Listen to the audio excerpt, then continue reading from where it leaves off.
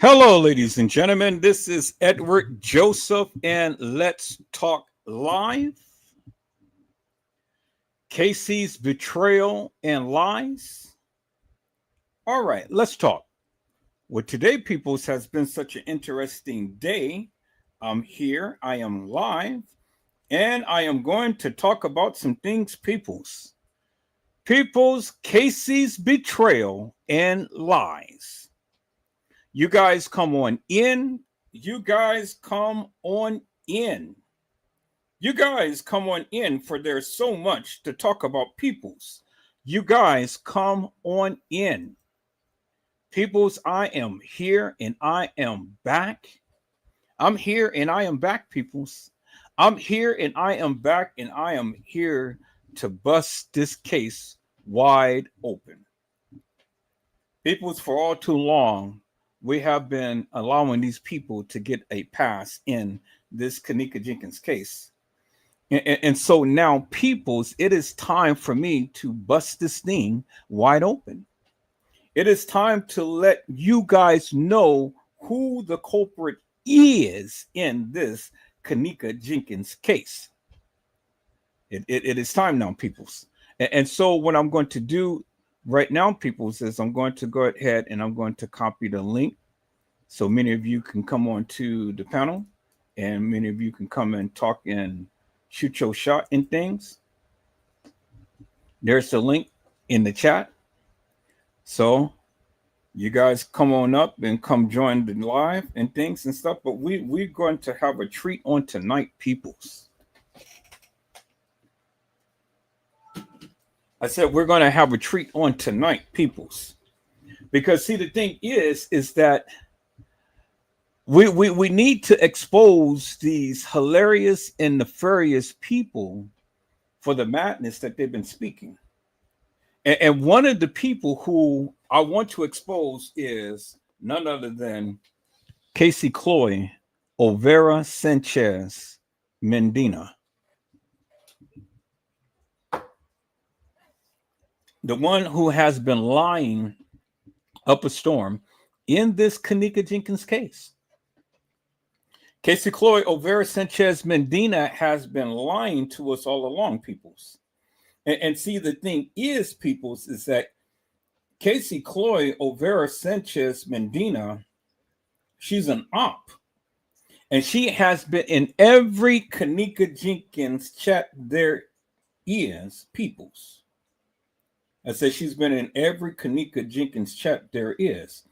And she has been spreading her salacious madness forever and a day, peoples. And so now, peoples, it is time to call her out, peoples, for the hilarious and nefarious madness that she's been doing. And so, peoples, I'm going to have to show you something. I'm sure that some of you had saw the live that I had put up, and if you didn't, then I'm going to have to show you again, peoples. If you didn't see it the first time, but it's time to call out Casey Chloe Olvera Sanchez Mendina, peoples. It's time to call her out for the hilarious and nefarious madness that she's been speaking in this particular case, peoples. So, peoples, let me go ahead and let me show you that of what Casey Chloe Olvera Sanchez Mendina had said, peoples. I said, is that all right, peoples? So, let me go ahead and share my screen and let's watch this, peoples.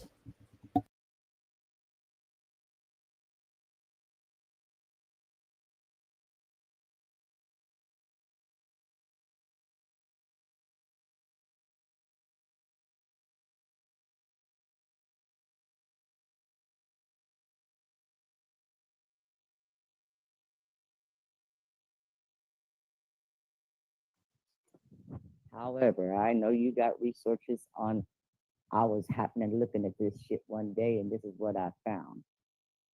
See what you can find about Teresa Martin's already been done, got paid a long time ago, because she has. The tombstone, headstone, whatever you call it, has been sitting in the office of the cemetery as late as February. The lady saw it herself. Kenneka's daddy's buried right there by the office. He's the first headstone that you see when you pull into the cemetery. She told me all kinds of shit.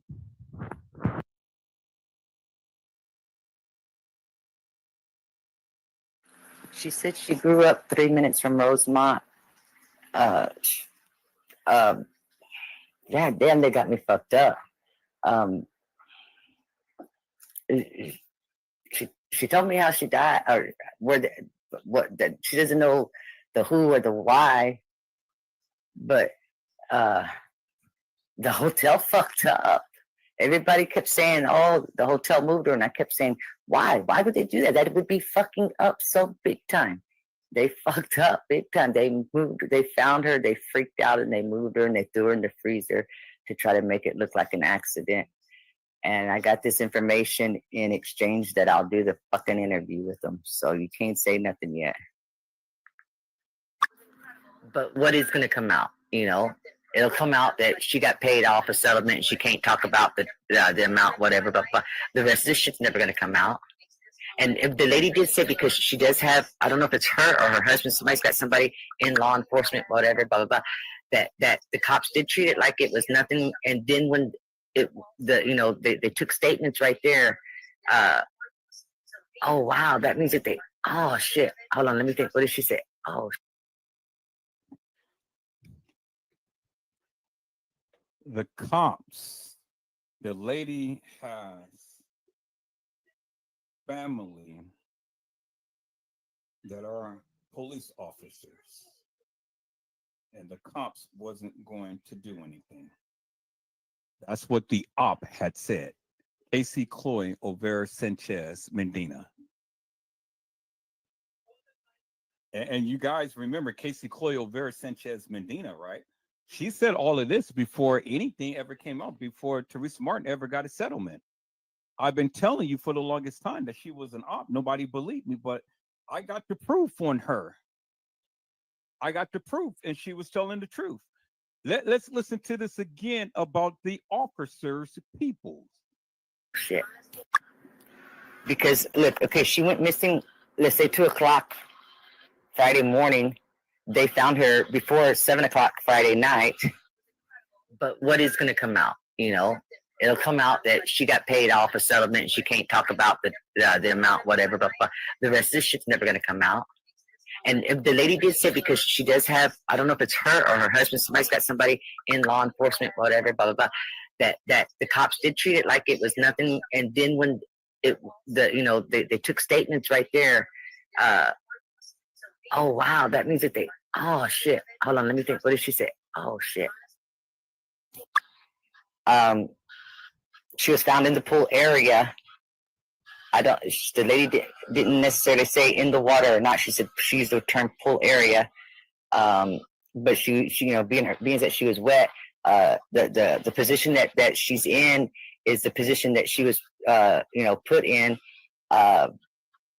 She was, getting difficult to move or to position, even though rigor mortis had not set in yet. It was getting difficult.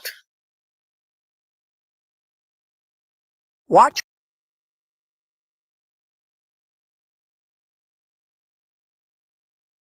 So what is going to come out? What is going to come out according to Casey Chloe Olvera Sanchez Medina?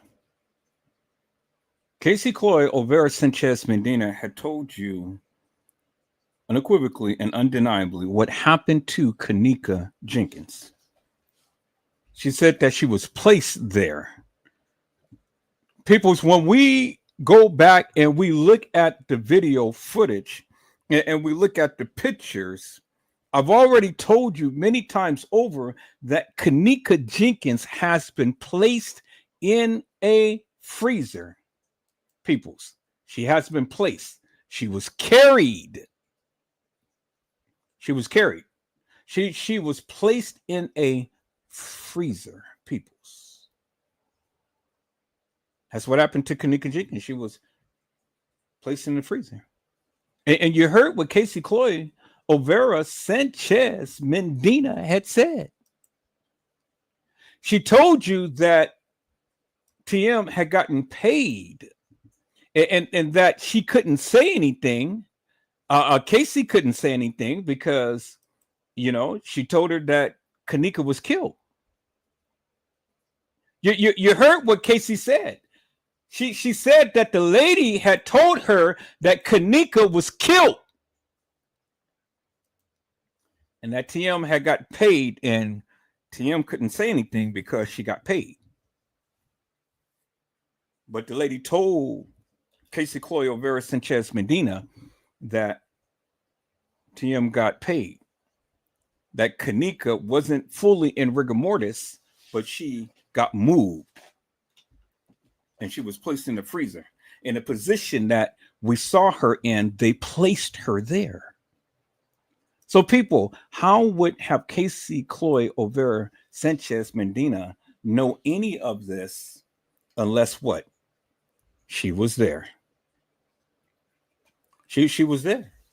And then she tried to sit around here and literally give us a narrative and be in every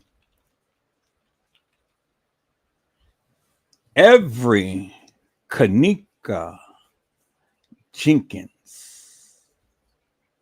Every Kenneka Jenkins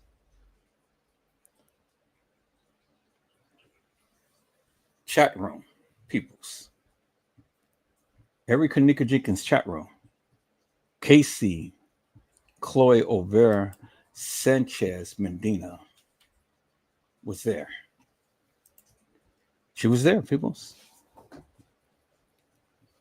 She was there, peoples. And so, peoples, I wanted to go back and I wanted to play some of this information here. Y'all hold on for a moment.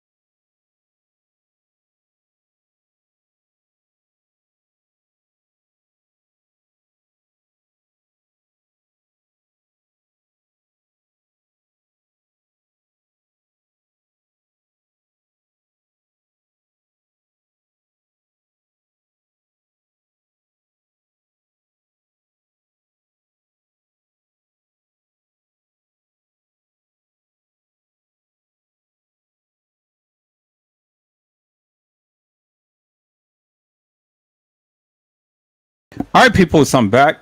Let me go ahead and give a shout out to the people before I really get in and things because I see my people came in. Hello, Honesty. How are you, ma'am? It is a blessing to see you on today. Honesty had said, hello, Edward. Hello, Carla Henry. How are you, ma'am? It is a blessing to see you on today. Carla Henry had says, blessings, Edward, and everyone. And you guys know that I am so partial to the people who come in and wish the people's blessings and bless the house.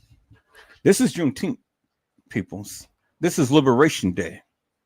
And I love it to when the people come in and the people are blessed. So thank you, Carla Henry, for blessing the chat and for blessing me and for blessing everyone in here. Hello, Mariah Lavender. How are you, ma'am? It is a blessing to see you on today. Mariah Lavender says, hey, Mr. Edward and everyone.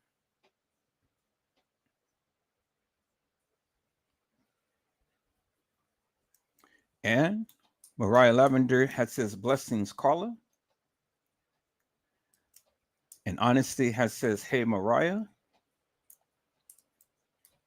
And Mariah Lavender has says, hey, at Carla and at Honesty.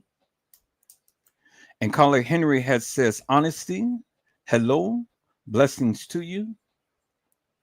And then Colin Henry has says, Mariah, hello. Hello, Brazy Certified World Media. SO to everyone in the chat. And then Mariah has says, hey, at Brazy. And Honesty says, hey, Brazy. And then Carla Henry says, happy Juneteenth Day. Hello, Gina, to you, B. How are you, ma'am? It is a blessing to see you on today. Gina, to you, had says, greetings, Edward. Colin Henry has says, Brazy, hey, and hello. Gina, to you, had said, Mariah, Carla, and Honesty, and Brazy. And Gina, to you, says, Freedom Day indeed. And Colin Henry had says, Gina, to you, hello. All right, peoples, I had covered everything that was in the chat. And so let's get back into this, peoples, and things. I just got a little bit of tidbit information and things. And so I want to set the record straight, peoples. I want to set the record straight. MTV wanted to do an interview with Cassie Olvera Sanchez Medina. But Cassie Olvera Sanchez Medina did not want to publicly come on record and do the interview with MTV. See, MTV already knew what really happened to Kenneka Jenkins. And MTV has given Cassie Olvera Sanchez Medina the information of what really happened to Kenneka Jenkins. But instead of Cassie doing the interview with MTV, she gave it to 54 Keys, and 54 Keys had did the interview with MTV. But then Cassie Olvera Sanchez Medina turned around and stabbed 54 Keys in the back for actually doing the interview. Because see, the thing is, peoples, if you listen to what Cassie had said, Cassie had already told you what happened. She told you what happened, peoples. She told the people that was going to interview Cassie Olvera Sanchez Medina had told you that Kenneka had got killed. That's what she said. Let's go back and let's listen to this, people, and we're going to break this down. We're going to break this down based upon what she said, not what I said. It's what she said. Is that all right, peoples? So we're gonna break this down to what she had said, peoples. Let me go back. Let me go back to the video, and we're going to break it down piece by piece. Let me go back here.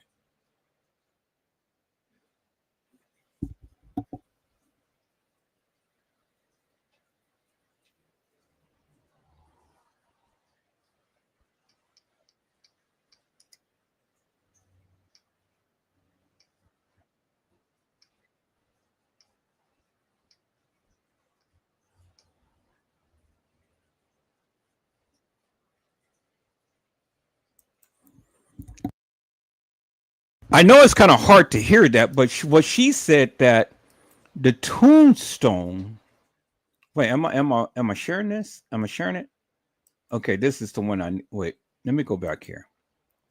Let me go back here, people. So let me make sure that I'm sharing the right thing.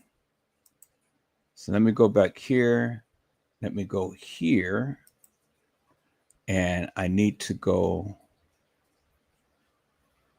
to the actual video. So let me go here and let me share this. There it is right there.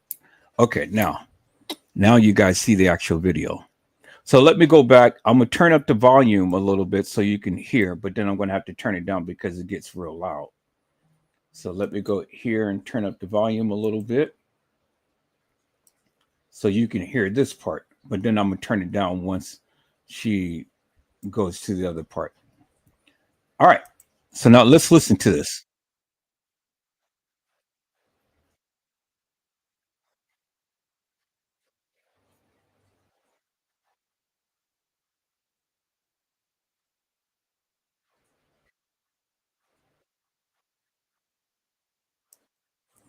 So wait a minute. Wait. Let me see. Let me refresh my phone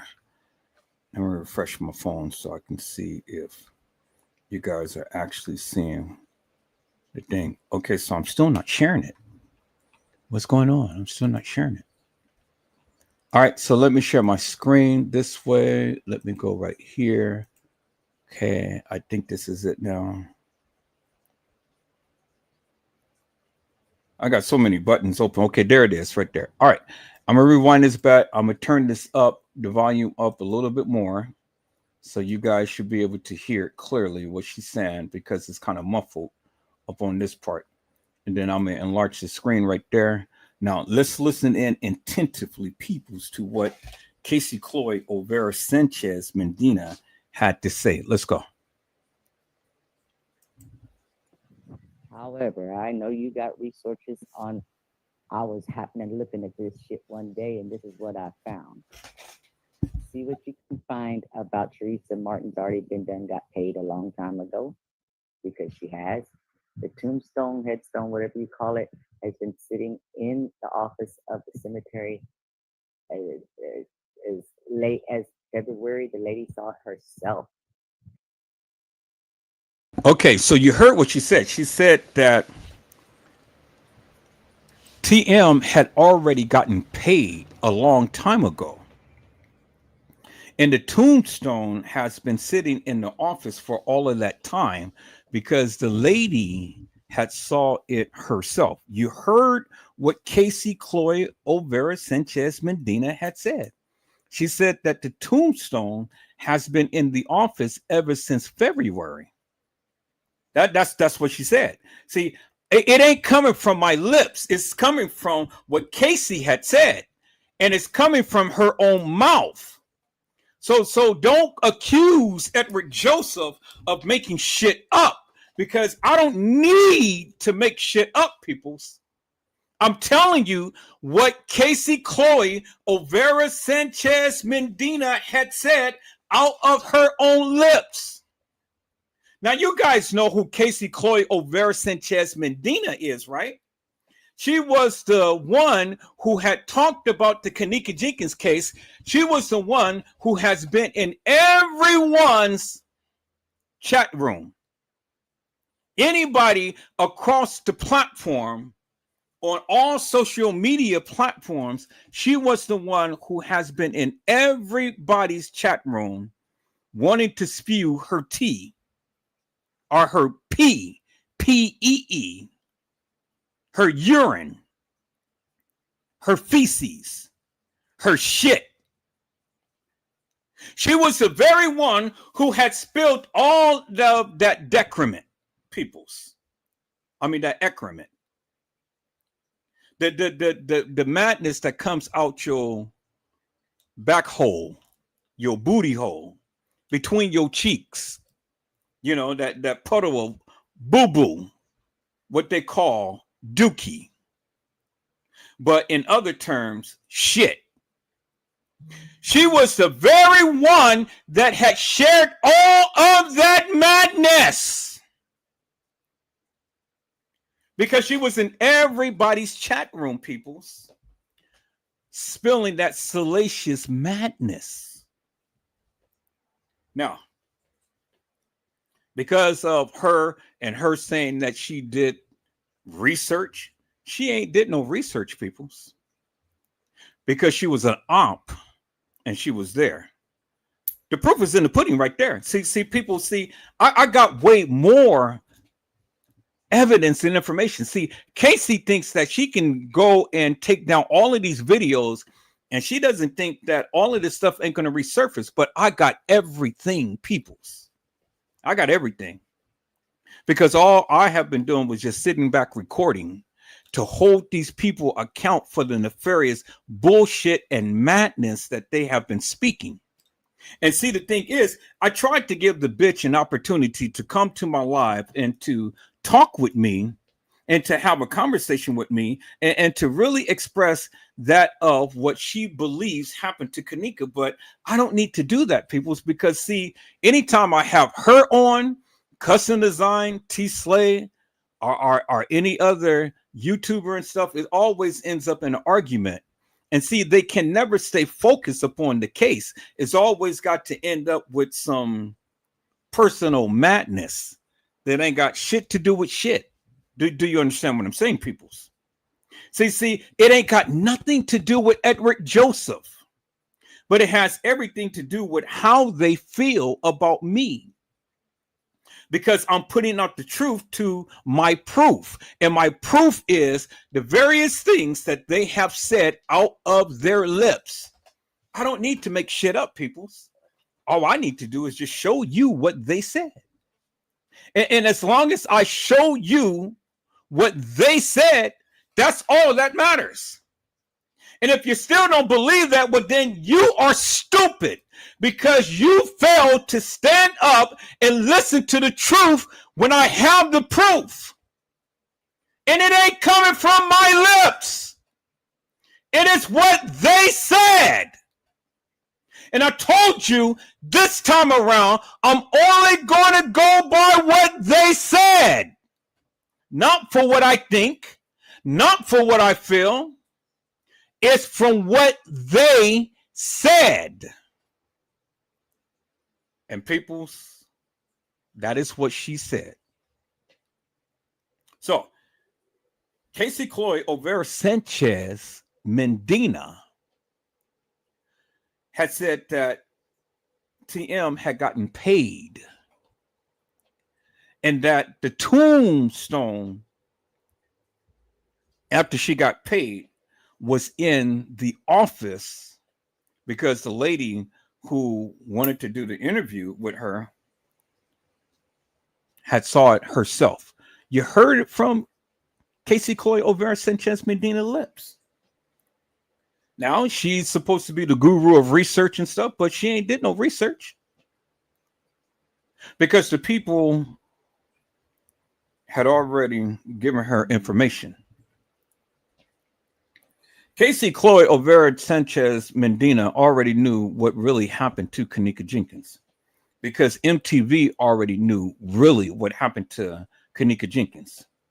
And MTV wanted to put a spin up on it, just like Cassie Olvera Sanchez Medina wanted to put a spin up on it.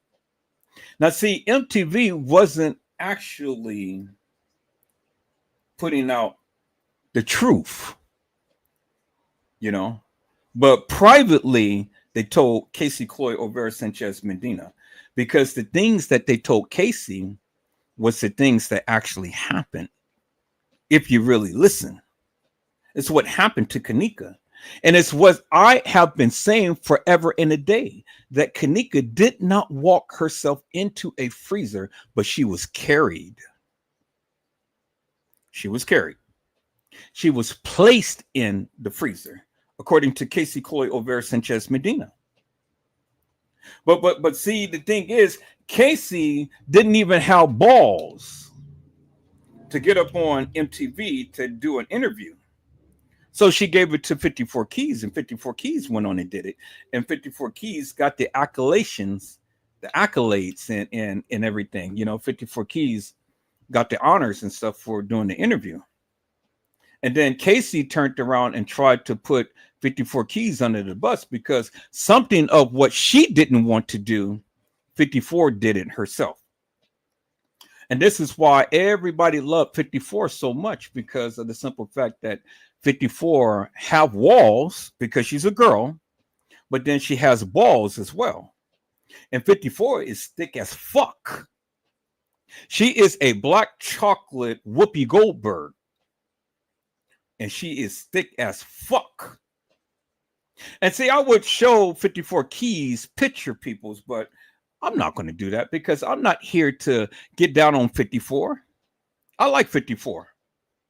I like 54. I'm not getting down on 54. Now I used to call her 54 Fleas, you know, but see, you all the time have to kind of ramp shit up a little bit, people, and you got to be having a little parody, you know. You got to talk about the people sometimes and stuff just to ramp it up. And it's all internet banter. But see, some of you people take it way to the extreme. See, I've been called all type of names and stuff, Ed Weirdo and all like this and stuff. But it really doesn't matter to me what they call me, peoples.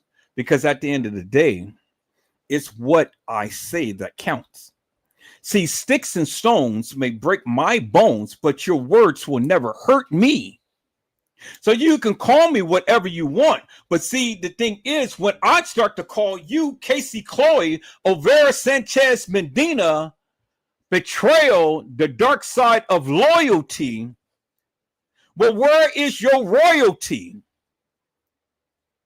Because you ain't nothing but lies. And it ain't nothing between your thighs.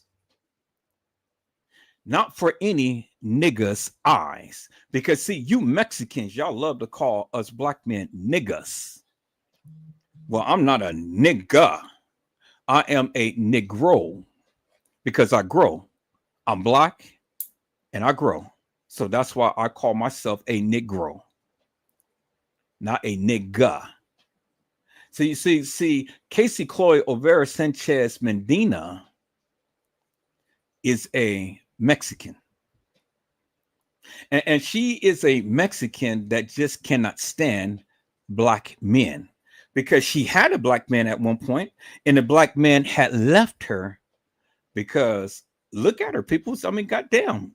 Look at the honeycomb down in the right-hand corner of your screen. That is Cassie Chloe Olvera Sanchez Medina. And so if you really want to see who Cassie Chloe is, peoples, hold on to your hats for one moment and let me show you who the bitch really is. Because I tell you, peoples, after July the 2nd, Edward Joseph is coming live, and you're going to see me live with my new pearly whites. Yep.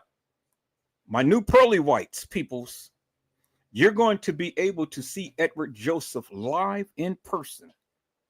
And so for all of those suckers who did not want to show their face in the place, well, I'm going to show my face in the place. I'm just not going to show it now because I'm still in preparedness.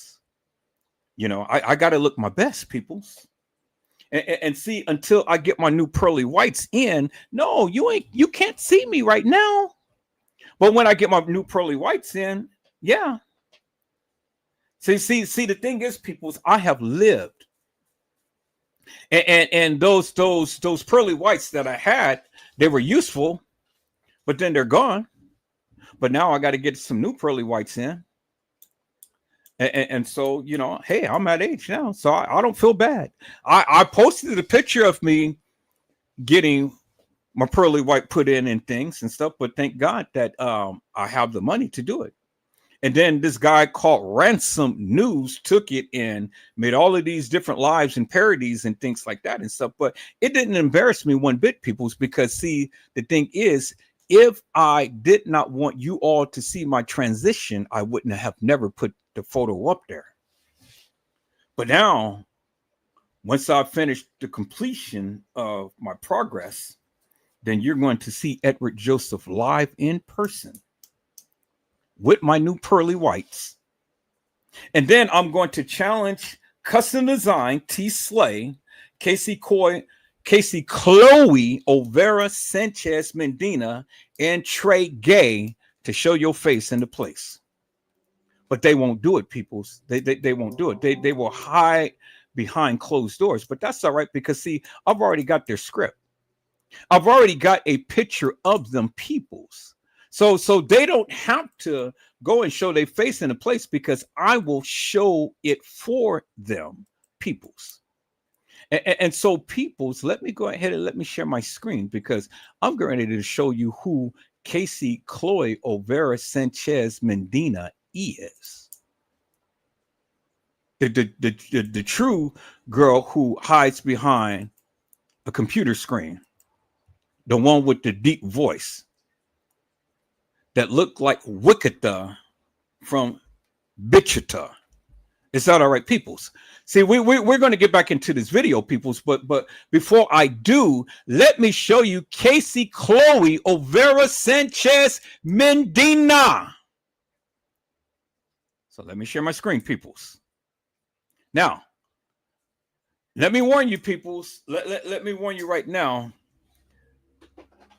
This is Fright Night. It's not Halloween yet, but this is Fright Night. So if you got little kids around and stuff, please don't let them see this picture, because they will have nightmares. And if you are people who sits and you like horror flicks, well, you're going to love this. But for the people who are scared of horror flicks and don't like horror flicks, you don't want to see this picture, peoples. Hey, I'm telling you right now. And so before I show the picture, let me go and let me do this, peoples. Before I show this picture, let me do this, because I got to call this up. I got to do my disclaimer first, peoples, before I show Casey Chloe Olvera Sanchez Medina's picture, because I do not want to get sued. Do you understand what I'm saying? I said I don't want to get sued, because see, I'm going to give somebody some nightmares, peoples. Somebody is going to have some nightmares behind that of what I'm about to do. So before I do that, peoples, let me protect myself now. So let me put up my disclaimer, peoples. Is that all right?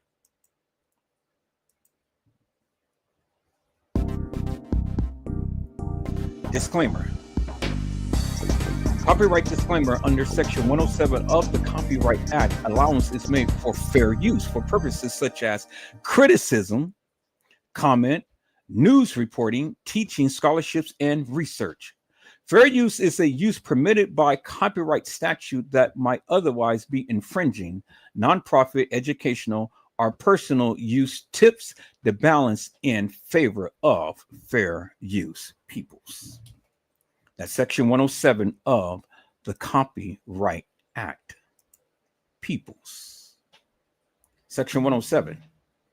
All right, peoples. So let me go ahead and let me share my screen, peoples. Let me go and share my screen.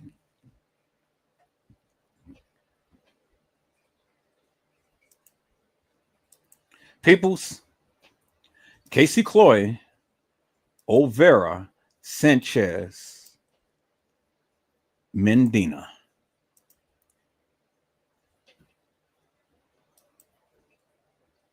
There she is right there. The wicked bitch of the West. Casey Olvera, 2022, aka Chloe. And look at that face, peoples. Look at that mug. God damn. Look at that face. I mean, wait. You know what I'm fit to do, peoples? I'm fit to do this. I'm getting ready to do this. Can I do this, peoples? I said, can I do this, peoples? So what I'm about to do right now is I'm going to compare her picture to Trey Gay. Is that all right, peoples? Let me call up Trey Gay's picture. The Thunder Booty. Trey Gay, the Thunder Booty. Is that all right, peoples? Let's do a comparison between the two. Trey Gay and Chloe. There is Trey Gay and there is Chloe. Shit, they can be married. Trey Gay and Chloe. There they are right there. The Thunder Booty and the Wicked Witch of the West. The Wicked Bitch of the West. There it is right there. People's is in your face. So, hey. If you guys are scared, I'm going to have some merch, peoples. I'm going to have some merch. And so you can order your Halloween costume right now in advance, peoples. I said you can order your Halloween costume right now in advance because there they are right there, peoples. Let me give a snip of this right here, peoples.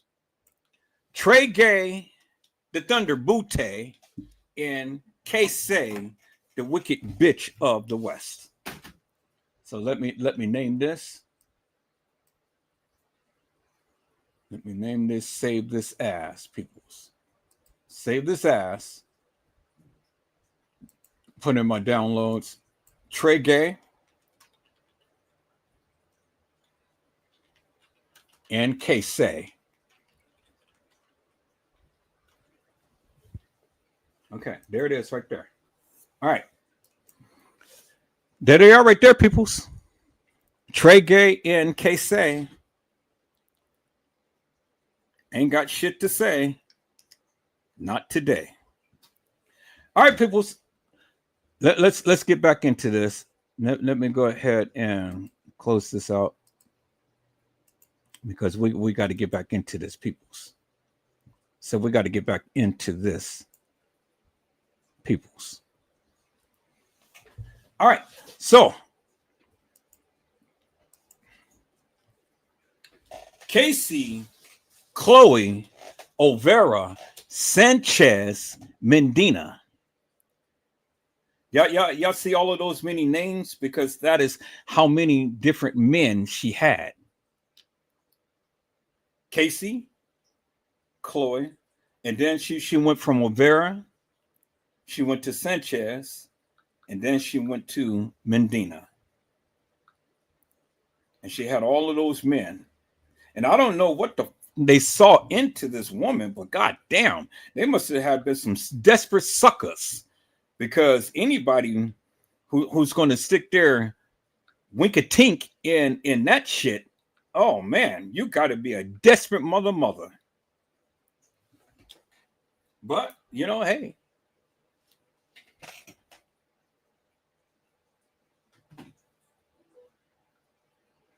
and so maybe peoples, maybe this is one of the reasons why Casey is the way that she is, because these men said, well, goddamn, they finally came and realized what they had done. Their eyes was open and they said, you're an ugly ass mother. That's what they told her. And said, you're an ugly ass mother. I was like, well, you should have thought about that before you even gave her your goddamn last name. Shit. Yeah. You're an ugly ass mother. A mother sucker. So, people, as I tell you, I understand that there's somebody for everybody, but goddamn, I mean, and I know desperate times calls for desperate measures, but shit, when you bow down like that and you go into the trenches, shit. I mean, really. Trey Gay and Chloe. Hey, Trey Gay and Chloe. No, but see, Trey is gay and Chloe can never say. I was trying to rhyme with something, but I couldn't quite get it. But nah. I mean, I gotta give Trey Gay credit, man. I gotta give him credit.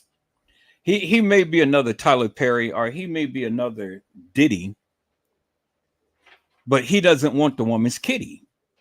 And when I looked at Cassie Olvera Sanchez Medina, I said, well, shit, she ain't no woman.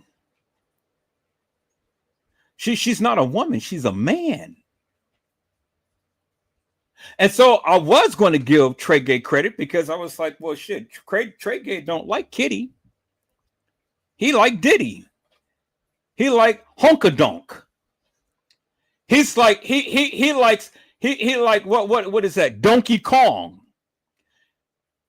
Yeah, I like it. I like it, Daddy. I like it the way you scrape and scramble, Daddy. I like that, Daddy. Yeah, I like that, Daddy. The way you be scraping and scrambling, Daddy. That's Trey Gay. Y'all wait because I'm going to get that think of what Diddy had said, and I'm going to put Trey Gay's face on it, and I'm going to post it because he's going to be talking to Casey saying, yeah, Daddy, I like the way you scrap and scrape and scramble, Daddy. You put it in that work, Daddy. Yeah, you put it in that work, Daddy. And so Trey Gay is talking to Casey and tapping her little shriveled up ass because he's a thunder booty. But notice how Trey Gay ain't calling the people thunder booty now since they're talking about all now since they're coming out talking about all of these gay people and things, you know. He ain't talking about thunder booty now because he don't want to be associated with that. But I mean, goddamn, when you like booty, well, shit, you know, you like shit. You stick your man in the man cave of a man's hole, and when you pull that shit out and you stick it into Casey's mouth, you tell her you are full of shit. But what is he sticking in her mouth? All he's doing is sticking a Vienna sausage in there. Well, it really didn't matter because, I mean, once he poked it, then that's all was just full of shit. That's it. Full of shit. That's it. All right, people. So let's get into this. Let's get into this, peoples, because we got to break this down of what Cassie Olvera Sanchez Medina had said. But I see my peoples came into the house. Hello, little Bo Peep, who lost her sheep and didn't know where to find it. Leave her alone, and she'll come home, wagging her tail behind it. But little Bo Peep says, let's go. Blessings to everyone who comes. Hope everyone had a very blessed day. Oh, I did. I didn't recognize that today was Liberation Day, Juneteenth. I didn't know that today was Liberation Day until me and my friend Brazy, we were sitting down on the phone. We was just politicking today and things. And I said, well, damn. I said, it is Juneteenth. Today is a holiday. I was sitting around by the mailbox and stuff waiting for this check to come. And I thought it was going to come, but it ain't coming today because today is Juneteenth Day. Today is Liberation Day. So today was a very blessed day. So I'm here. And since everybody is off, I said, well, let me go ahead and let me capture the people's attention and let me cultivate the people's attention. Is that all right, peoples? Mariah Lavender had says, hello, little Bo Peep. Honesty had says, hey, little Bo Peep. Jenna to you had says, greetings 82. And little Bo Peep has says, hey at Mariah. And hey at Honesty. And little Bo Peep had said, I love you, G. Hey, G, my beautiful. Now, see all of this love and things. So nobody should ever get mad behind anything because there is just so much love that is being shown in this chat. Is that all right, peoples? All right, so let me go ahead and get into this, peoples. So let's go back and let me play. Let me go and share my screen, people. So let me go ahead and play the video because this is what Casey Chloe Olvera Sanchez Medina had said, peoples. I said, this is what she said. So let's get back to that. Okay. Now let's listen in, peoples, to what she had said. Because this is not Edward Joseph speaking. This is Casey Chloe Olvera Sanchez Medina. Now, remember, MTV was supposed to be interviewing Casey, but MTV had gave Casey a lot of juicies. And they thought that Casey was going to come on to MTV and tell the truth. But Casey did not want to do that. So she left it up to 54 Keys to do the interview. And peoples, if Little Bo Peep, can you find an interview that 54 Keys had done with MTV? If you can find that video, if you can find a video, I have the video of MTV when they did their thing and stuff, but I gotta find it. I gotta see if I can call it up and stuff. But see if you can find an interview that 54 Keys had did with MTV. All right, peoples, let's get in here and let's listen to this, peoples. Listen attentively, peoples, because see, the thing is, peoples, it ain't what I'm saying, it's what Casey had said. Is that all right, peoples? I want you guys to understand that Casey Chloe Olvera Sanchez Medina has said this and not Edward Joseph. Let's go, peoples. Let's go. Kenneka's daddy's buried right there by the office. He's the first headstone that you see when you pull into the cemetery. She told me all kinds of shit. Okay, so on this part that I have to tone down the sound because it's going to get really loud. So let me go and tone down the sound. Bring it back down to 100. All right, so let's listen in, peoples. What is going to come out? She said she grew up 3 minutes from Rosemont. Yeah, damn, they got me fucked up. She told me how she died, or what that she doesn't know the who or the why, but the hotel fucked up. Everybody. She said that she grew up 3 minutes from Rosemont. Oh, thank you, Little Bo Peep. See, people, this is why I love Little Bo Peep, because you know she is a very valuable source of information, a plethora of information. Peoples, anything that I need and stuff, Little Bo Peep is on it big time. And so I never have to worry about anything when Little Bo Peep is around because, you know, I've always get the juicies. And so I'm going to share this. Yeah, I want the interview with what 54 had did. But if this is what 54 did, then okay, then that's cool. I can use this. But y'all hold on for a second. Let me go ahead and put this on the thing here so I can share it.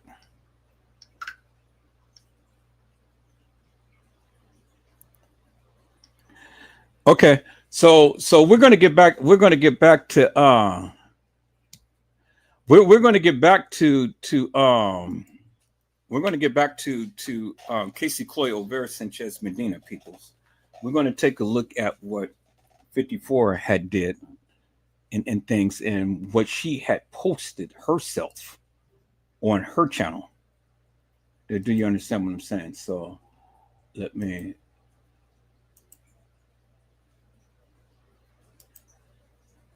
go here I just have to refresh my screen, peoples, on my Facebook.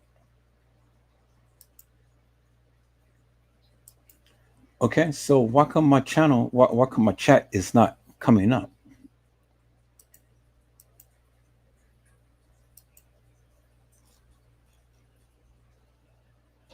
Oh boy. All right, so I may have to do it a different way. Okay, I'm gonna log out and then I'm gonna come back in. Now hopefully my chat will come back up. Okay. And it's still not coming up. I know that they sent me a thing to where I have to punch in this code in order to get the chat information, but I don't have that code, so my chat information ain't coming up. Okay, so then I'm gonna have to do it a different way, peoples, because my chat is not coming up on my Facebook. So if you guys give me a moment, I'm going to share this a different way. And because normally I just share it on my Facebook and I just call it my Facebook, but now Facebook ain't messing with me right now, so I have to send it to my email, and then I can get it from there until I can get that code back again to where I can restore my chat information. So let me call it up on my email. All right, that's cool. So y'all give me a moment. Let me log into my email. Where is my email? There we go. All right, let me call that up. Refresh my email. Let me call that up. There it is right there. Okay, let me call that up. And let me go to the chat on that. Okay, there we go, right there. All right, people. So let's look at 54 Keys and what she had to say on the Oxygen channel.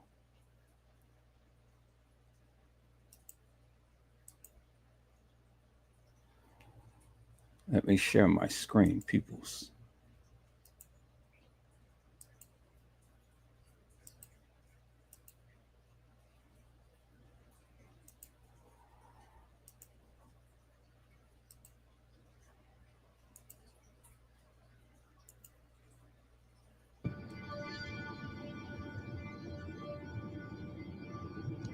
In this day and age, almost everyone leaves a digital footprint.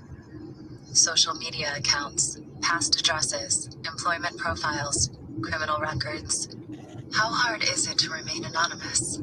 First, I'll go through your regular Facebook profile. If I don't find you there, I will search you on LinkedIn. LinkedIn will usually get your job. Your job leads me to your work directory, and I can trace you there.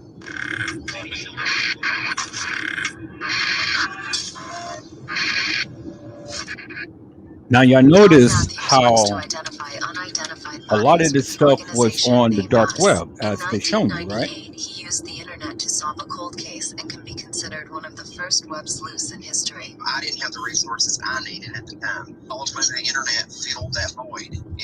Just your internet feeds, you're able to travel across the planet. And it was a much smaller virtual world than in 1998. It was nothing like we have now. Let me see if I can turn this cyber up. sleuths were few and far between.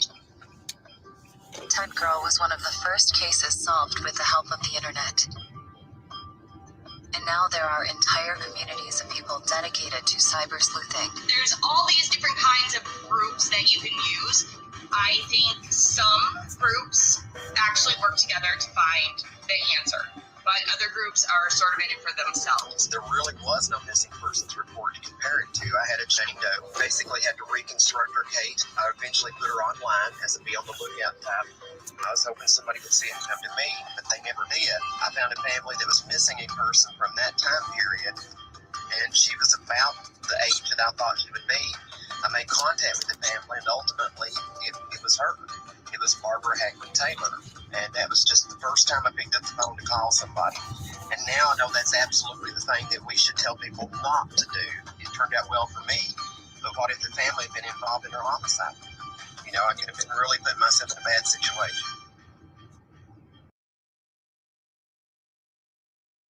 My takeaway from this, people, is simply this.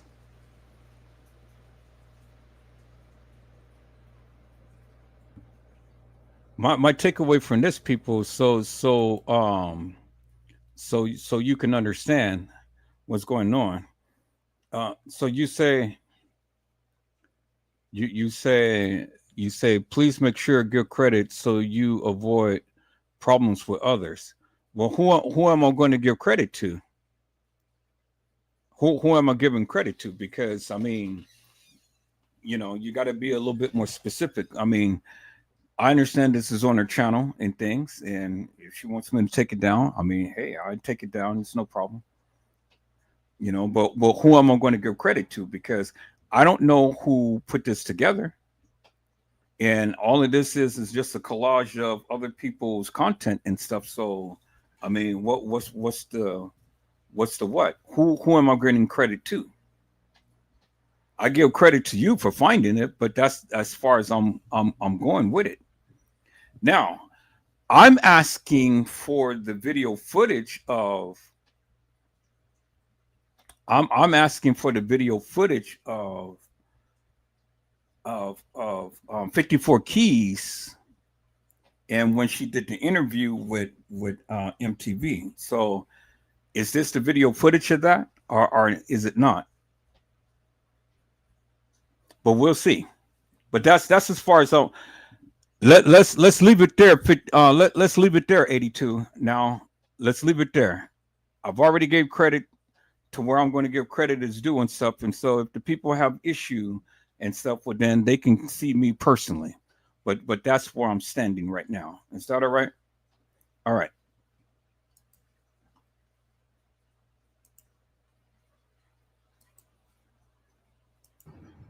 That same access can also spread confusion, distort the truth, and complicate investigations, such as the case of Kenneka Jenkins. The story of Kenneka Jenkins starts with her and her friends partying at the Crown Plaza Hotel outside of Chicago. Around 3 a.m., hotel cameras recorded Kenneka intoxicated, stumbling through the halls. A girl was partying with some friends in a hotel room, and the next morning was missing. She was later found dead in a freezer on the premises of the hotel. What happened after the story broke made it way more confusing, showing like the power of Twitter and social media. Theories started bouncing around immediately. Everybody wanted to know how this girl was walking around in that condition. Throughout the night, several of Kenneka's friends live-streamed little snippets of the party. If those girls had not posted to Facebook, this case wouldn't have become as big as it did because everybody wanted more. 54 Keys is one of the many web sleuths that took an interest in the Kenneka Jenkins case. I used the police report and also the surveillance footage. I'm trying to put the facts together, and I just don't think it's a closed case. All these Facebook Lives came out of them supposedly at this party, but there's some discrepancies even in the Facebook Live. I feel like they messed with the time, and that's why it was so hard to decipher what was real and what was not.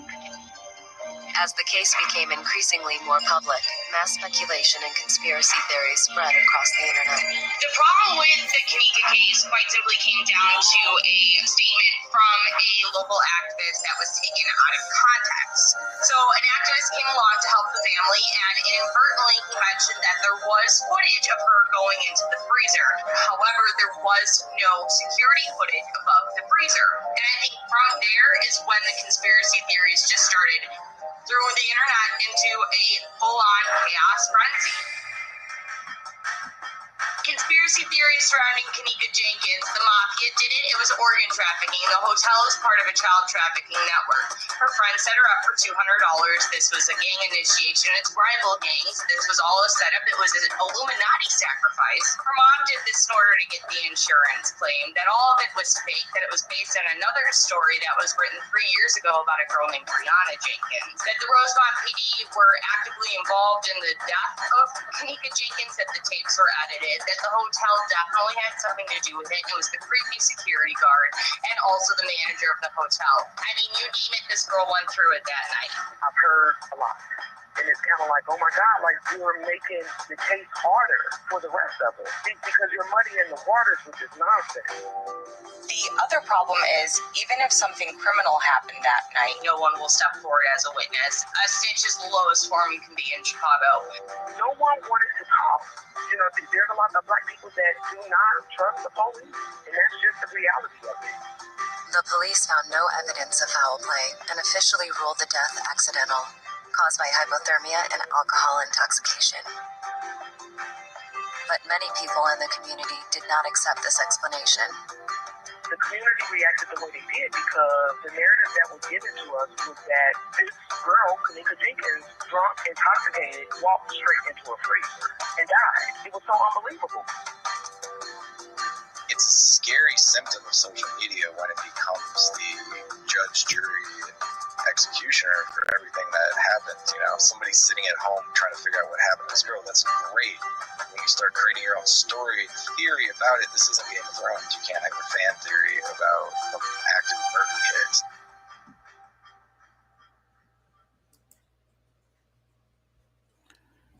Okay, so it says in December of 2018, the family of Kenneka Jenkins filed a lawsuit seeking $50 million in damages from the Crown Plaza Hotel. And so see, the thing is, peoples, the thing is this. All right. So now let's literally break this down. Let's literally break this down, if you will, peoples.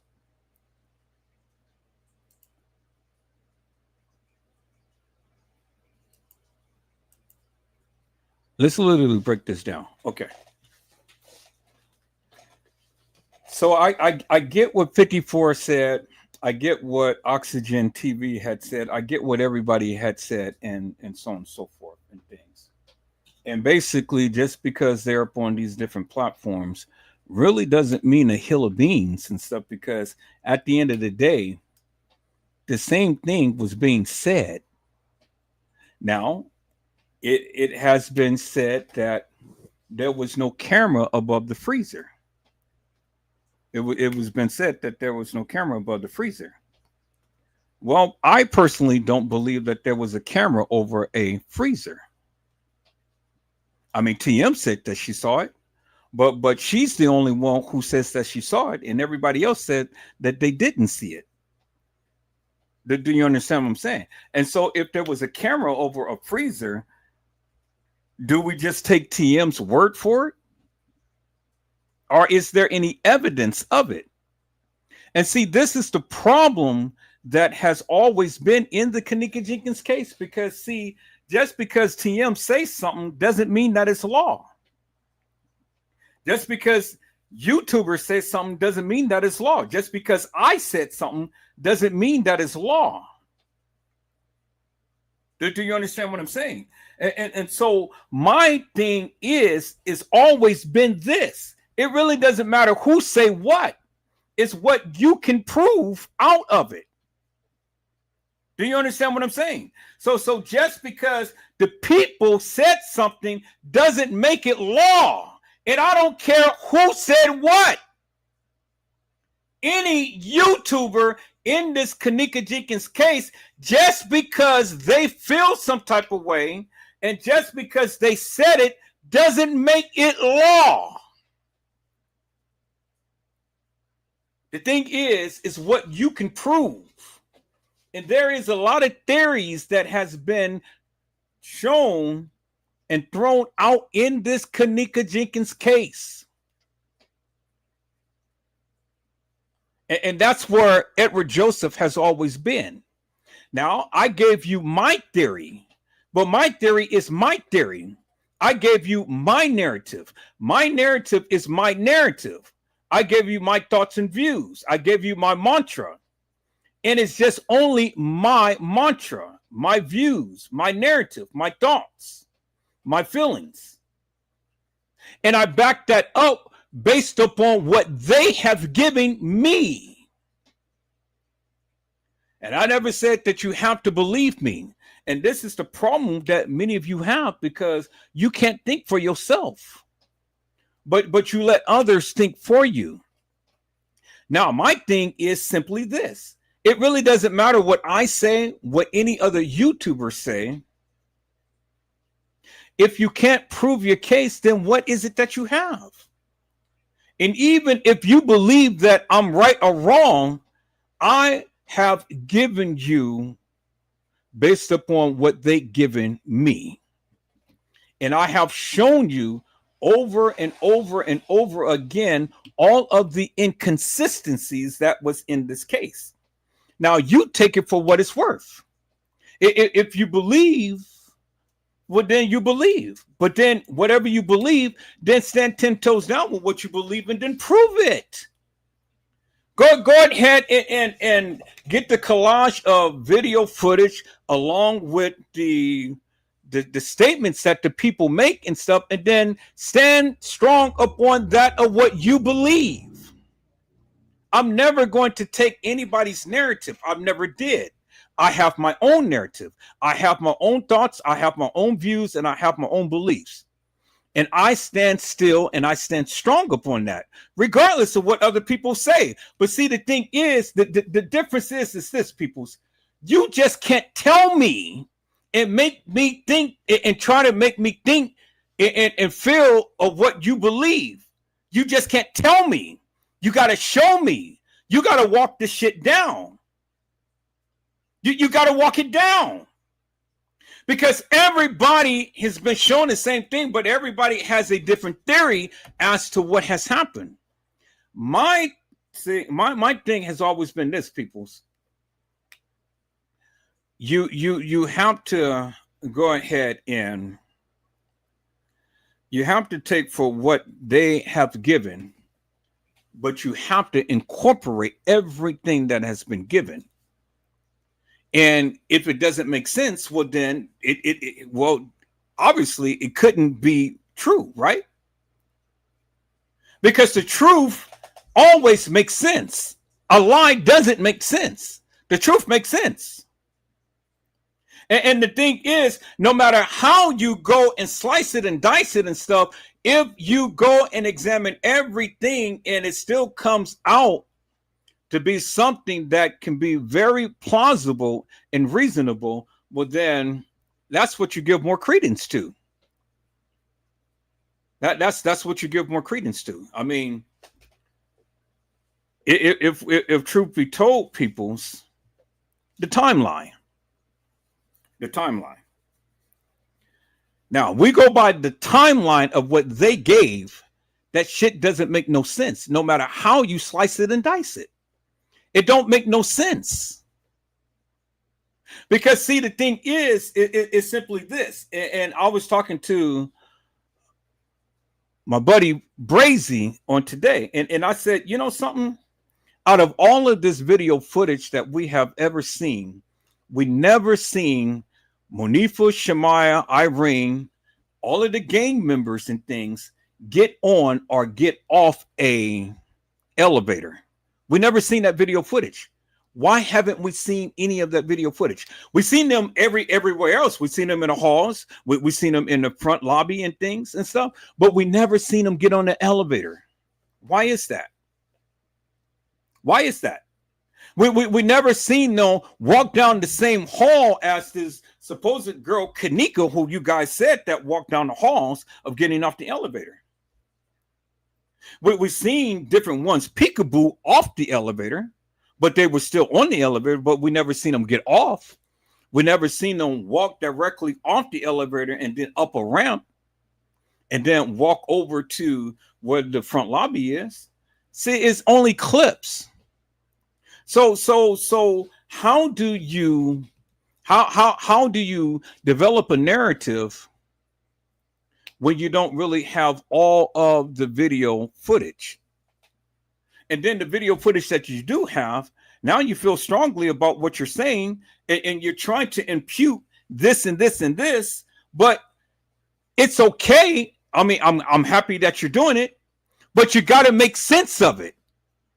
And if you can't make sense of it, well, then that of what you're saying doesn't make sense. And it ain't no reason to get mad because you ain't making sense. You can't just stop halfway, take a little smidget of video footage and then give a whole complete narrative and then call your shit law. No, peoples, no.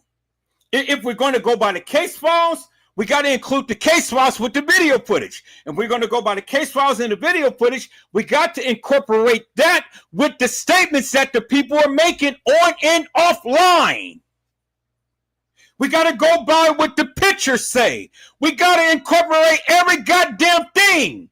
But just because you said it and just because you feel strongly about it, it don't make a hill of beans to me. And this is what I say, peoples. You know, I don't give two rats' asses what you think. I don't give two rats' asses what you say. If your ass cannot come on Edward Joseph, Let's Talk Live, and to give a full, wholesome, complete rendition from start to finish as to what you believe happened to Kenneka Jenkins, well, then you ain't saying fuck shit to me. Did you hear what I said? I didn't say nobody else. I said you're not saying fuck shit to me. I don't give a fuck what your narrative is, because I'm the only one in this whole goddamn community that has literally walked this shit down and gave you why I say such, shown you why I say such. And not a motherfucker has ever had the goddamn balls to get on here to try to debunk me from start to finish. You can talk your shit offline. You can talk your shit on your page. You can do a song and goddamn dance. But a motherfucker cannot stand up on my goddamn live and explain to me and the goddamn people that watch this live from start to finish and make it make sense. No, you can't do that.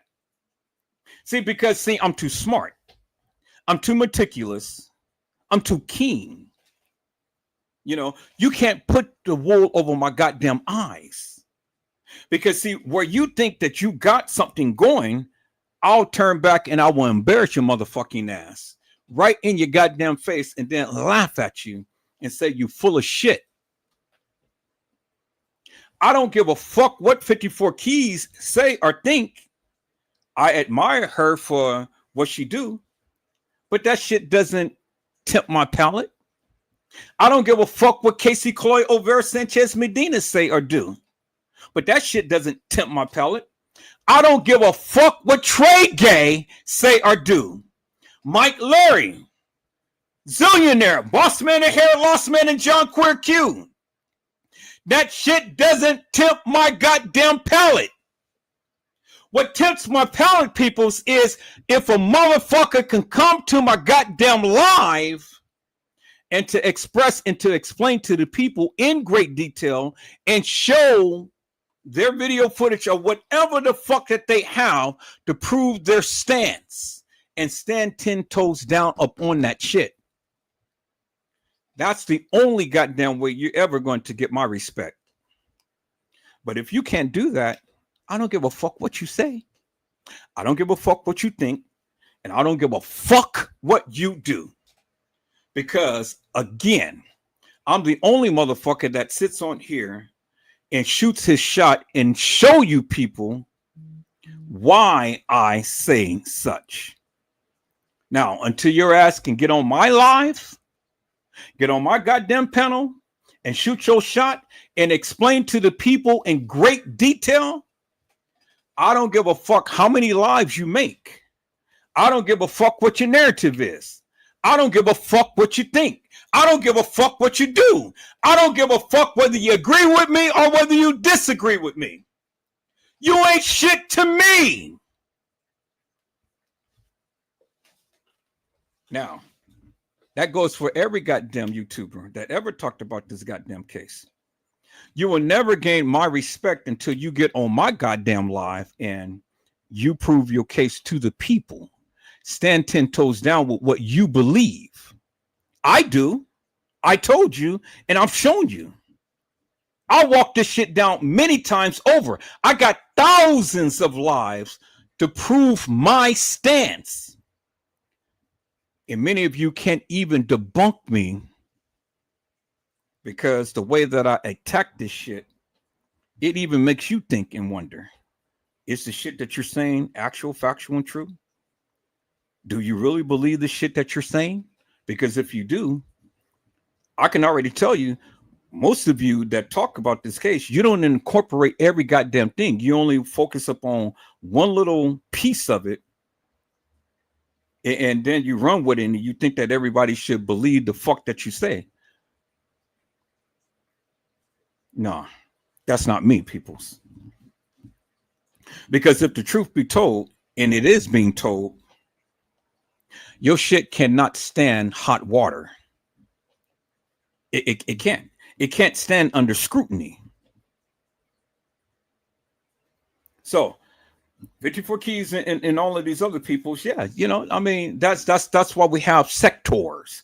Kenneka Jenkins sector, Kenneka Jenkins sector doing this, and Kenneka Jenkins sector doing that. These motherfuckers would never stand on Edward Joseph Let's Talk Live channel and talk to him one-on-one, man to man and woman to man, and to shoot their shot and to explain and to express what they truly feel and stuff.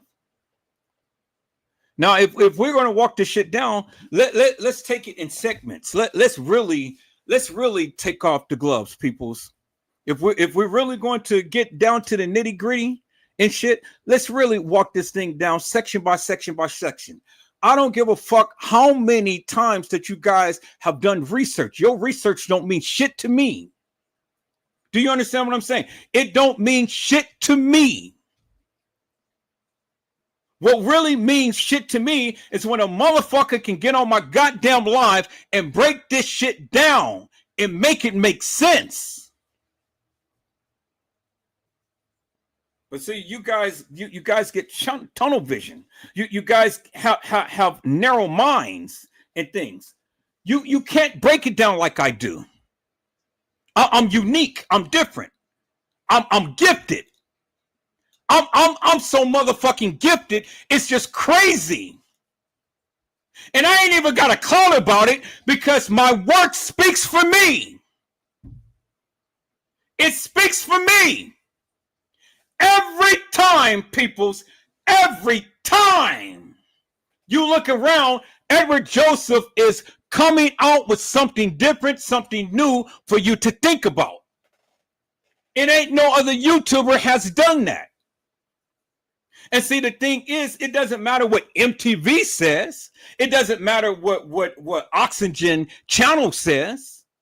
It doesn't matter what all of these other people say. Well, shit, they haven't interviewed Edward Joseph. But I don't need to get on no platform like that in order to shoot my shot and to tell you what I think. Because see, the thing is, the proof is in the pudding. You may say that you don't watch me, but your ass come back and watch me. You may not watch me while I'm on my live, but your numbers, your views show that you watch me, and you watch me in my entirety.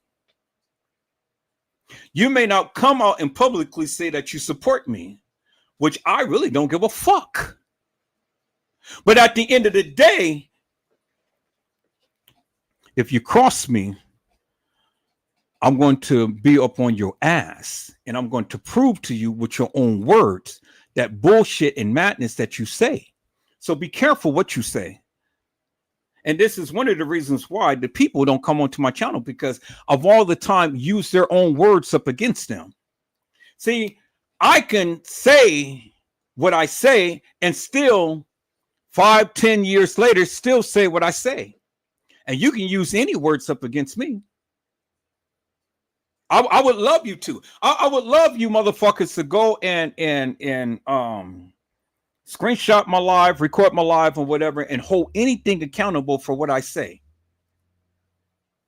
Anything that I say, I want you guys to hold me accountable for that, because I'm not embarrassed about what I say. I meant everything that I say.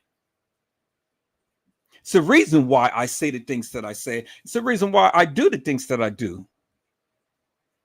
And if you guys can hold me accountable to what I say, well, then thank you, because now you're finally understanding something. You're finally understanding where I've been trying to get you to understand for the longest time. Is the inconsistencies in this shit. Now, do I have all of the right answers? Maybe not.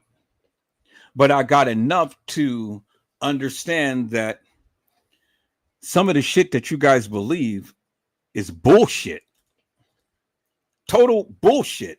It comes out the crack of your ass. And once it comes out the crack of your ass, it comes out your bad breath, your stinking mouth. Because many of you talk shit, but you can't prove a motherfucking thing. If truth be told, peoples. Now,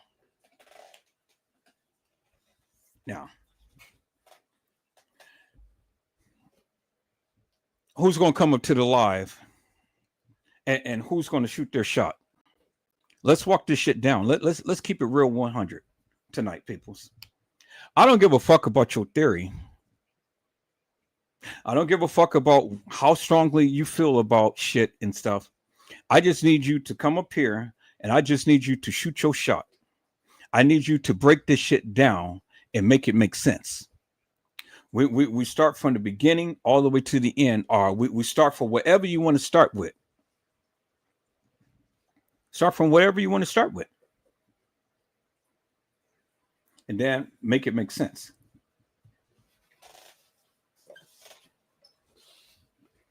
Anybody coming up?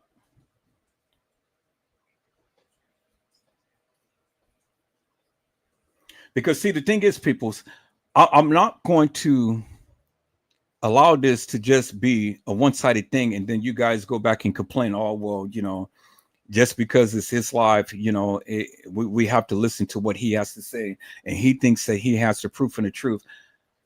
I said, your ass don't even have to believe me. I said, you do your research, and then you come back and you present it to the people what you believe. That's what I said. See, you guys get this shit all wrong. You get into your goddamn feelings because regardless of what I say, you all the time make it personal. It's never about Kenneka, but you all the time make it personal. You want to sit here and make it about Edward Joseph. It ain't about Edward Joseph. It's about Kenneka Jenkins. It's about what happened to this girl. And all of these different sectors and people and this and that and the other. Who gives a fuck? Who gives a fuck? Now, let's start off with, and I'm going to get back on Casey. I'm going to get back on her. I haven't finished with her. But this took me to a whole new different angle. Let's start off with the video footage. Now, you show me any video footage that ever shown, depicted all of the gang members getting in an elevator, whether they're going up to the 9th floor, 11th floor, 6th floor, or whatever floor, it doesn't matter. You show me any video footage that ever shown any gathering of the gang members. You show me any video footage where Tanasia, TY, and crew. You show me any video footage of Irene and sister and whoever the fuck was with her before this party ever started. Show me any video footage whatsoever of them coming up and going to an elevator and going up to a room, walking into the area to where that young lady who you guys said was Kenneka Jenkins getting off the elevator. Show me any video footage. Do you have any video footage of that? Anybody? Anybody? You don't have it.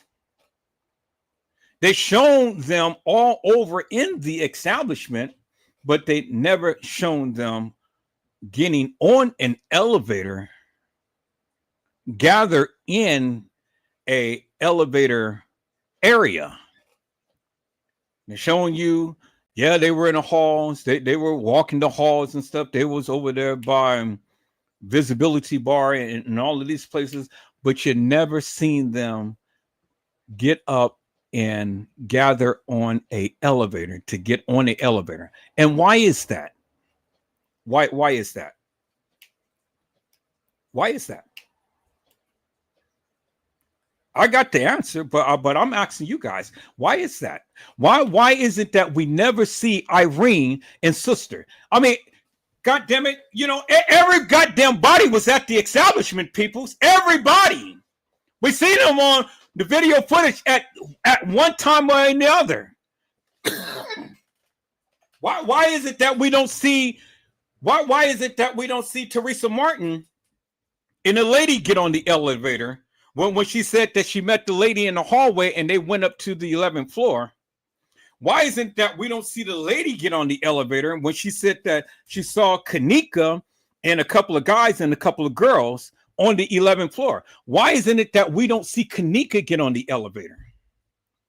Why is it that we don't see Monifa get on the elevator? Why is it that we don't see Irene get on the elevator?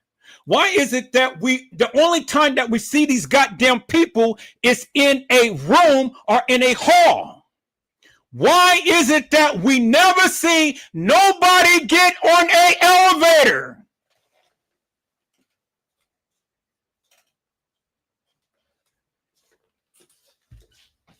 You want to know why? I'll tell you why, peoples. The reason why they will never, ever show you any of those kids getting on a elevator because it seals their fate.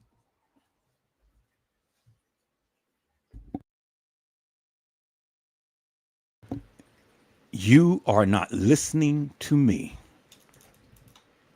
I said the reason why that you will never ever see any of those kids get on a elevator at the Crown Plaza is because it seals the Crown Plaza's fate. What are you saying, Edward Joseph? What is it that you mean? Okay, simply this, peoples. You can put people in a hallway and you can take people out of a hallway. It is called digital editing. You know, you can see you can see the thing is, peoples, by them only showing them in the halls, you can go into any hotel and roam the halls. You know, you can be on surveillance video footage roaming the halls. That's I mean, everybody does it. You know, that doesn't mean anything. That doesn't mean anything, you know. And they say the people can say, "Oh yeah, you know, they came into the establishment, they roam the halls and stuff like that." Okay, but once you get on a elevator, that changes things. It changes things. Now, what you're saying is that if they were ever caught on the elevator and going into the elevator, well, it had to be a reason for that. So the thing is, if they were ever caught on an elevator and going up on an elevator, it doesn't matter whatever room that they were going to. If they were ever caught on the elevator, that would have literally sealed the deal for Crown Plaza. Because you got young people, you got old people, in their establishment. It takes upon a whole new legal precedence now. What the fuck are these young people doing here at this establishment inside your room?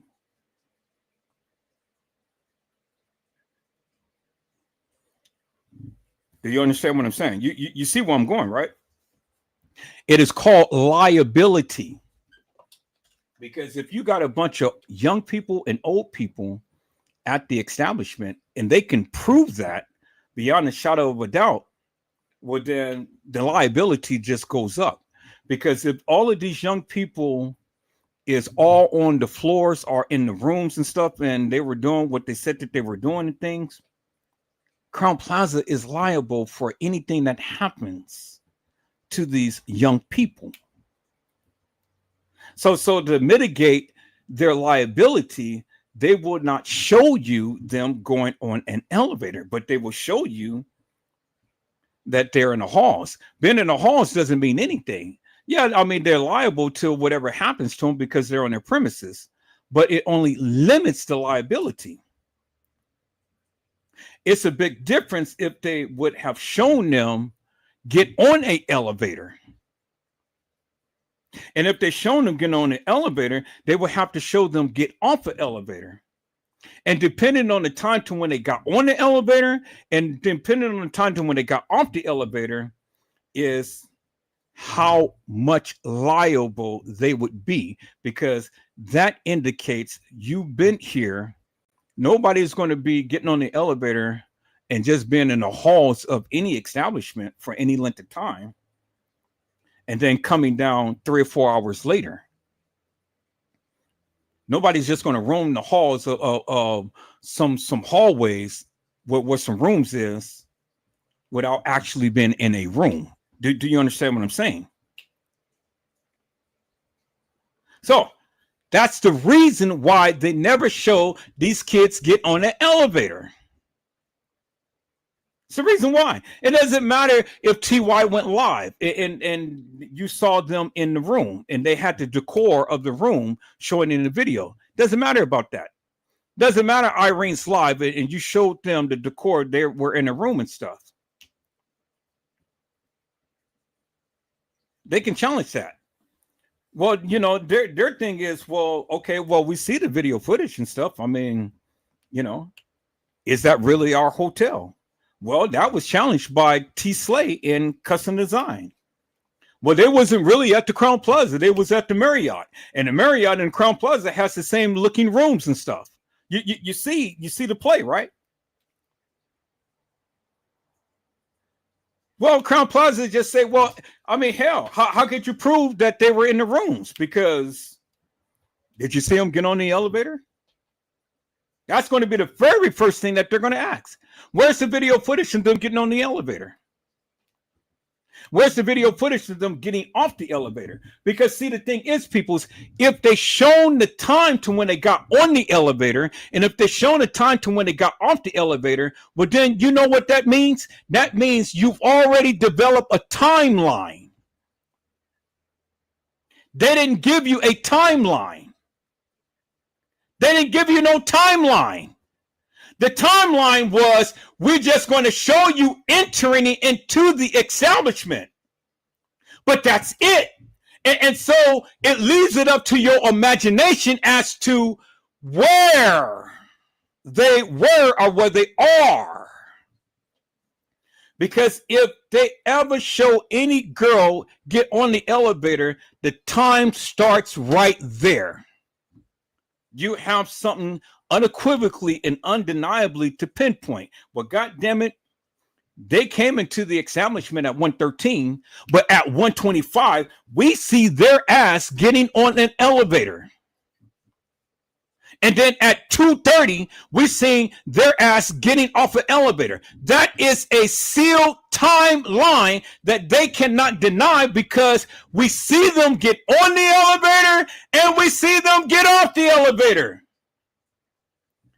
Unequivocal proof, there's a timeline right there. So whatever happened in between the time,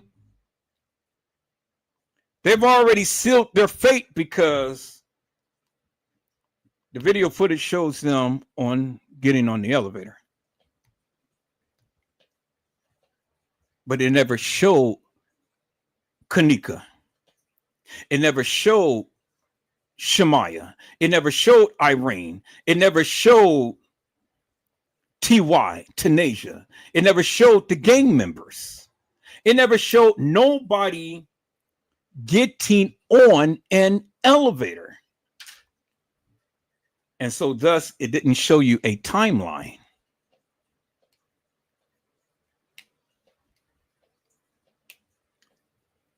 It didn't show you a timeline, peoples. And so that's left for assumption. So you see what I'm saying? See, this is the way that I think. This is how I think, peoples. And this is why people can't challenge me, because I just think out the box. I think differently than what everybody else think and stuff. You never even thought about that, because if you did, then you would have said it a long time ago. This is 7 years later, and this is the first time that you ever hear somebody talk about this like this. But I didn't have it. God gave that to me. It came to me yesterday, peoples. I talked about it last night, and I'm talking about it again today. So you can't give me a definitive timeline, because the only thing that you see is some people walking into an establishment. That's it. You don't know when they came to any room. The only thing that you're left with is what they said while they were in the room. You don't know how long T.Y.'s life went. You don't know how long Irene's life went. You don't have no goddamn clue. The only thing that you have is what they said. And so you try to build a timeline around what they said. But you don't incorporate everything, peoples. You only take bits and pieces of what they said. So you only listen to Irene. You only listen to Monifa. You only listen to Shemaiah. You only listen to Bree. You only listen to smacks and kicks and apple jacks. But there were other people that was in the room, and there was other people who gave testimony that is in the case files. But you totally discount what they said, because you're only going to go by what you believe, just because Irene said something, Monifa said something, Shemaiah said something, Lenore said something, T.Y. and Tanasia said something. That's all you go by. So you have your picks and chooses as to who you're going to believe, and then you build your narrative around that. But I said, and I told you guys many times before, you can't just go by what they said. What one person just said. You got to look at the whole entire thing. And if there's continuity to it, well, then it's got to be the truth, peoples. The Bible says, where there's two or three gathered together, touching and agreeing in my name, there I would be in their midst. It has to be more than one in order to validate. It just can't be one. It has to be more than one. Touching and agreeing, and God will be there in the midst. But if it was just one, the person can just lie up a storm, because it ain't nobody else there to validate what that person is saying. Do you understand what I'm saying, peoples? And so we have thousands of YouTubers who gave a narrative in this Kenneka Jenkins case, but everybody is not touching and agreeing. Everybody is arguing, fussing, and fighting and feuding and things like that. And what are you fighting and feuding for? I mean, is it what you're saying validated? Is it what you're saying true? Can you find anything to validate your claim as to what you believe? And then even if you find something that is going to be comfortable for you to say, did you incorporate everything that was in the case files? Did you incorporate everything that was said online and offline? Did you incorporate every video? Did you incorporate every picture? And if you did all of that, then what conclusion did you come up with? Because if any of that is touching and agreeing, well, then you got something going.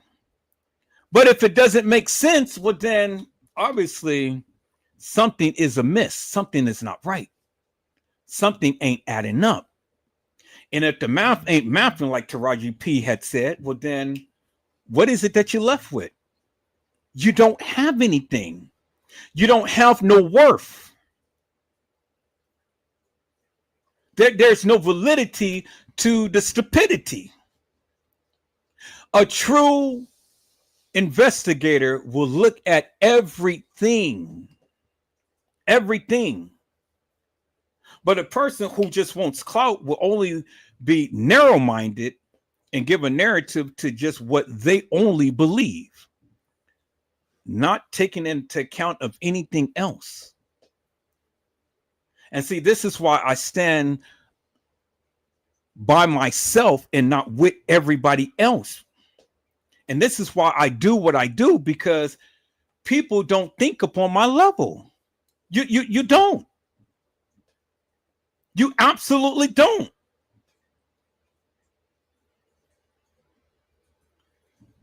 And this is why I get criticized for the things that I say, because I think outside the box. See, I can be accusatory if I want to. I got every right to, because it's my opinion. But my opinion will never gain traction with many people, because they don't listen to what I say. They don't look at how I analyze things. They all the time get inferior about the things that I say and do. And then they all the time want to be combative of the things that I say and stuff. But they can never come to my live to try to disprove the things that I say. Why is that? Why is it that you all the time got something negative to say when I'm saying something? Why is it that you want to stick out your breasts and your chest when you ain't got shit to prove? And even when you're trying to prove your shit still doesn't make no sense. When I go and I analyze and break down that shit that you say. And then you get mad at me. Oh, well, he's just been a hater. He's just been a... Well, let me be a fucking hater. Let me be a fucking disagreeer. Let me be a fucking whatever you want me to be. But at the end of the day, I am Edward Joseph. And you can't prove me wrong. So I don't give a fuck what you say, think, or even do. Because you suckers can never disprove Edward Joseph. You can't do it. You can't do it, peoples. And that's why we stand alone. And that's why I don't give a fuck what you say and stuff, because you can't disprove me. You can't debunk me. No matter how hard you try, no matter what you say, I've always got to come back. Now, I've already proven one very valuable thing to you. And I've told you why Crown Plaza wouldn't have never allowed you to see any video footage of these kids getting on the elevator. And I've already gave you an explanation behind that. No other YouTuber has ever thought about that. No other YouTuber has ever said that. Out of all of these 7 years, nobody, not even 54 Keys, not even Cassie Olvera Sanchez Mendina, not even Trey Gay, nobody So you can't take credit for that, peoples, because you never even thought about it. But God gave that to me. Thank you, Jesus. This is why I serve him, because God just keeps giving, and giving. And you keep wanting to take, but you never add to anything that I say. Whether we agree or whether we disagree, you can't even come onto the line to even add. Nothing. Absolutely nothing. So why should I give credence to any goddamn thing you say when you can't add a goddamn morsel to the puzzle? You can't even add not one little tiny piece to the puzzle, because the only thing that you're doing is regurgitating the same bullshit and madness that everybody else has been saying forever and a day. I don't stand in solidarity with them peoples. I stand alone. And this is why I get criticized for the things that I say. But I don't give a fuck. You know why I don't give a fuck? Because I know that what God gives me, you motherfuckers can't debunk it. And that's a fact. That's a F-A-C-T. It's a motherfucking fact. Period. Now, let's get into this.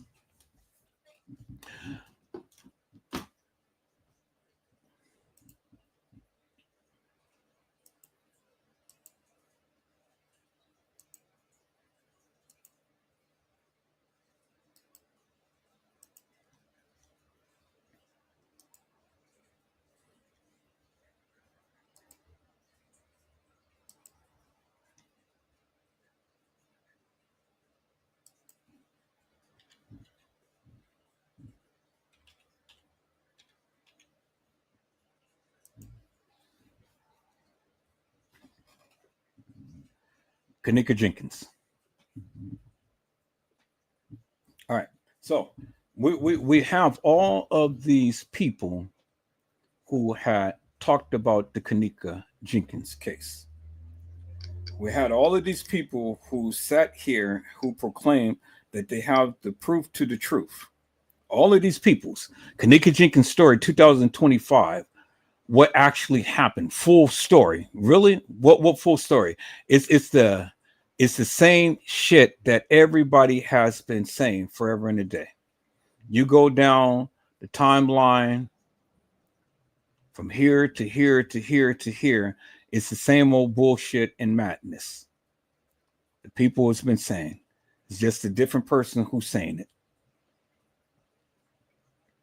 And so it's funny how you guys get on Edward Joseph, but you got all of these motherfuckers on here talking about the Kenneka Jenkins case and can't even make sense of the basic thing. Nothing. Absolutely nothing. What in the fuck is these people saying? You got all of these people talking about the case, but really, what the fuck are they saying? Because everybody gets so hung up, tied up, and tangled up in a different narrative and just a piece of it, but you're not looking at the big overall picture. What the fuck are they saying?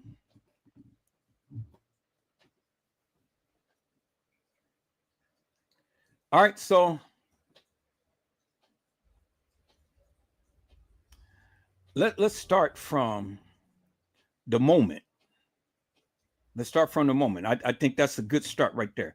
Let's start from the moment to when the supposed Kenneka was supposedly came to the establishment peoples.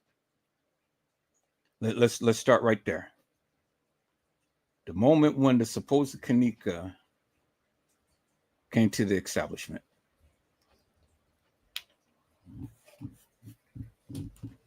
And then we're gonna work our way down. We're gonna work our way through, and we're going to see what all of these people say. So the hell with France Cave, the hell with the beverage manager, the hell with the maintenance guy, the hell with the activists and Lenore and all like this. Let's just start. Let's just start. Let's start with the young lady of the name of Kenneka Jenkins Peoples, who supposedly had came to the establishment. No matter, regardless of how she got there, let's start with her being there at the establishment at 1:13 Peoples. 1:13. That's the official time that they gave that she's supposed to have came to the establishment. 1:13. I think everybody can agree that's what the footage said. 1:13. So let's walk it down from 1:13 Peoples. Let's walk this shit down from 1:13.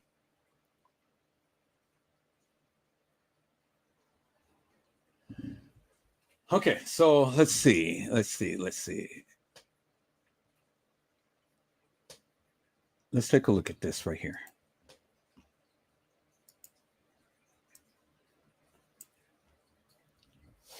It says the death of Kenneka Jenkins, a video timeline. Recently released video, audio, and police reports provide the most complete timeline yet in the death of 19-year-old Kenneka Jenkins in a Rosemont Hotel's walk-in freezer in September 2017. Okay. Let's look and see what she is saying, peoples.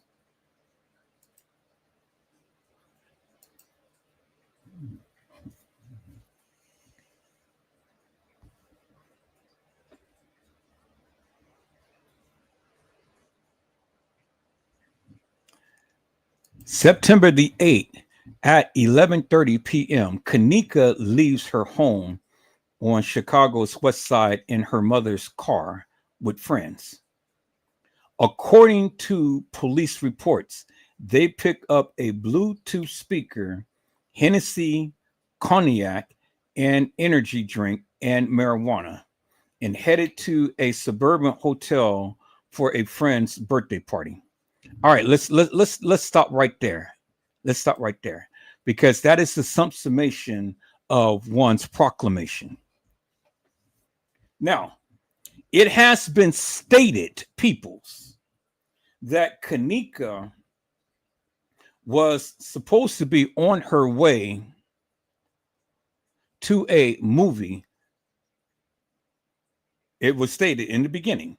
It was stated that Kenneka was supposed to be on her way to a movie to go see a movie.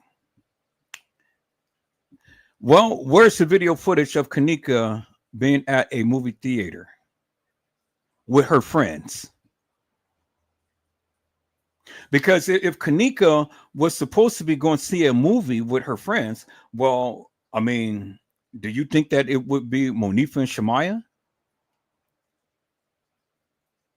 And Bree? But according to this narrative right here, people, it's on September the 8th at 11:30 p.m. It didn't mention any other people. It didn't mention that Kenneka was supposed to be going to a movie. It says clearly that they had gathered together. It didn't even mention the friends who she was supposed to have been with. All it says was Kenneka leaves her home on Chicago's west side in her mother's vehicle with friends. Well, who is the friends? Was it Bree, Monifa, Shemaya? Or was it some other people that Kenneka was supposed to be going to the movies with? Because, see, the thing is, people, see, we got to start from the beginning. This is the narrative right here. This is one narrative.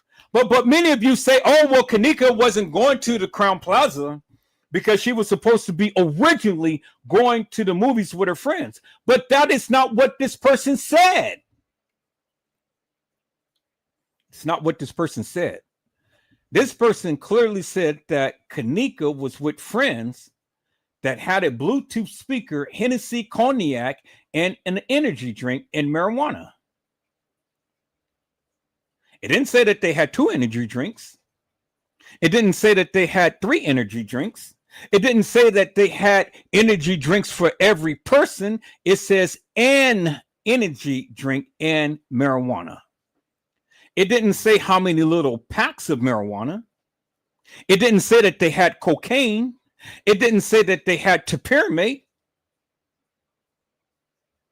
It said Kenneka Jenkins left her home with her friends in her mother's vehicle. So where did it say that Kenneka was going to be driving her car?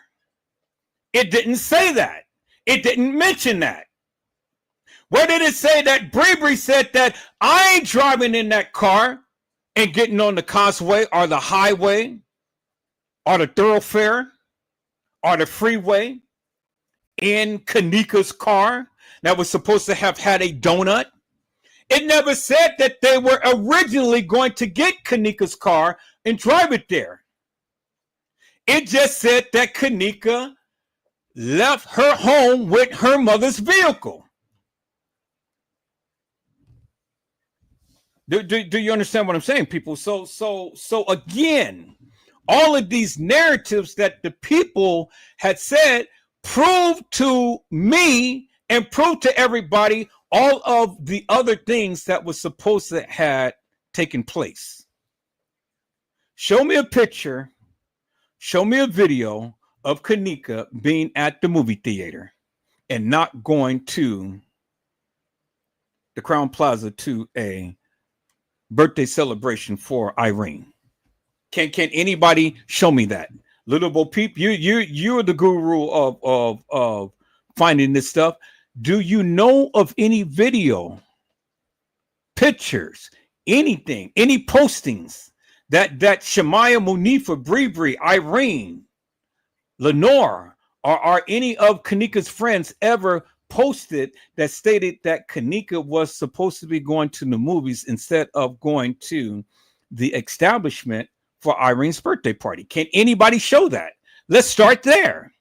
Because see, instead of you guys opening up your mouths and spewing hot air, show me some proof. You guys have said that you've been on this shit for 7 goddamn years. Show me some proof.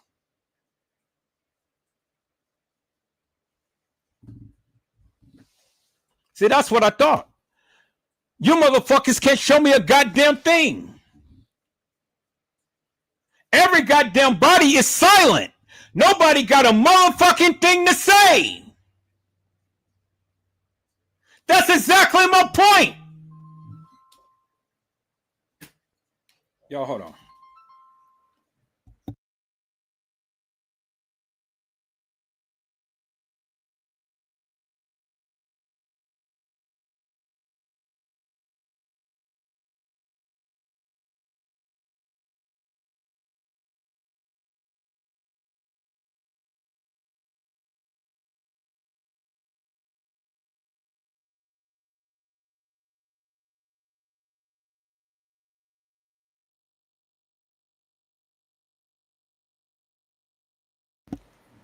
See, people, when I ask for the people to show the proof to their truth, nobody says a word. When I ask the people to show me proof to their truth, nobody says a word.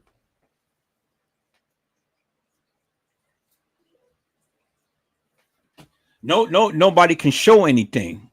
Nobody says anything.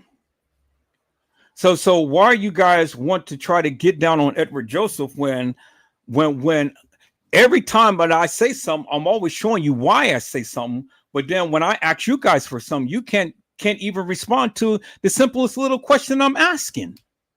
You can't show me a goddamn thing. That's what I'm talking about. So instead of trying to talk about me, let's talk about you and your inability to show your proof and your truth. So you need to just shut the fuck up. Simply put, don't ever come to my live and try to correct me or try to tell me what the fuck I'm saying when your ass can't even show a simple little picture, a video, a post, any goddamn thing to solidify and validify your stance. You can't show it. So since you can't show it, shut the fuck up.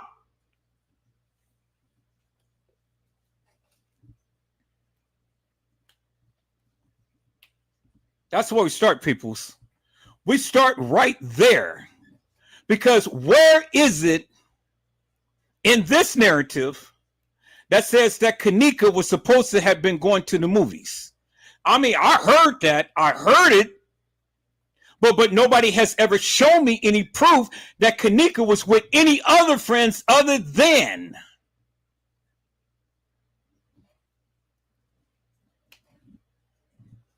Monifa, Shemaya, and Bree.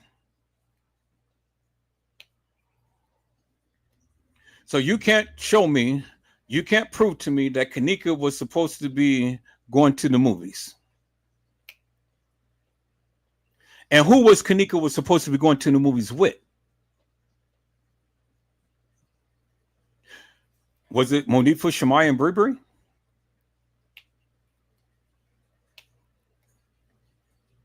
You can't show me it. So why in the fuck are you telling me? Don't tell me shit that you can't prove. Don't tell me shit that you can't show.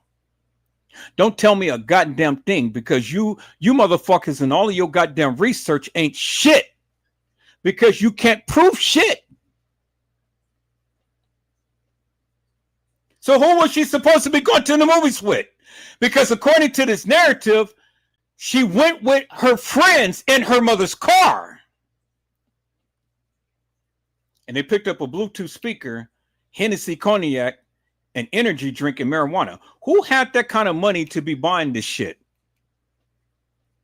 Did Monifa have that kind of money? Shemaya was a baby. Shemaya was totally underage. Monifa was totally underage. Did they have any money to be buying this shit? Marijuana, energy drinks, and cognac, and Hennessy? And even Kenneka was underage. She was 19, but she was underage. She wasn't at legal age to be buying Hennessy and cognac, let alone marijuana. So think about that, peoples. Who bought this shit for them? Because they couldn't have gotten it themselves. Who got it for them? Somebody had to get it. And were they the only ones who brought the stuff to the party? Did Irene already have some stuff? Did Irene's sister already have some stuff? See, nobody even thinking along these lines. And all of these Kenneka Jenkins sectors, they never mention this shit. I ain't never heard no YouTuber break this shit down the way that I'm doing it right now, peoples. I never heard 54 Keys, Boss Man and Hair Lost Man, John Queer Q, the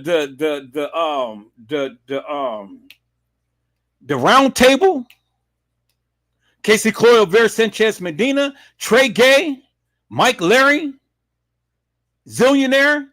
I ain't never heard nobody break this shit down. Not even Tiffany Draper.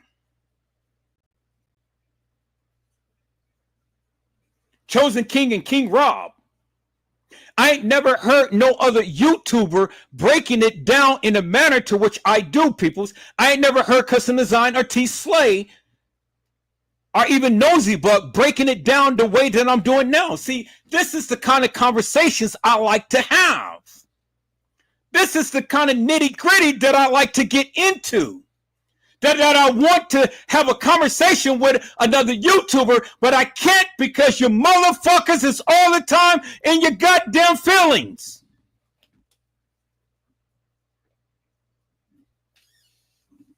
See, peoples, you're going to get the real from Edward Joseph because I just think differently.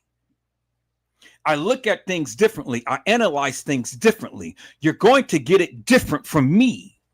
You're not going to get it from everybody else. Everybody else is running with the goddamn narrative that's out there. Why is it that why is it that MTV and all of these people can't break it down in the manner to which I'm doing right now? Oxygen channel and all of this. Why can't I have a good, wholesome, wonderful conversation with a YouTuber that proclaims to know every goddamn thing about this case and break it down in the manner to which I want? Where in the fuck is where in the fuck is P. Rico? Where in the fuck is Clark Avenue? Where in the fuck are they?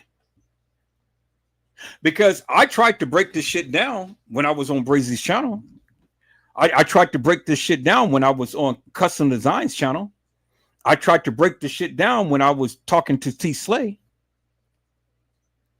But I can't have a good conversation with nobody because nobody wants to touch this shit. They want to do clout status. Well, goddamn it, I'm from Chicago. Who gives a fuck?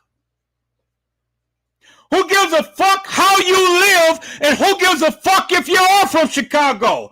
I'm from California. I don't give a fuck where you are from. My thing is, have a good, wholesome, and reasonable conversation with Edward Joseph, and let's break this shit down, and let's get down to the nitty-gritty. These were babies in my eyes. I am old enough to be all of their fathers. These were children in my eyes. What the fuck was these children doing at an establishment with Hennessy, cognac, energy drink, and marijuana? What the fuck were they doing? Oh, they're from Chicago. They do shit like that. So what the fuck does that mean to me? Who gives a fuck? They were still babies in my eyes. What the fuck were they doing with this type of stuff?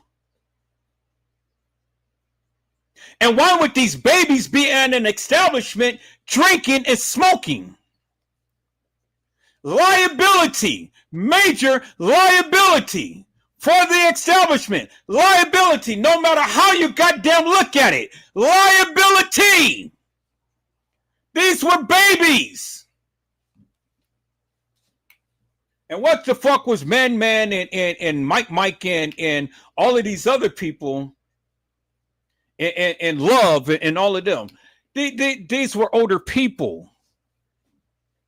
Tanasia and TY and all of them. These were older people. What the fuck were they doing with these babies? Had a room full of babies. And everybody's sitting around texting, let me be a thought in peace. His dick is little. Can you do a motherfucking split on a dick? How in the fuck you think you got here? Ha! It's what TM is teaching Kenneka. They were babies. So what the fuck was these men doing with babies? Horny asses with a bunch of young, hot girls who was promiscuous and doing all of this, whatever type of shit. And the reason why I say that, because it's what they said. It ain't what I said. They said his dick is little. So that means they're looking at somebody's dick. Somebody there. Let me be a thought in peace. Well, that means you're over around fucking somebody. Or fucking on somebody. Or sucking somebody's dick. Or doing a split on a goddamn dick. Then y'all want to sit here and tell me that the Crown Plaza is not liable. They've seen all of these young people in their establishment They saw them walk in the halls. So you see a group of guys and stuff walking the halls and stuff. Do you not think your antennas is up? Do you not think your antennas is up? I mean, yeah, they I mean, they have every right to be there and things. But you would think it's a red flag, right? So see the thing is, the thing is, people's Crown Plaza already knew some shit was going on, because when they called France Conway up to the room and told him to cut the music down, liability right there. They already knew. They already knew. And whether France Conway told the powers that be or not, it really didn't matter, because see, the thing is that they're on the premises of the establishment.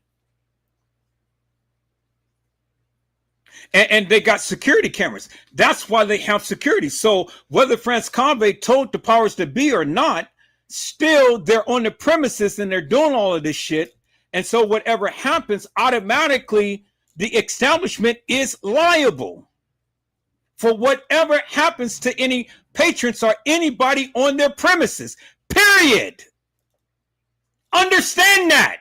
Underage kids drinking, smoking, having sex on their premises with older men, period. Why did Lenore say, hey, police, look at number 3 and number 4? Number 3 and number 4 is old enough to be Kenneka Jenkins' father. What the fuck was Kenneka doing with number 3 and number 4? Even though she's that age, she's still a teenager. She's not fully an adult.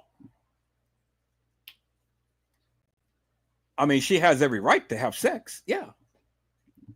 But you got minors, a minor, that's in the room, Shamaya, Monifa, and Bree.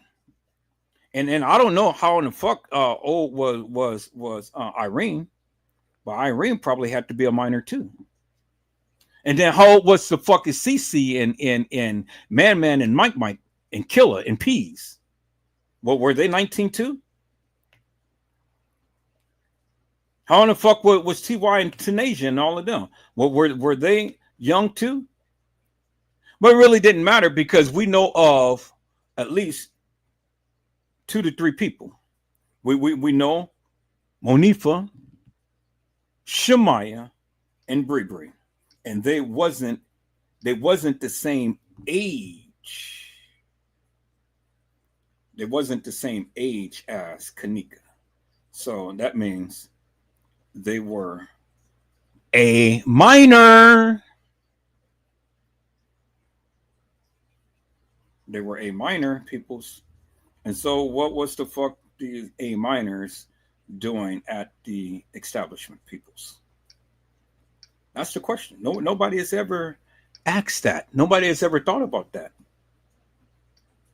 Love is Bree's cousin, but he's the older gentleman. What the fuck was he there at the establishment with these young girls? See, you guys don't want to talk about that. You guys don't want to talk about that. No, I can't get nobody up on my channel to talk about that, because see, y'all get up here and start talking, y'all gonna start pissing off the people who you politic with. So where's the Kenneka Jenkins sector that's politicking about that? Why isn't it that I can't talk to the Kenneka Jenkins sector and all of these other people upon topics like this and discussions like this? See, this is the type of discussions I would like to have with the people. But I can't get nobody to get up here and talk to me about that, because you just may piss off somebody. All right, so we know that they were minors there, because we know of 3. Bree, Shamaya, and Monifa. They were minors. They wasn't the same age as Kenneka. And according to their text messages, because we've seen it, they're talking about little dicks and they're talking about let me be a thought in peace. So that means that some sexual activity was going on. And then right here, we know that they were drinking because we seen them with a cup, and we seen the bottle of Hennessy in the room. And then it was all in the testimony of the people who were there that they were drinking. Now, I didn't see nobody smoking, but I seen people drinking. So we seen Kenneka had a cup. We seen Bree had a cup. Did Irene have a cup? Did Monifa have a cup? Did Cece and all of the other people have a cup? You know? So you can't say that they did because you don't know, because you haven't seen it. So what's left for you to have? You only can go by the testimony of what the people had said because they were there. And because they were there, they gave their testimony, peoples. And so we know, based upon the testimony of what the people had said, everybody is drinking, peoples. Everybody is drinking. Okay. So now, nobody has ever shown me any video footage. Nobody has ever shown me any pictures. Nobody has ever shown me anything that Kenneka was supposed to be going to a movies with a group of other people. But here we have the narrative right here that Kenneka was in her mother's car, leaving her house on the west side of Chicago for them to go pick up a Bluetooth speaker, Hennessy, cognac, energy drink, and marijuana. And not even Kenneka is legal age to even get any of that stuff. So that means somebody had to get it for them. Somebody had to get it for them, or the people who supposedly had sold them that stuff didn't want to check their IDs because they probably knew them or whatever. Illegal, period. No matter how you look at it, illegal. Minors with drinks, minors with marijuana, minors at an hotel establishment. Illegal. Bingo to the bingo peoples. So now, the next time you guys come and tell me that Kenneka was supposed to be going to the movies with her friends, I want you to show me some video footage of Kenneka supposed to have been going to the movies with her friends. Show me any pictures, any video that Kenneka was supposed to be going to the movies with her friends. Show me a post that stated that Kenneka was supposed to be going to the movies with her friends. Other than that, I don't even want to hear the shit. Because if you can't prove it, don't tell me. Is that all right, peoples? All right. So now, according to the narrative right here, Kenneka leaves her home on Chicago West Side in her mother's car with a friend. With friends. Didn't say what friends, it said with friends. According to police reports, they picked up a Bluetooth speaker, Hennessy, cognac, and energy drink, and marijuana, and head to a suburban hotel for a friend's birthday party, which is Irene Roberts. Now let's listen to and let's look at what this person had to say with their narrative. Let's go.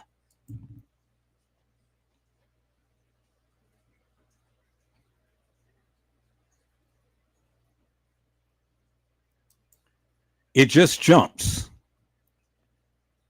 from 11:30 to 1:13. So from 11:30 to 1:13, where in the fuck were Kenneka and all of them? Where in the fuck were they? None of you know. You can only speculate. None of you know. So it says September the 9th at 1:13. Jenkins enters the Crown Plaza O'Hare Hotel and Conference Center in Rosemont with 3 other young women. No, you should say young girls because they were girls. And there is Shemaya standing right there on the side. You see her right there. You see her right there, right? There's Shemaya right there. Okay, let's look. And then there is Monifa. And there is the girl who you guys call Kenneka. And then there is Bree. And they're walking up there by the visibility bar. 1:13 in the morning. So if they were supposed to have got a Bluetooth speaker and cognac and all like this, well, where is it? Where's the drinks at, peoples? Where's the drinks at? So now here is the timeline, people. Here's the timeline. Because the thing is that they said, according to the narrative, that they went to get a Bluetooth speaker, cognac, weed, energy drink. So did they not walk in with it? And so if they didn't walk in with it, well, then when did they go and retrieve all of that stuff? Because they had to retrieve it, and then after they retrieve it and stuff, they had to consume it. So from 1:13 to about 2:30, peoples, Kenneka had to consume the weed, the cognac, the Hennessy, the Tapirmate, and then be so hoosed up to where she's walking the halls of that establishment. So all of this stuff was supposed to have taken place between not 1:13 peoples, because they entered in at 1:13. When did they get to the room? You don't know, because you never seen them enter any elevator.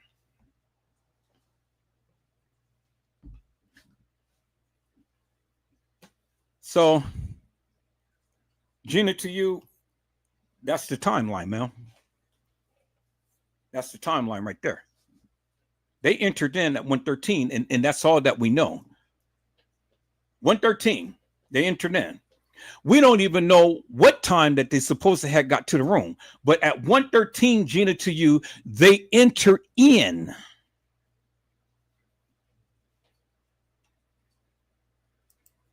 With nothing in their hand. Where's the weed? Where's the cognac? Where's anything? So Gina, to you, when did they go get it? Because it takes time to go down to the car and get it and then come back up. And then once you get back up, you got to have some cups and things. You know, you got to have some cups. And once you get the cups, you got to pass it around. You know, you got to settle down. You got to pass it around. So is it plausible and possible, peoples, that somebody can be drinking in just less than an hour's time? They're going and walking the halls of that establishment, because this is your time, right? This is your timeline right here. From 1:13 to about 2:30, when the supposed Kenneka is getting off an elevator, walking the halls of that establishment, there is your goddamn hour and something minutes. And so within an hour and something minutes, how could TY go live? How could Irene go live? How could Kenneka get drunk? How could they be on the 11th floor when the lady had saw them, because she's told TM, I saw your daughter with two men and two women on the 11th floor. So Gina, to you, how could all of this stuff have happened only within an hour worth of time, ma'am?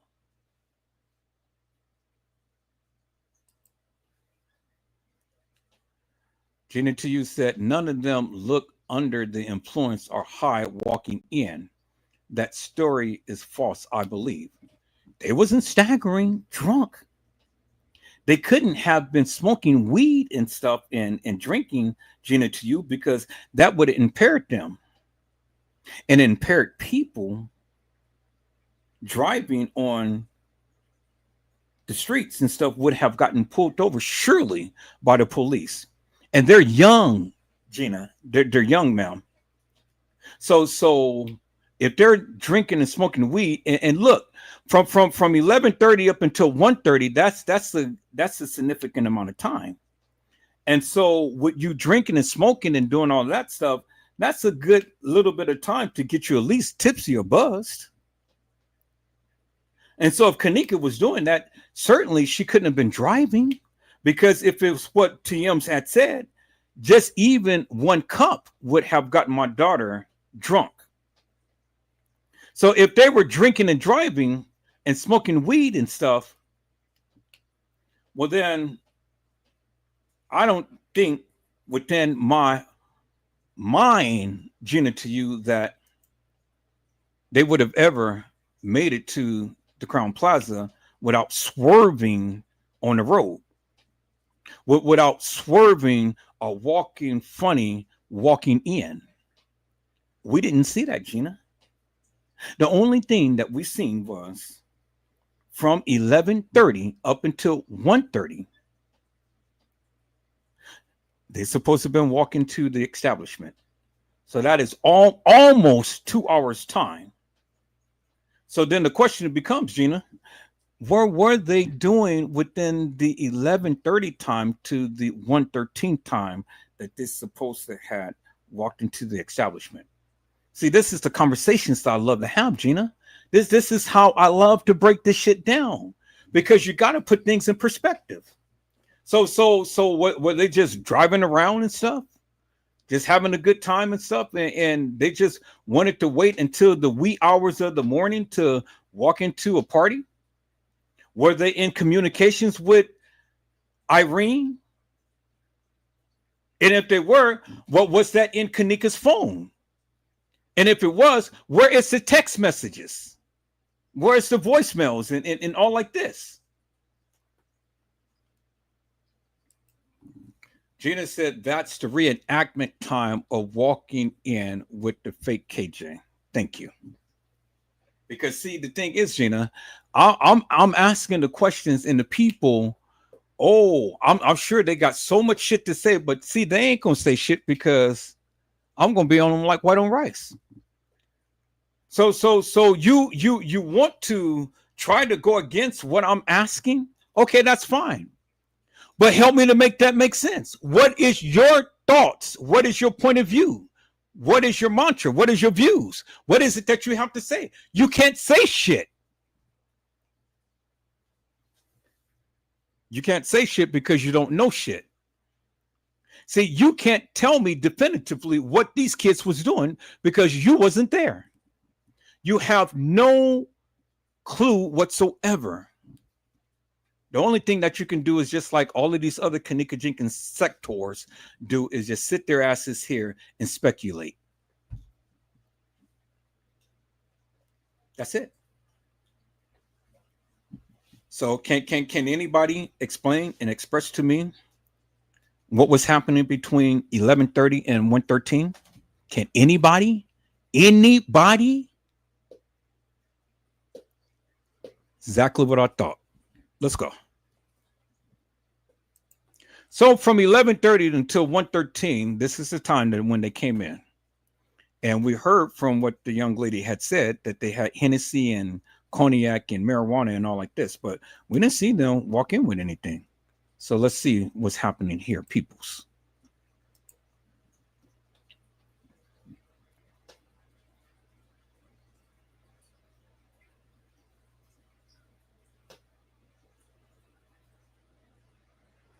It says a Facebook Live appears to show a party scene, a ninth floor hotel.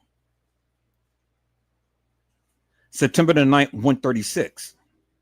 So from 113 to 136, 113, 123, 133. So that was 20, about 22, 23 minutes. 22, 23 minutes later from the time to when they walk in, a Facebook Live appears to show a party at 136. But wait a minute. Wait 1 minute. Wait 1 minute. Isn't that the time to when Kenneka was supposed to have text her sister Lenora and said, I am ready to go?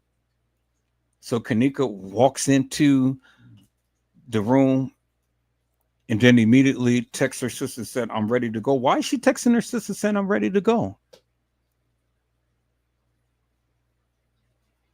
I said, peoples, I said, why is she texting her sister, Lenora, and saying, I am ready to go?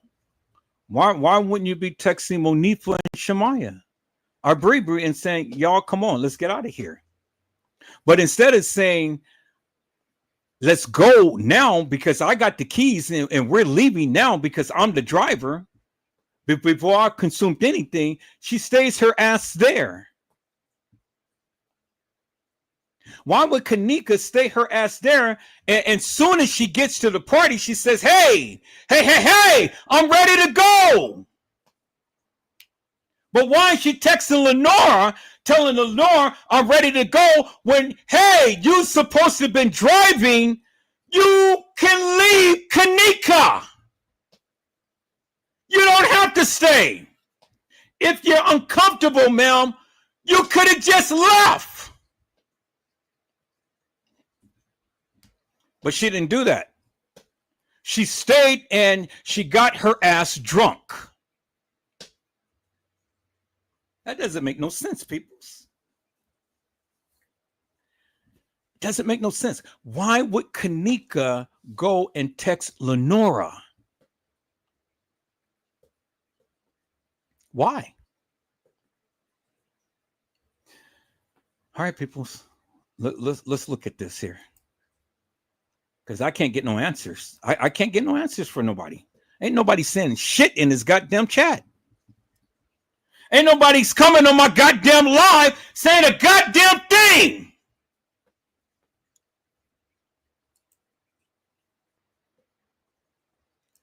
Then it jumps from 136 to 217. 217, Jenkins posts a Snapchat video that appears to show her in a hotel bathroom. Oh, really? Really? Okay, so right here, people. So let's put a pin. Let's put a pin right here, and let me share my screen. Let me share my screen, peoples. Let's put a pin right there. Let me share my screen, peoples.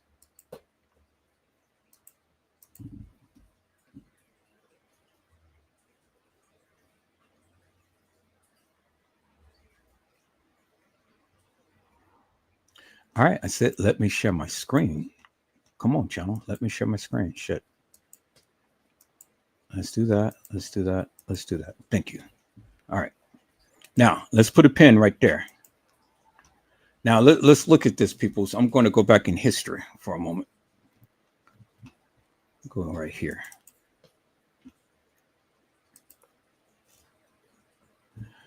Let's go right here, peoples, because we got to try to make some sense of this right here. We're just walking it down. That's all. We're just walking it down, peoples. And if anybody got something to say and you guys want to chime out and you think that you can make some sense to this shit, would then be my guess. Other than that, just sit back, relax, and shut the fuck up, because I don't want to hear it. I don't want to hear it. If you're not going to be a participant and help me get a greater understanding as to this shit, then just shut the fuck up. I understand many of you don't want to piss off the people because you guys don't want to say something so other people can, call you hilarious and nefarious. But that's all right. I'm going to shoot my shot. I'm going to do what I do, peoples. This is Monifa. This is Monifa. Okay. Now let's look at the other pictures that was supposed to be Kenneka in the bathroom.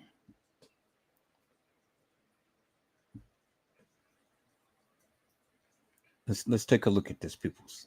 Let's take a look at this right here. See, this is the time to when people should be chiming out, saying some shit, but you motherfuckers ain't gonna say no shit. You ain't gonna say a goddamn thing. I know you're not. Because again, you don't want to piss off the people because you want to stay with a narrative and you want to stay with this narrative silently for all of these suckers.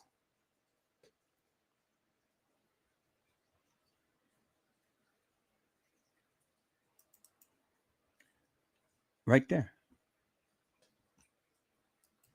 Okay.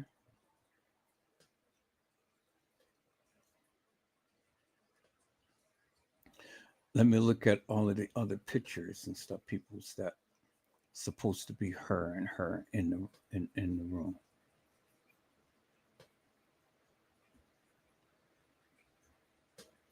See this is how I know many of you are full of shit, because this is your time now to shine, to get on this live, to start shooting your shot, saying some shit and stuff. But you just want to sit back in the gallery and don't say shit.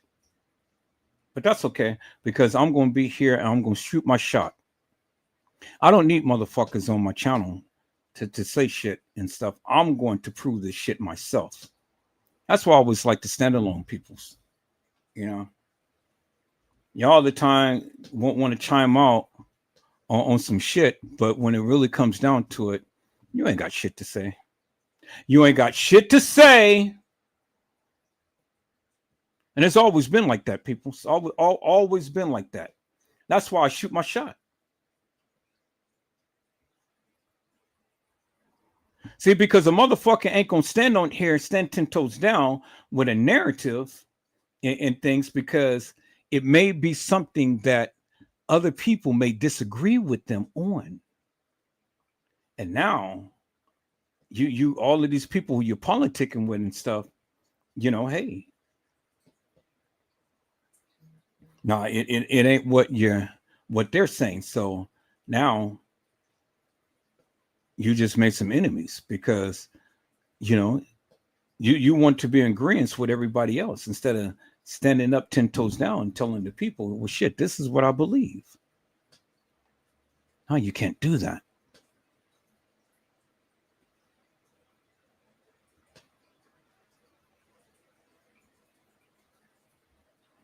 Okay, so here it is right here.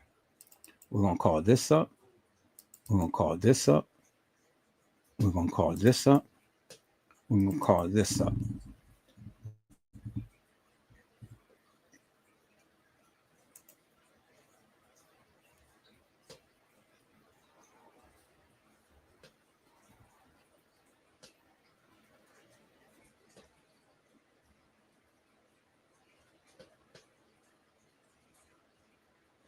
We're gonna call this up. We're gonna call this up. We're gonna call this up. We're gonna call. So we're gonna call this up. We're gonna call this up. We're gonna call this up. We're gonna call this up. All right, here we go, peoples. Now let's put this shit in perspective.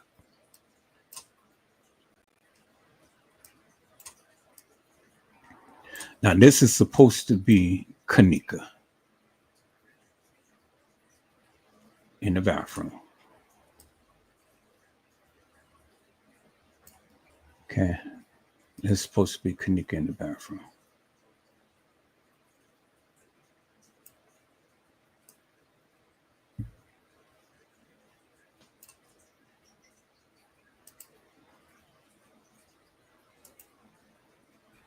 Okay, that's the same thing. So I'm gonna cancel that.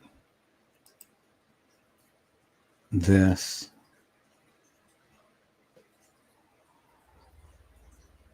We're gonna put that up. We're gonna put this down here.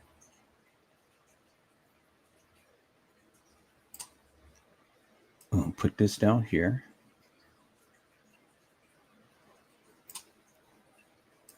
We're gonna put this down here. We already got Shemaya on there. We just want Kenneka. We don't need this no more now because we already got that. And we don't need this because we already got that. And we don't need this because we already got that. All right.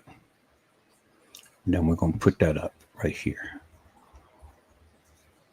So we're going to spread these out some. I'm going to spread that out. I'm going to spread that out.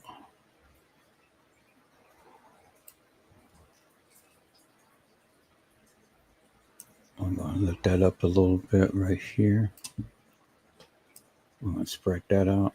look that up right here. All right. So there we have it, people.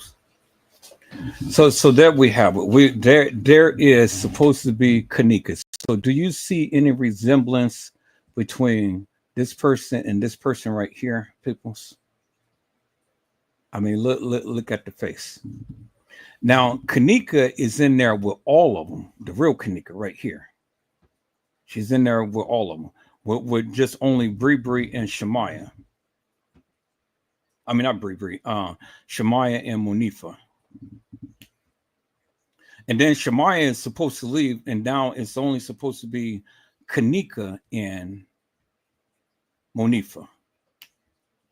And I want you guys to look at these pictures right here. Look at the picture and look at the picture right there. And you guys tell me, does that look like Kenneka?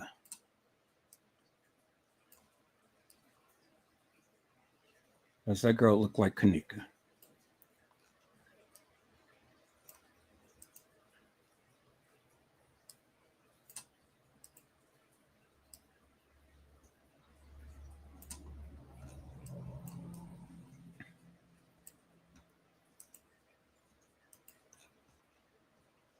Does that look like Kenneka? Does this girl look like this girl right here?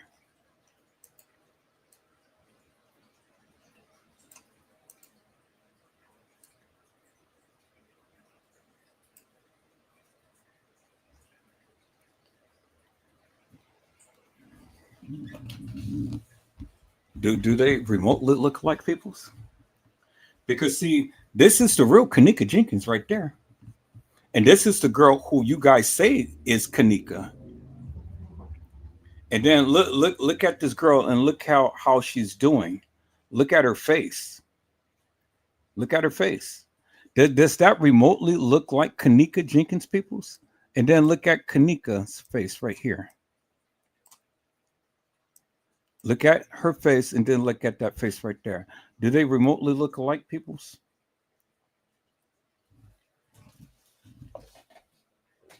And then when you look at the pants, look at the pants. The pants is ripped. And then when you look at the pants in the freezer, the pants is not even ripped. You see that, right? You see how this is ripped and this is not ripped. The string goes across. And these are two different legs.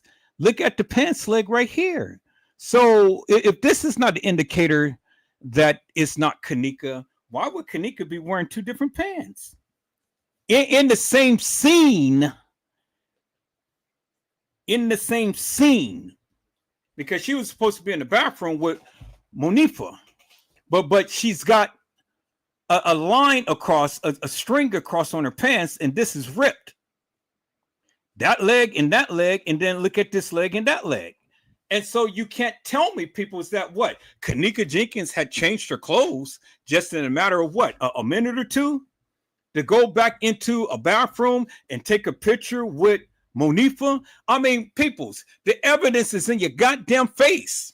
So when you want to sit here and tell me that this girl is Kenneka, people, the evidence is in your goddamn face. It's right there.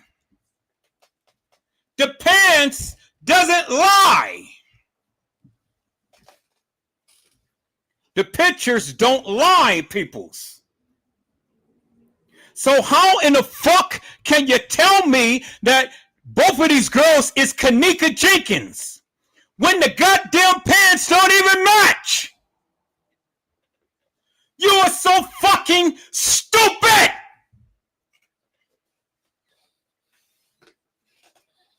And you don't even have an explanation for it. This is the reason why your fucking ass can never come to my live and talk with me. Because you're so fucking stupid, peoples. That goddamn evidence is in your goddamn face.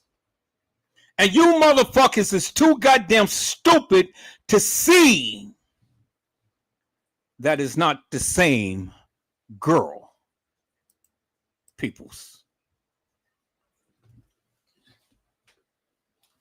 See, this is how I prove my case. This is how I prove the things. And see, I show you, you can't even show me. You don't even have no goddamn explanation for that. But yet you put out your mouth. Oh yeah, that was Kenneka in the bathroom. That was Kenneka in the bathroom. God damn it, people, you can see it's two motherfucking different girls. You so goddamn stupid, it's crazy. It's a good thing that you don't bring your ass on my live, because I will make mincemeat out of your ass.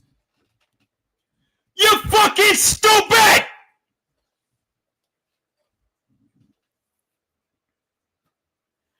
It is one thing that I cannot stand or tolerate, and that is stupid people.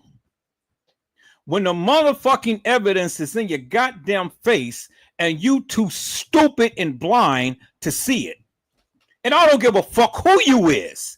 I don't give a fuck how long you've been talking about this Kenneka Jenkins case. You're goddamn stupid. People's, as you can see, it is two different girls. Two different types of pants. Two different attires. How in the fuck can you tell me that this is Kenneka Jenkins when these pants are ripped and the other pants is intact? Help me to make that make sense, peoples.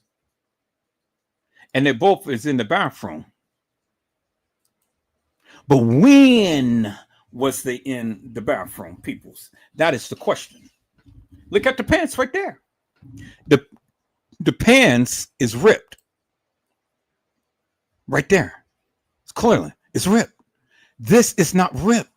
It's going across her pants leg, peoples. It's going across her thigh. It's not ripped.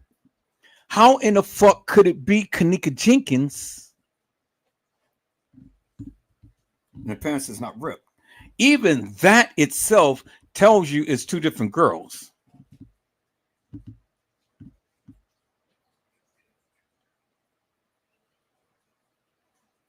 These girls don't even remotely look alike, because look at the recess in the face, and then look at Kenneka's face.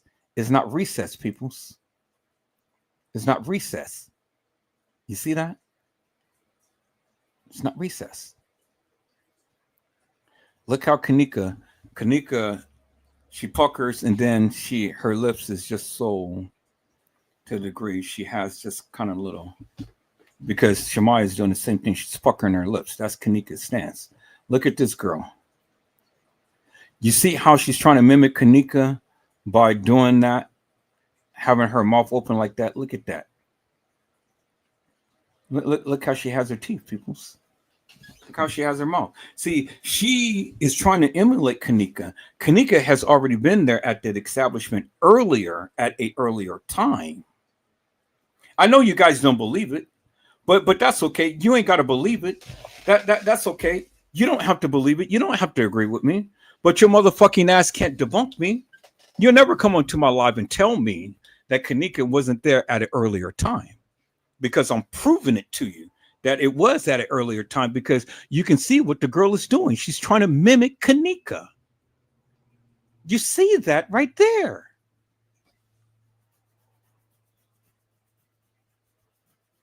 See, people, this is where details come into play. And this is where you guys are not so meticulous with details. See, I'm a detailed person. You don't deal with details. Do you see what I'm saying? Look. There it is right there, people. Look, it is right there. It's in your face. She's trying to mimic Kenneka. Look how she's doing with her lips, and look how Kenneka does her lips. She's trying to mimic Kenneka, peoples. And look at this shit. You think Kenneka would do some shit like that? Come on now, peoples. Come on now.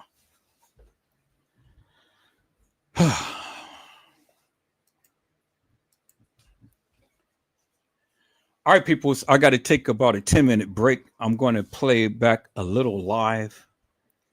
I'll be back in about 10 minutes. And then we're going to get deeper into this, peoples. We're going to walk this timeline that this girl has given. And so for all of you YouTubers, that think that you know about this Kenneka Jenkins case, the link is in the chat. I want you to come up to the panel and I want you to have a conversation with me on today. You guys are off work. Come on and have a conversation with Edward Joseph, a heart-to-heart conversation with me about this case and about what you think that you know. So let me go add let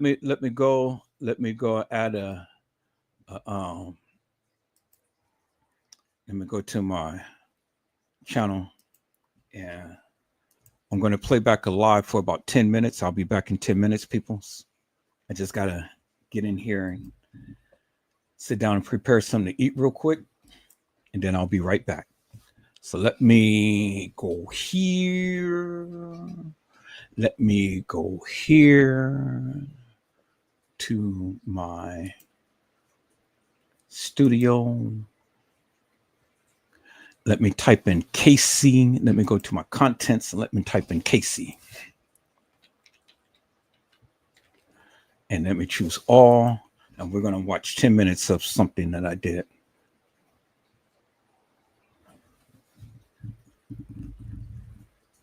Okay.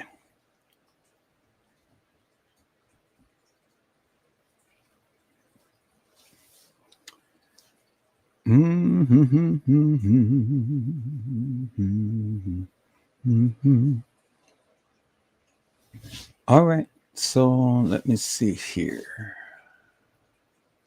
Okay, so since this is the longest, because all of those other ones is short, let's watch some of this right here. Let me make sure that this is the thing that I'm sharing.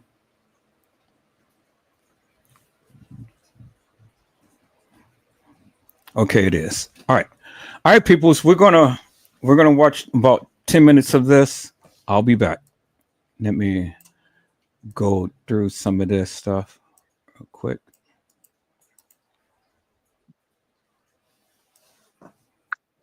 Hello, ladies and gentlemen. This is Edward Joseph, and let's talk. Okay, let me kind of go through some things and see if I'm showing anything.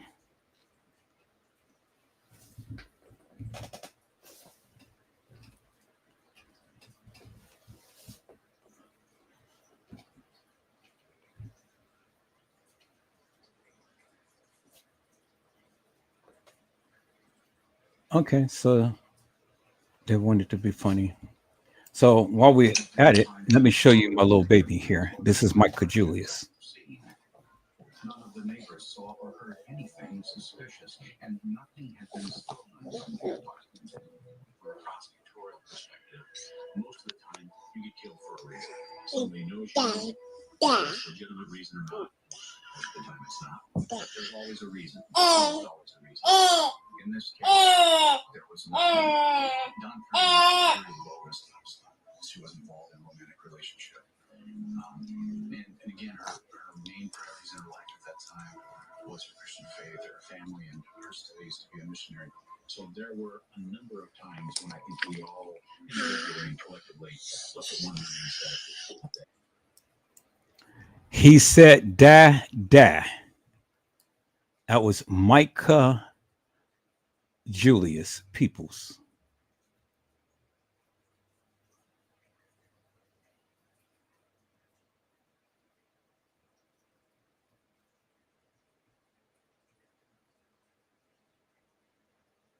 He said, da.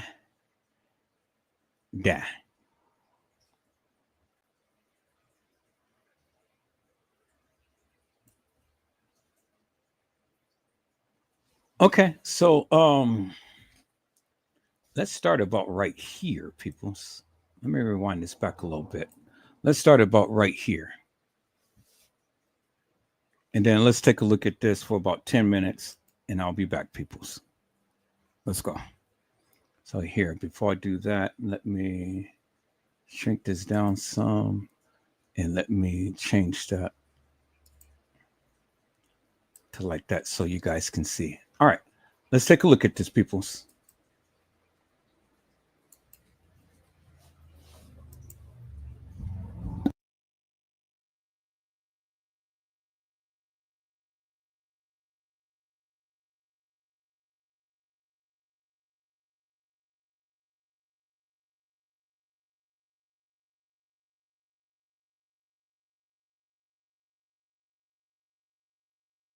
Was last seen wearing ripped blue jean jacket. Yep. Blue jeans. Yep. Gray Jordan shoes. Okay. And white long fingernails. And he did attach a picture. It looks like from camera footage. So does it look? They probably must have reviewed it from the hotel then. Yeah. You ready? Okay. Can I have the report number? Sure. It's 2017. Yep. -24677. Okay. Cool. All right. Thank you. Yep. You're welcome. Bye. Bye.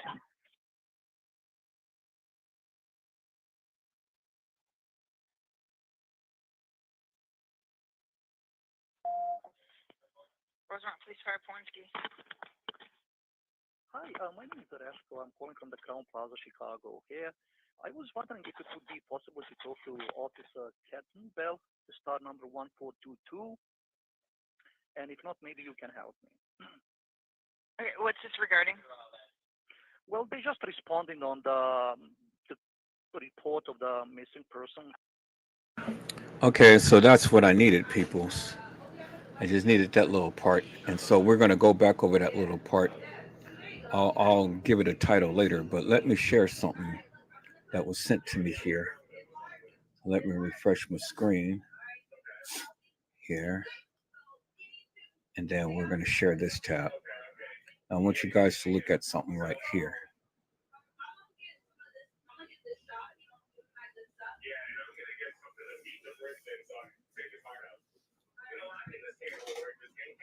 So Monifa has said on September the 5th, it ain't 12 yet, but happy birthday, my shorty. You know how we rock, love, kid. I already know how your weekend looking. Laughing out loud, Irene Roberts.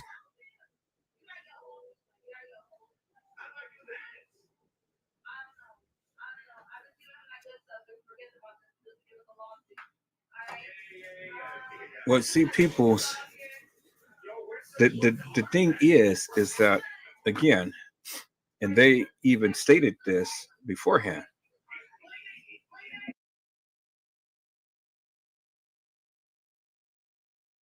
They even shown you themselves that they went and came and rented a room on September the 7th. They rented a room on September the 7th. So if they're renting a room on September the 7th, well, then my question would be, why would they be at the Marriott Hotel when they rented the room at the Crown Plaza and the DoubleTree? Why would they rent the room? And they rented it on the 7th.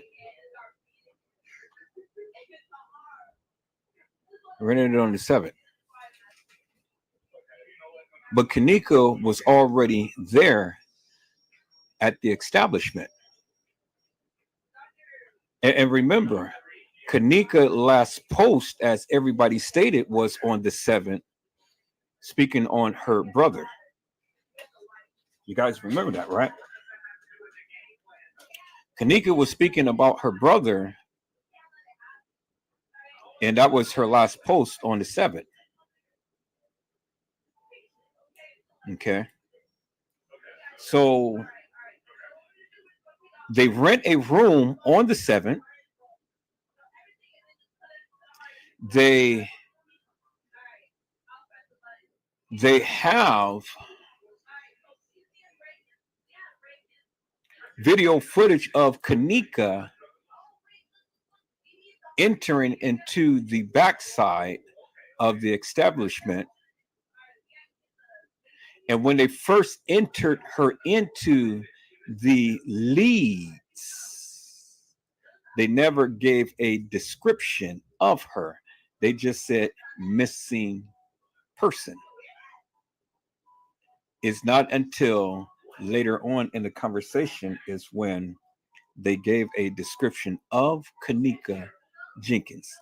They were a little bit more concise with their description. In the beginning of the narrative, when the dispatcher was talking to the person from the police department, they clearly stated that Kitten Bell had entered her into the leads and not the CAD, and only entered it as a incident report and closed it out as a incident report, which is indicative of the fact, peoples, that they did not want to elevate or escalate this thing beyond what it already is, and that is a incident. Because had they entered it into the CAD, then everybody, all of the police departments across everywhere would have been able to see that and understand something serious is going on. We have a missing girl. We have a missing girl.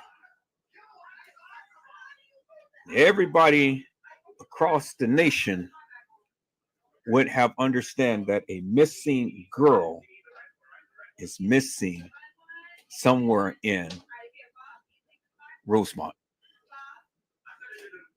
And that was one of the reasons why they used the Rosemont Police Department as the address of the deceased and missing girl. They did not use the Crown Plaza address, they used the police department address. And if you ever listen to the conversation that they had, peoples, then you will come to discover and understand that Kitten Bell had made the initial report. And Kitten Bell was the one who had literally closed the case. The guy had asked several times, did you place it in the lead? I mean, did you place it in the CAD and not the leads? Well, he did not place it in the CAD.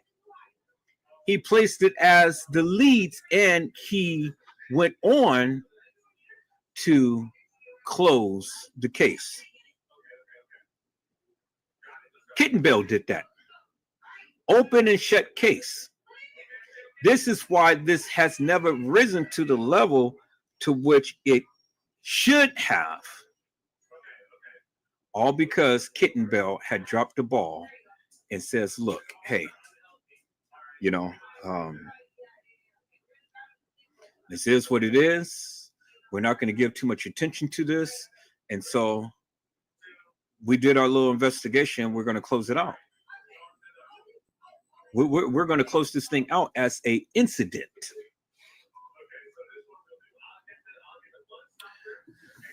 Little Bo Peep says that the hotel is one of the money makers for all that little town. So it would make sense for the police to try to cover it up, especially if a person is related to the police department.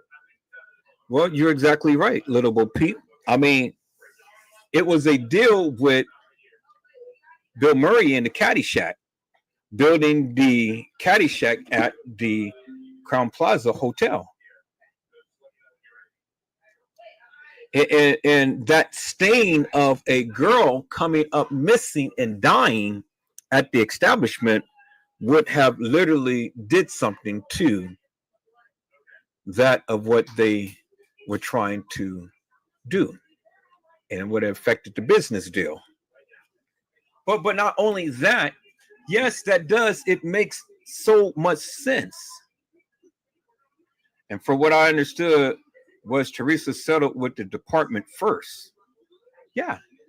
I mean, but see, and that's good that you're saying that, because I totally agree with everything that you're saying. but it goes beyond that. It goes beyond that. You are making some good, wholesome facts. But in my mind, it goes beyond that because it's beyond Kenneka Jenkins. And it's all about protecting the establishment and protecting others who had devious, devilish, and demonic things on their mind. And they enacted that out. And Kenneka Jenkins happens to be the sacrificial lamb in all of this. Because, see, the way that T Slut is trying to exegese this, she's trying to make it seem like, okay, well, the kids had all of this power to put this thing together to go ahead and take this girl out, take her to the Crown Plaza Hotel, and put her in a freezer. Well, if that be the case, then you got to help me to make this make sense. First and foremost, how in the hell did the kids pull anything of this off without the establishment knowing what they're doing? That don't make no sense. I mean, Kenneka can be dead well before she came to the Crown Plaza Hotel. And she could be dead at the Marriott. She can be dead at the Crown Plaza. She could be dead at the Doubletree. She could be dead in East Chicago. But what you have to make me make sense of, help me to make this make sense of, is that regardless of wherever she may have died, or whatever your narrative is, how could the kids ever pull off something like this without the Crown Plaza Hotel knowing about it? Doesn't make no sense. Because, see, the thing is, if Kenneka Jenkins did come up missing at the Marriott, they still came to the Crown Plaza to reenact and act or enact. Because, see, when you say reenactment, the enactment had to happen there in the first place. It had to happen at the Crown Plaza before a reenactment happened. And so for the simple fact that you got Crown Plaza Hotel stating that they seen her come in and walk into the establishment and they have her on video camera, well then that is indicative for the fact, peoples, that Kenneka had to be there. So if Kenneka is at the Crown Plaza, then Kenneka Martin had to be at the Doubletree. Or in this case, with T Slut saying she was at the Marriott. But peoples, I can't say the Marriott because there is absolutely, unequivocally, and undeniably no proof that Kenneka Jenkins was at the Marriott. There's none whatsoever. And so even if you go and allude that Kenneka Jenkins was killed at the Marriott, peoples, well then you got to help me to make this make sense. She's dead at the Marriott and it's 2 miles away. So she is drowned in a pool or whatever. Her hair is all messed up. She's already defecated and everything. They dressed her and take her to the Crown Plaza Hotel. They had to get her into the establishment and they had to get her into the freezer. So, help me to make this make sense. If Kenneka Jenkins is already dead and she's being transported into the Crown Plaza Hotel, well then you're saying that the kids had worked with the establishment to move Kenneka's body into a freezer. That's what you're telling me. And then you're also telling me that the kids merged with the Crown Plaza Hotel to put on the scene as if Kenneka Jenkins was at the Crown Plaza. That's what you're telling me. Because it ain't no other way around it. They're telling you it was a reenactment. But I don't think that you understand what I am saying. Because if there was a reenactment, peoples, that's indicative of the fact that something had happened prior to this happening again. An enactment had to occur for a reenactment to occur.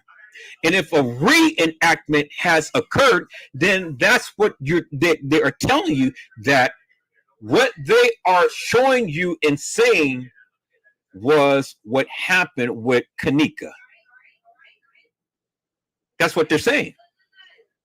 But if they're saying that, people, well, then you got to help me to make this make sense with what you are saying, T-slut.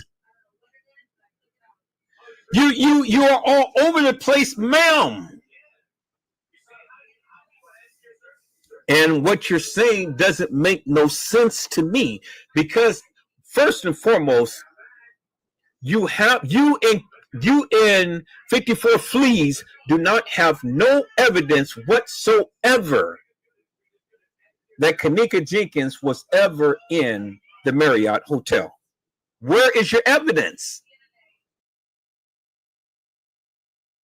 And peoples, you guys remember what you guys remember what Casey had said, right? You remember what Casey had just said, right? Do I need to rewind it back? You heard what she had said about the officer, right? Here, let me rewind this back a little bit, because I think that you guys are missing the point. So let me rewind it back just a little bit. Where I'm at, 646.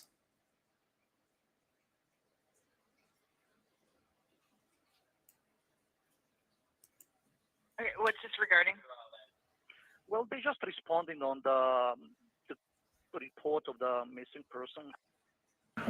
Okay, so that's what I needed, peoples. I just needed that little part. And so we're going to go back over that little part. I'll give it a title later, but let me share something that was sent to me here. Let me refresh my screen here. And then we're going to share this tab. I want you guys to look at something right here.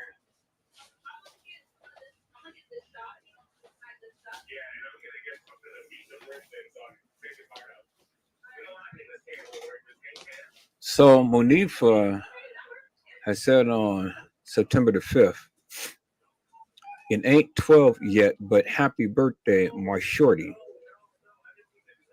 You know how we rock, love, kid. I already know how your weekend looking.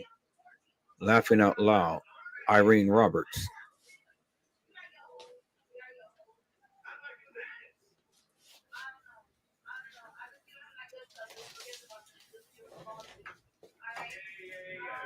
Was okay, so people, as you can see, Monifa is wishing Irene Roberts a happy birthday. So by Monifa wishing Irene Roberts a happy birthday, well, then you already see, peoples, that there was no love lost in between the two. Let me share my screen again.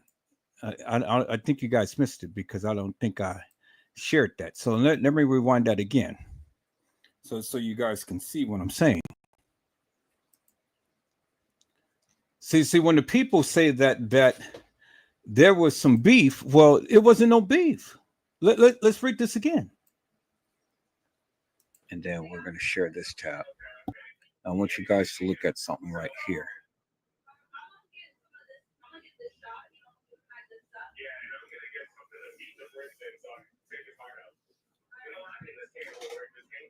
So Monifa has said on September the 5th, it ain't 12 yet, but happy birthday, my shorty. You know how we rock, love, kid. I already know how your weekend looking. Laughing out loud, Irene Roberts. Monifa had made this post, peoples. Monifa had made this post and wishing Irene Roberts a happy birthday because Irene Roberts' birthday was on the 5th. This was just a day before they came to the establishment. This was 2017, peoples. This was a day before Irene Roberts came to the establishment with Kenneka, Monifa, Shemaya, and Bree. This wasn't on the 9th. This was on September the 5th. It wasn't no beef between Monifa and Irene, peoples. Do you see what I'm saying? It was no beef between Irene and Monifa. Monifa had wished Irene a happy birthday. This was the post leading up to Irene's birthday party at the Crown Plaza. See, I told you, I got all of the juicies, people. See, when you guys think that all of this shit happened on the night, it didn't happen on the night. All of this shit didn't happen on the night. It happened days before. When they tell you, oh yeah, Monifa and Shemaya and Irene and all of these people is funking with each other, peoples. This is what Monifa had told Irene before her birthday party. It ain't no beef. The evidence is in your face. It ain't no beef.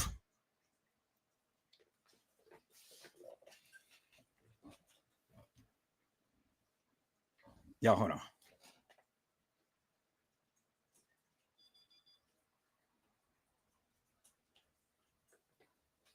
All right, people. So, as you can see, it ain't no beef between Monifa and Irene. So Casey Olvera Sanchez Medina was the one who put that shit out there that Monifa was beefing with Irene, but Monifa was not beefing with Irene.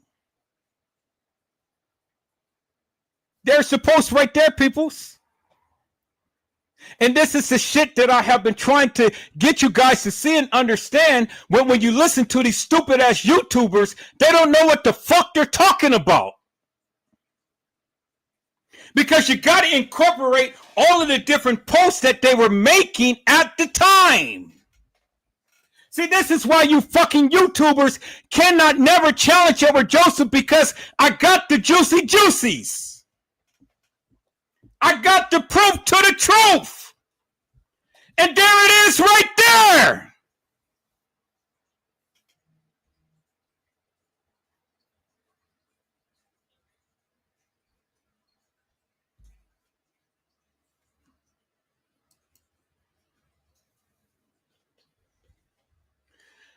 Them dates, as Little Bo Peep had said, kinda speaks for themselves. No, it ain't no kinda. It does speak for themselves.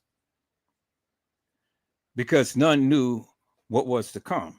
Oh no, they knew. They knew. They knew wholeheartedly. Don't think for one moment that all of this shit wasn't planned out with Kenneka. These people knew, and this is what I'm trying to get you guys to understand, Little Bo Peep. See, the thing is, you can say what you say. I appreciate that. I understand that. I respect that. But at the end of the day, you got to go a little more than what you're saying, because you got to make sense of it. You're on the right path, but you got to fully make sense of it. I am giving you the whole enchilada. I'm showing you, and I'm telling you, and I'm showing you the timeline of how all of this stuff has acted out. They knew. They knew. This wasn't something that just happened all of a sudden and then all of this just happens to happen. No, ma'am. I'm showing you exactly what was leading up to the analyzation of Kenneka Jenkins. The evidence is in your face, ma'am. It's right there. And you and nobody else can debunk me because it's in your goddamn face. See, it's funny how now that you're chiming out upon some things, but you didn't chime out on other things when I was talking. See, you guys pick and choose when you guys want to say some shit. But I said, come to my goddamn live and then prove to me and prove to everybody else what your narrative is. Don't just pick and choose certain things and then try to run with it and stuff. No, that shit doesn't work for me. If you're going to say something at the time to when I'm asking you to. And give your narrative, give your mantra, give your theory, give your speech and stuff. And then let's see where it goes. Don't sit here on my live and pick and choose when you want to reply to something, because I have been going for 3 hours and 25 minutes and I haven't heard a word from you guys. So if you don't want to get embarrassed, don't say shit. Because if you can't come and you can't add to what I am saying, don't say shit. Because I asked you all clearly, unequivocally, and undeniably, come to my live and then help me to make this make sense. You guys ain't saying a fucking thing. But you want to pick and choose when you want to say some shit. I'm giving you the goddamn timeline. I'm giving you what was said and what was done leading up to the party. And this is what you goddamn YouTubers cannot do.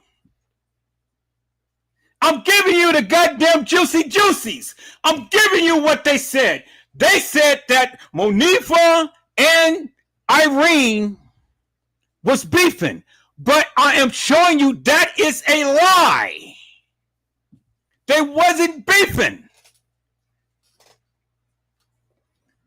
because she had shown you her solidarity with Irene on her goddamn birthday, a day before the party. That's why people's all of these goddamn dates and times and stuff is all different.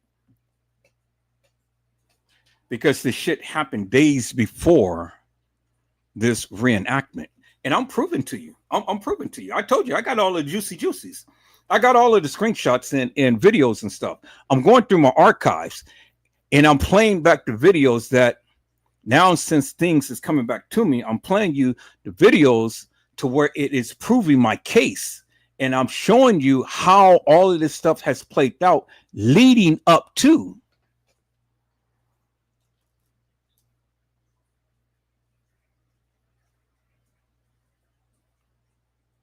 Don't misconstrue what I'm saying, little Bo Peep. Don't misconstrue what I'm saying. You need to understand what I'm saying. And what I said is, I had asked you and every goddamn body in this chat and every goddamn body who's watching this live some questions, and you guys did not respond to anything that I had asked.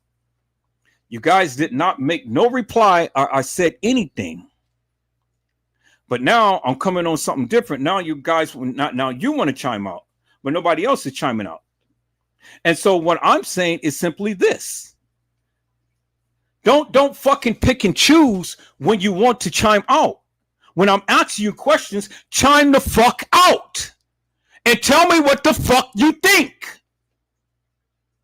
Don't give me this bullshit and madness later on after I done asked you guys, help me to make this shit make sense. Give me your goddamn narrative. Tell me what the fuck you think. I'm laying down my foundation. I'm giving you the juicy juicies.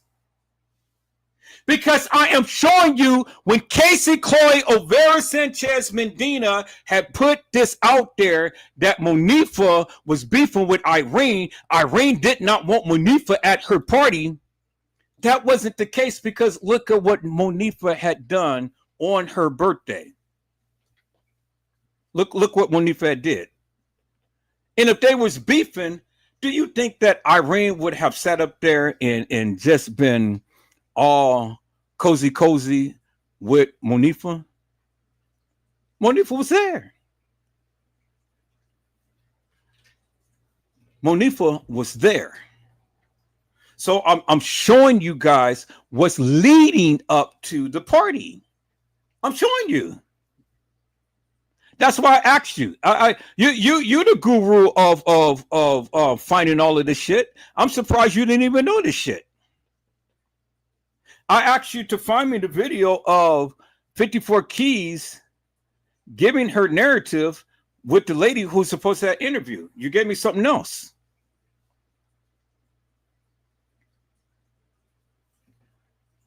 So don't misconstrue what I'm saying.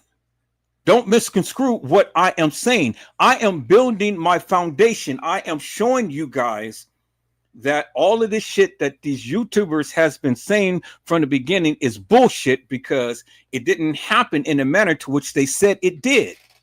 Again, show me any type of proof that Monifa and Irene was beefing before her party. None of you guys can't show me. You can't show me. Nobody can show me. Everybody is mum's the motherfucking word.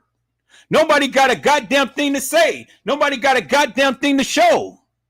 So what the fuck are you guys going to tell me?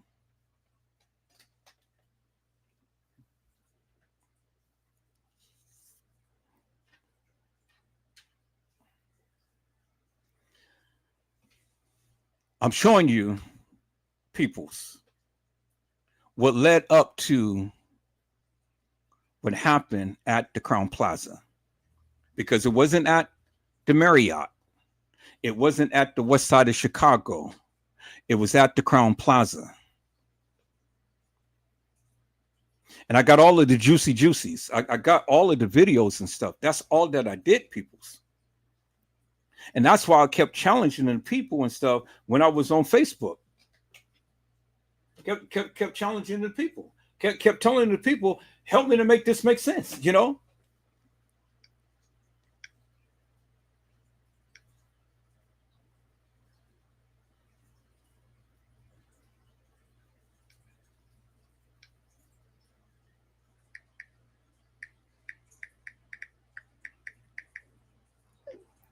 So when you want to tell the people,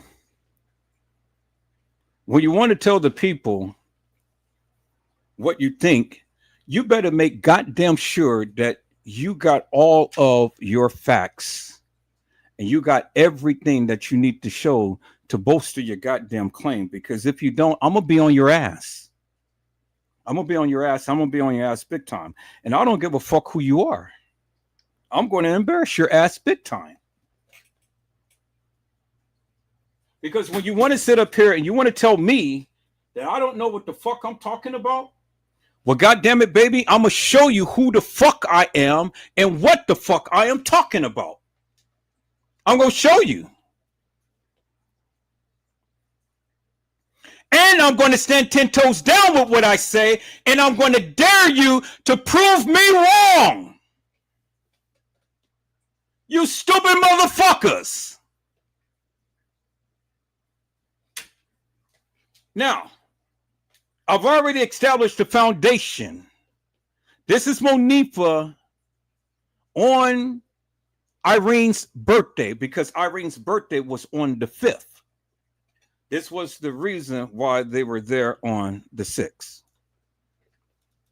And this is the reason why Kenneka died on the 7th. And this is why the reenactment on the 9th. And this is why in the case files it said from the family statement that Kenneka Jenkins was missing more than 36 hours. More than 36 hours. People, do you get it? I'm walking down the goddamn foundation. Now, let's get into what Casey had to say, because remember what Detective Kittenbell had did. He only put her down as missing in the leads, but not in the CAD. In the leads, it's internal.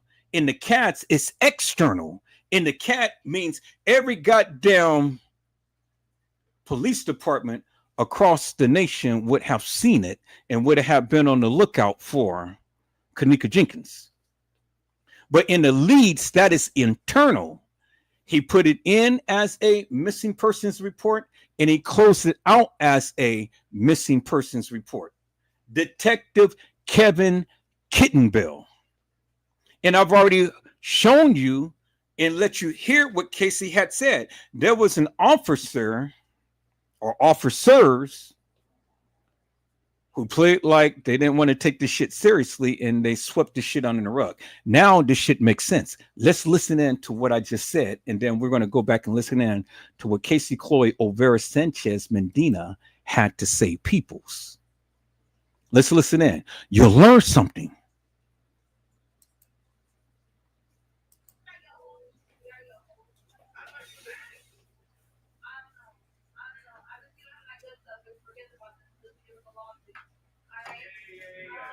Well, see, peoples, the thing is that, again, and they even stated this beforehand,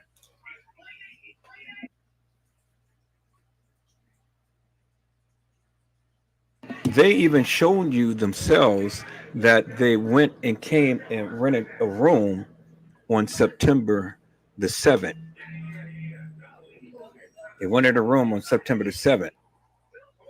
So if they're renting a room on September the 7th, well, then my question would be, why would they be at the Marriott Hotel when they rented the room at the Crown Plaza and the DoubleTree? Why would they rent the room? And they rented it on the 7th. Rented it on the 7th. But Kenneka was already there at the establishment. And remember, Kenneka last post, as everybody stated, was on the 7th, speaking on her brother. You guys remember that, right? Kenneka was speaking about her brother, and that was her last post on the 7th. Kenneka Jenkins was speaking about her brother, and that was the very last post on the 7th. So help me to make that make sense, peoples.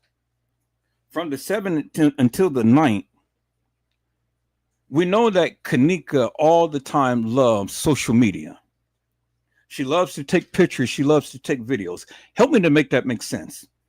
If Kenneka's last post was on the 7th, and she was supposed to be at the establishment on the 9th, well, why didn't she post anything else on the 7th? She would have been stating, oh yeah, my friend Irene's birthday is happening, or something to that effect. You know, she would have been so happy. She wouldn't have not been on social media, peoples. But everybody agrees that the last posting that Kenneka Jenkins ever made was on the 7th. That's it. Nothing on the 8th and nothing on the 9th. Nothing to indicate that Kenneka was ever going to a party or anything. That is unlike Kenneka when she's on social media every goddamn day. Do you guys understand now what I am trying to convey to you peoples? God damn it, you stupid motherfuckers. If her last post on YouTube, Facebook, Instagram, Twitter, and stuff was on the 7th, which all of you motherfuckers agree with, what makes you think that Kenneka Jenkins was alive on the 9th? And something as big as Irene's birthday party, do you not think that Kenneka Jenkins wouldn't be posting? That girl would have been posting up to here to yonder if she was there at the establishment on the 9th. She would have been posting from here to yonder.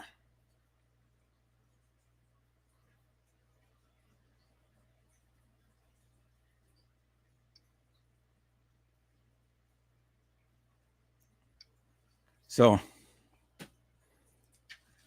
I told you, make it make sense, peoples. Now, isn't it making sense, peoples? From that of what I'm showing you now to that of what I'm telling you, because see, people don't think like I do. I've been telling you guys this forever and a day for years. Nobody wanted to listen to me, but you're listening to me now because it makes much sense.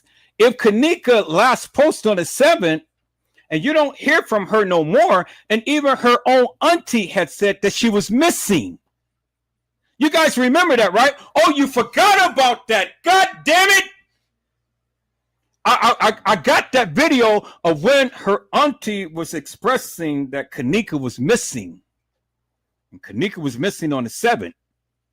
And that was the family statement that Kenneka was missing more than 36 hours.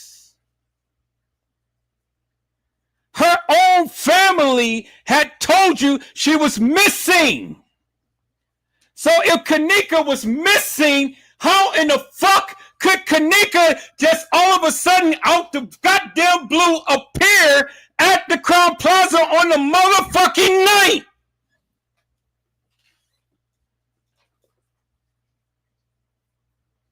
Oh, but you guys forgot that, right?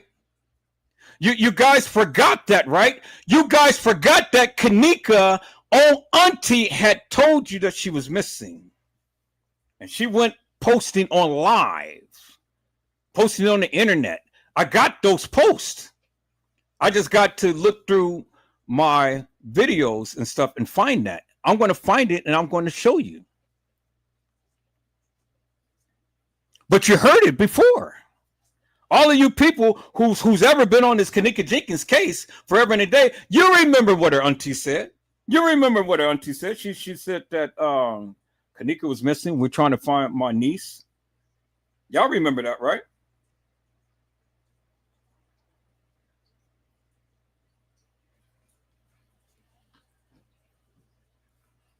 Can you find that video, Little Bo Peep?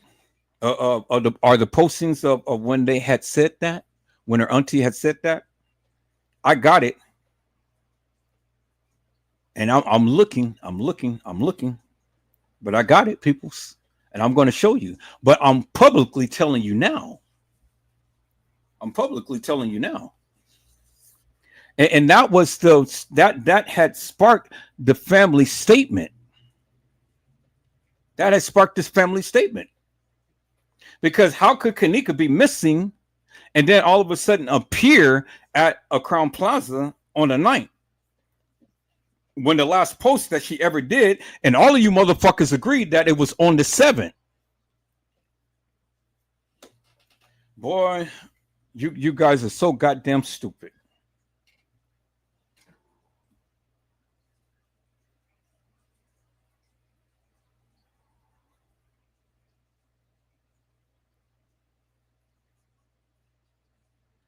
All right, so I'm gonna share this. So it's but Little Bo Peep, is this when her auntie said that she was missing on the 7th? Is this that video?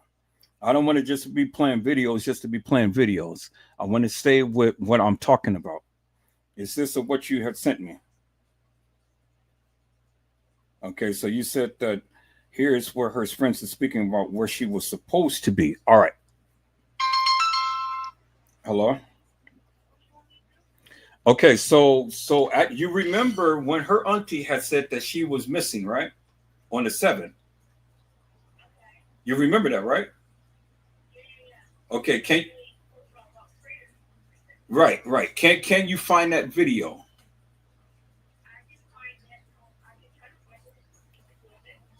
Okay, all right. Find that available. Find that video or find any post. I have it, but I have it on one of my lives. I got to go through my lives in order to get it. But I have it. But okay, but what is this video that you sent me?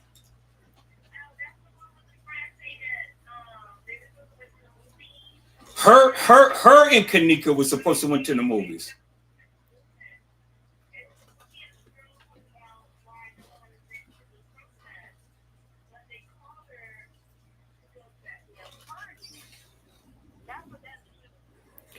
Okay, but all right. Look for the one that you're asking me to look. I'm gonna try to find that up. Okay, but this video that you sent me is a video of her friend saying that her and Kenneka was supposed to be going to the movies.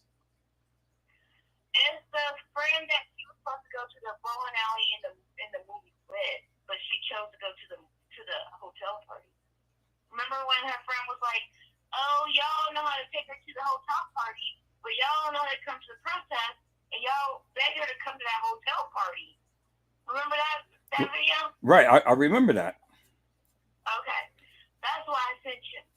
But I'm gonna look for the aunt thing right now. Oh, okay. So my thing is simply this. So she was supposed to go to the movies in the bowling alley with this girl instead of going to the party with Irene.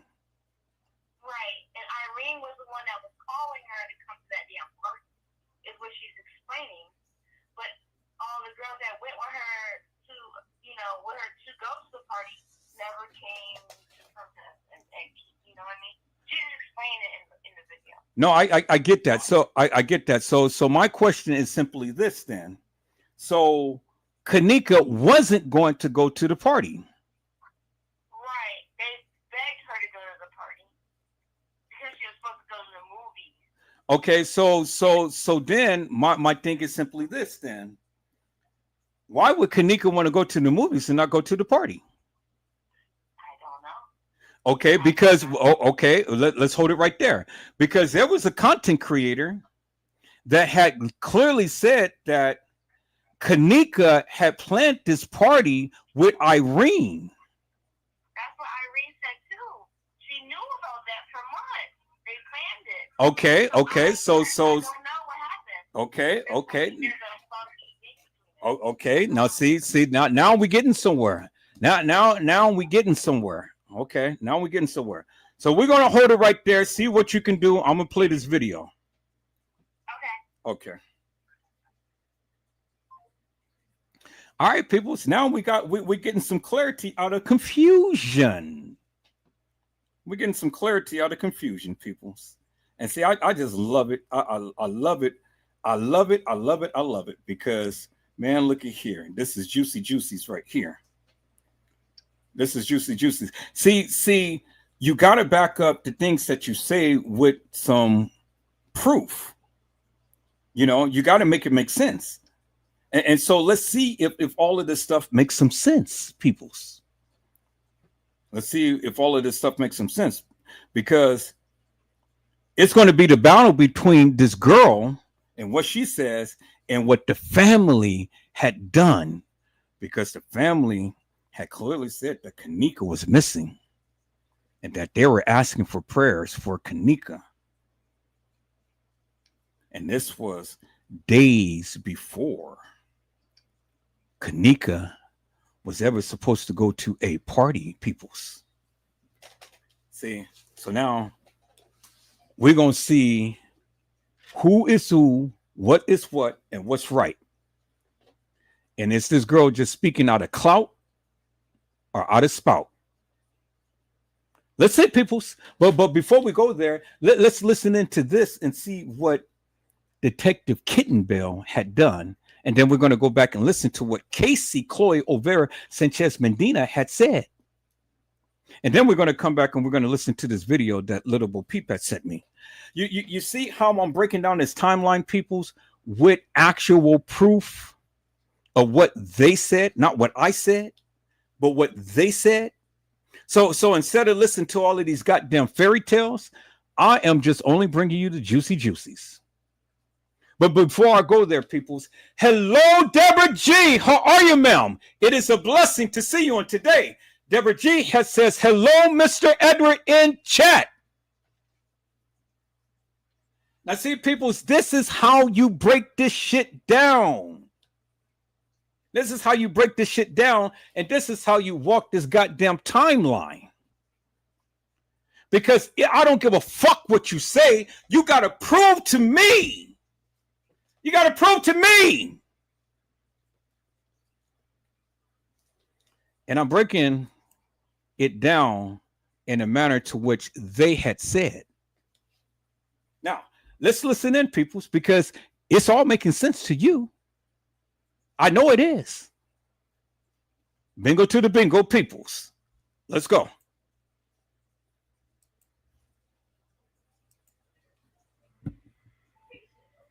Okay. So they rent a room on the 7th. They have video footage of Kenneka entering into the backside of the establishment. And when they first entered her into the leads, they never gave a description of her. They just said missing person. It's not until later on in the conversation is when they gave a description of Kenneka Jenkins. They were a little bit more concise with their description. In the beginning of the narrative, when the dispatcher was talking to the person from the police department, they clearly stated that Kitten Bell had entered her into the leads and not the CAD, and only entered it as a incident report and closed it out as a incident report, which is indicative of the fact, peoples, that they did not want to elevate or escalate this thing beyond what it already is, and that is a incident. Because had they entered it into the CAD, then everybody, all of the police departments across everywhere would have been able to see that and understand something serious is going on. We have a missing girl. We have a missing girl. Everybody across the nation would have understand that a missing girl is missing somewhere in Rosemont. And that was one of the reasons why they used the Rosemont Police Department as the address of the deceased and missing girl. They did not use the Crown Plaza address, they used the police department address. And if you ever listen to the conversation that they had, peoples, then you will come to discover and understand that Kitten Bell had made the initial report. And Kitten Bell was the one who had literally closed the case. The guy had asked several times, did you place it in the lead? I mean, did you place it in the CAD and not the leads? Well, he did not place it in the CAD.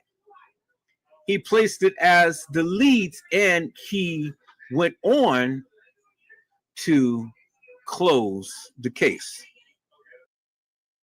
Now, let's stop right there, peoples. Let's stop right there. Now, let me go back, peoples, and let me go back and let me play that of what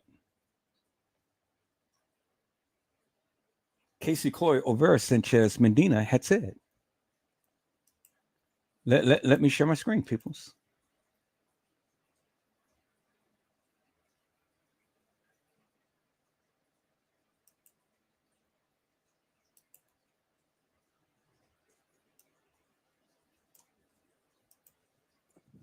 However, I know you got resources on. I was happening looking at this shit one day, and this is what I found. See what you can find about Teresa Martin's already been done, got paid a long time ago, because she has. The tombstone, headstone, whatever you call it, has been sitting in the office of the cemetery as late as February. The lady saw it herself. Kenneka's daddy's buried right there by the office. He's the first headstone that you see when you pull into the cemetery. She told me all kinds of shit.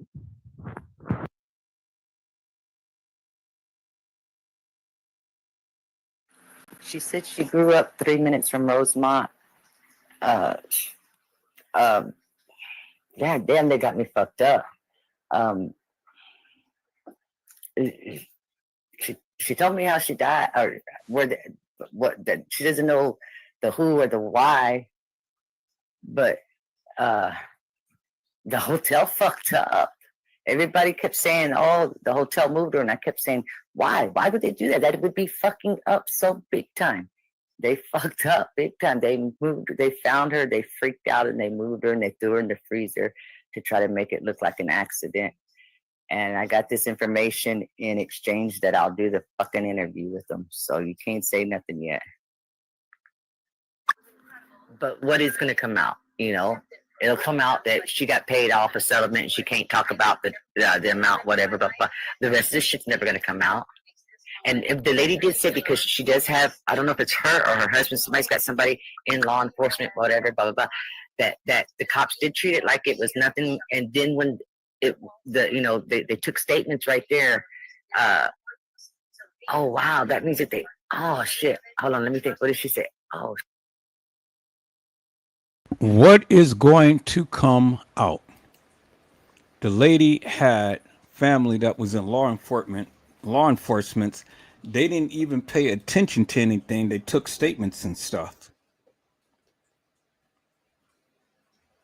The police already knew and they didn't do shit.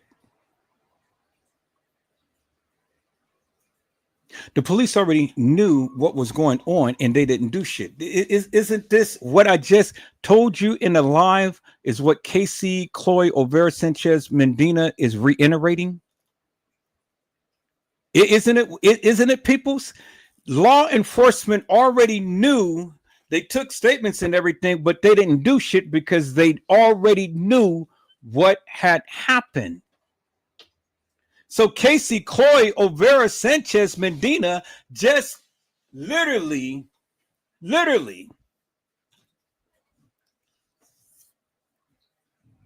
the woman just literally, peoples, agreed with what I had said earlier. I just talked about the police not putting in the CAD, but the leads. Detective Kevin Kittenbell had put it in the leads as a incident report and closed it out as a incident report. Cassie Olvera Sanchez Medina just told you what the lady had told you about what the police had did. They did not take it serious or anything. And when she finally understood what was going on, that they did not take it seriously, listen to what she was saying. She said, "Oh fuck, Now let's listen in. Let's listen in again, people, so you can get a greater understanding. Let's listen in." And then when they took statements right there. Oh, wow. That means if it's her or her husband, somebody's got somebody in law enforcement, whatever, blah, blah, blah, that the cops did treat it like it was nothing. And then when they took statements right there. Oh, wow. That means that oh, shit. Hold on. Let me think. What did she say? Oh, the cops, the lady has family that are police officers, and the cops wasn't going to do anything. That's what the op had said. Cassie Olvera Sanchez Medina. And you guys remember Cassie Olvera Sanchez Medina, right? She said all of this before anything ever came out, before Teresa Martin ever got a settlement. I've been telling you for the longest time that she was an op. Nobody believed me, but I got the proof on her. I got the proof, and she was telling the truth. Let's listen to this again about the officers, people. Shit. Because look, okay, she went missing, let's say 2 o'clock Friday morning. They found her before 7 o'clock Friday night. But she went missing Friday morning, and they found her Friday night. Let's go back to 2017, peoples. Let's go back to 2017, and let's go ahead and look at the calendar, and let's see what was Friday 2017, people. So let me go to my calendar.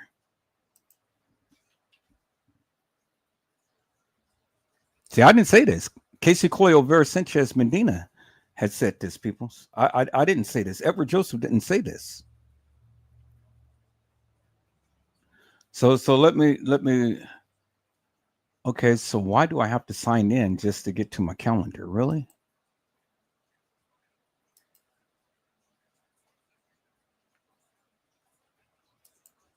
That is really crazy, peoples. I got to sign in just to get to my goddamn calendar.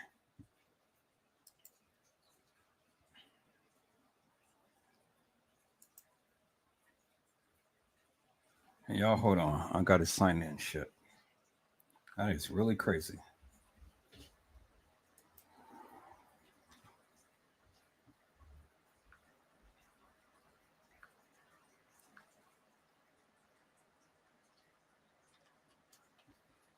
Y'all see how all of this stuff is playing out, peoples?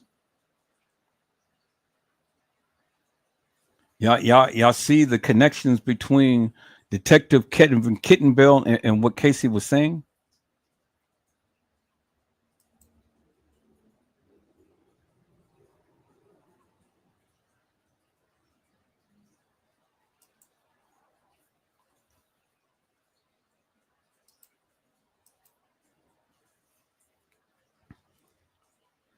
All right, y'all, hold on for a second. Let me go back to 2017.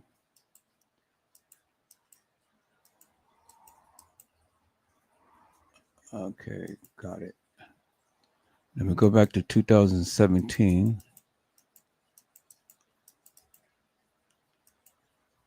So here, let me share my screen. Y'all, hold on.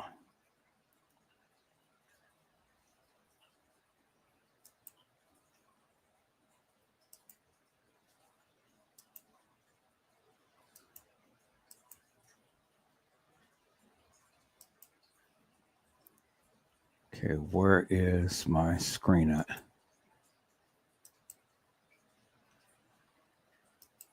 Okay, let me go to the calendar and let me share my screen, peoples. Y'all see how all of this stuff, y'all see how I just walked this shit down and showing you unequivocally and undeniably what's going on, peoples? Now, isn't it making a whole lot of sense now to you? And what the police had did and shit? It's making a whole lot of sense now, huh? Shit. Don't tell me that Edward Joseph don't know what the fuck he's doing. Come on, peoples. Don't play with me. September 2017. Here we are. And she said Friday, right? Casey said Friday. So if Kenneka was missing on Friday, Friday was September the 8th, 2017. So if Kenneka came up missing Friday and was found Friday, well, then there's no way, according to Cassie Olvera Sanchez Medina, peoples, that Kenneka could have ever walked into the halls of that establishment. There it is right there. It's in your goddamn face, peoples. Don't be so fucking stupid. So even Cassie is debunking her own fucking self. Because she said that she walked into the establishment, but according to her, she was dead. She was dead, peoples. So if she was dead, how in the fuck could she walk into the establishment? See, that's why I said I'm only going to go by what the people said. Friday was September the 8th, 2017. Y'all see that, right? September 17. September 2017. Friday was September the 8th. Irene's official birthday was September the 5th. Kenneka was at the establishment on September the 6th, but her last postings on Facebook and YouTube and everything was on September the 7th. And her auntie had reported her missing on September the 7th. Now, let's listen to what Cassie Olvera Sanchez Medina had to say, peoples. Let's listen in, peoples. Let's listen in. See? Now does it make some sense, peoples? I told you what I was going to do. I told you I was going to bring out the juicy juicies. Let's listen in, peoples.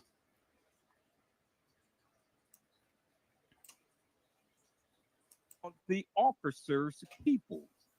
Shit. Because look, okay, she went missing, let's say 2 o'clock Friday morning. They found her before 7 o'clock Friday night. But what is going to come out? You know, it'll come out. She's missing Friday morning. They found her Friday night.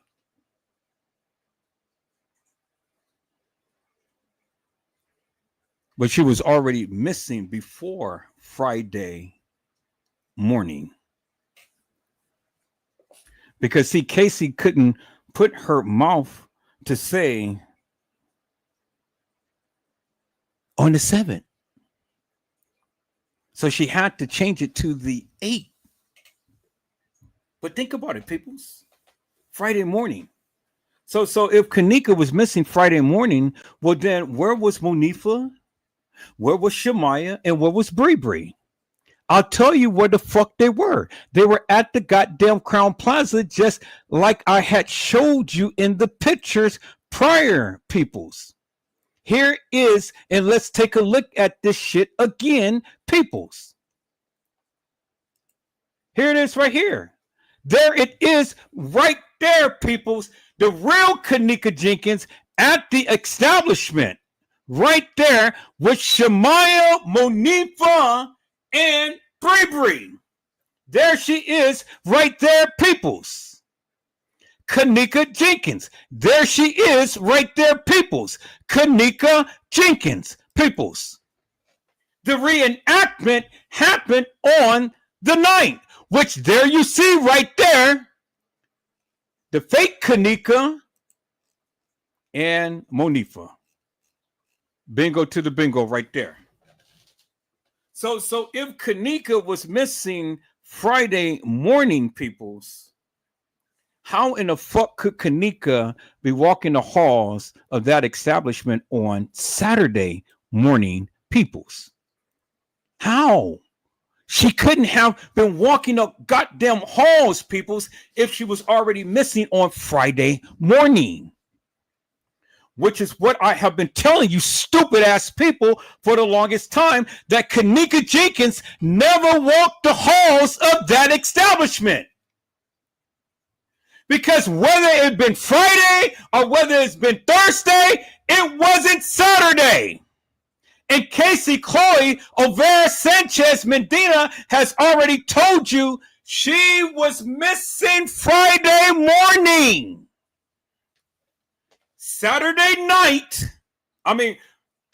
night into Friday morning, which Thursday night is what? The 7th.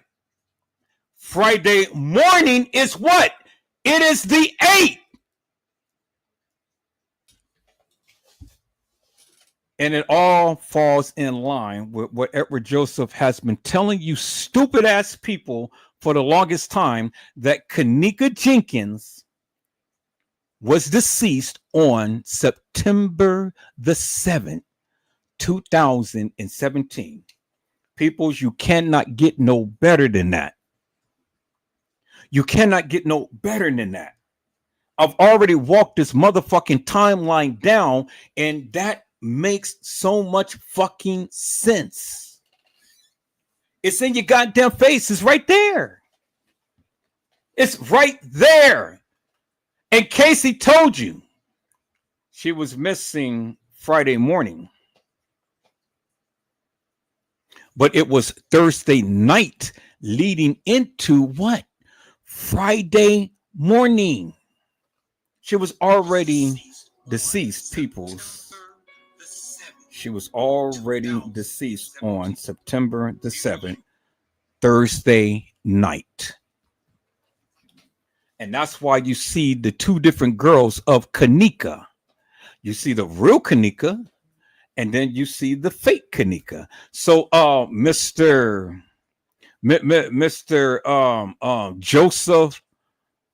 Joseph, whatever your last name is, P. Rico, motherfucker. Now watch this goddamn live and learn something, sucker. Because I've told you it was a real Kenneka and it was a fake Kenneka. And that's why you have the real Kenneka at the establishment on the 7th.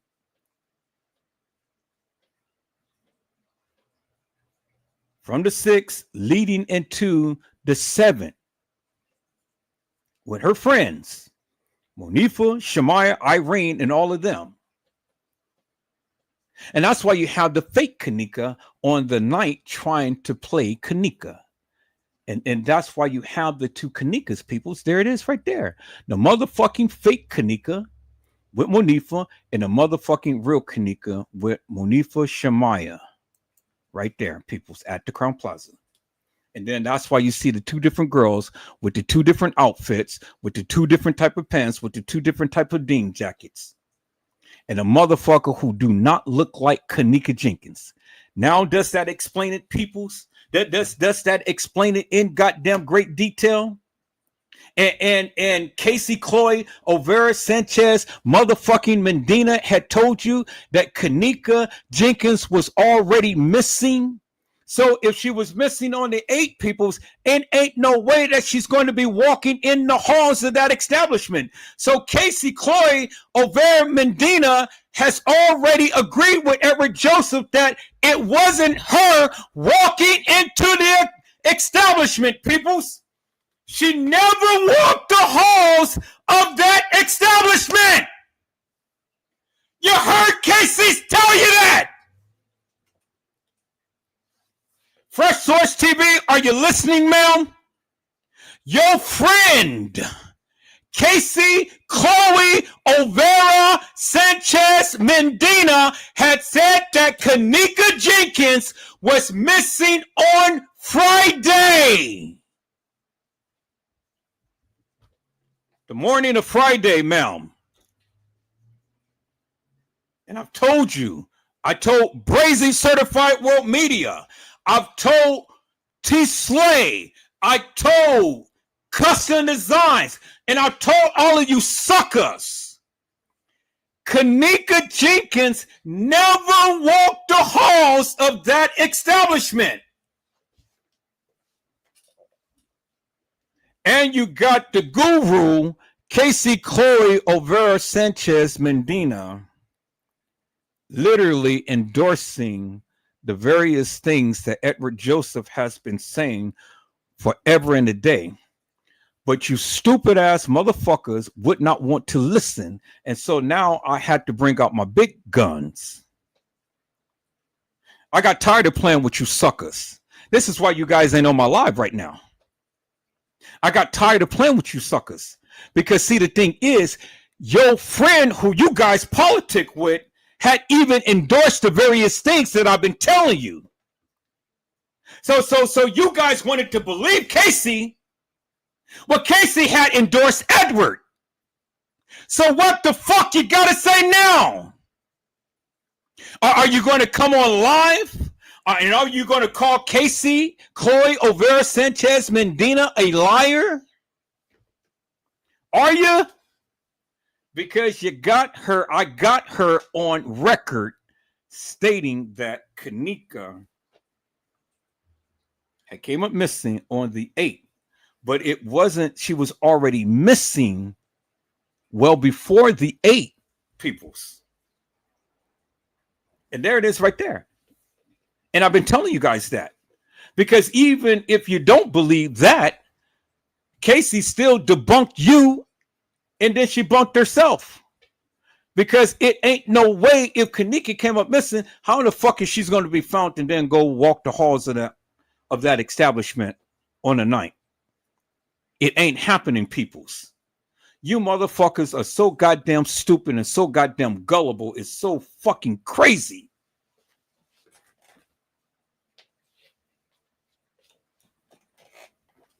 Peoples, don't play with me. Because I will make mincemeat out of your ass. There it is right there. That is all of the proof and truth that you need. But I'm going to still find that video of Kenneka's auntie telling you guys that she was missing. I got the post. I got the video. And that was why they had did the family statement that Kenneka Jenkins came up missing more than 36 hours after the family made a missing persons report. Because it was at that particular time is when they made the missing persons report. You stupid ass suckers.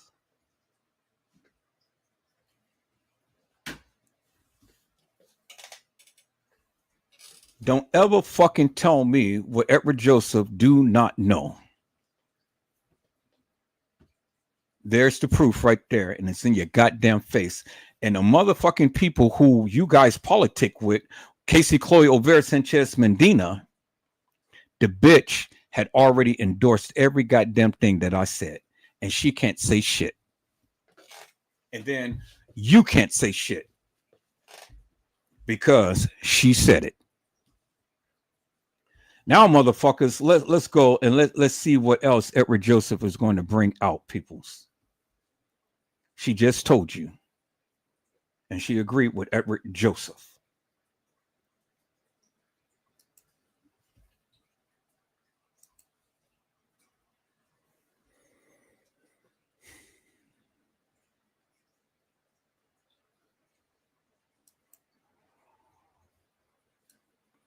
Let's look at this live right here and see what's happening here.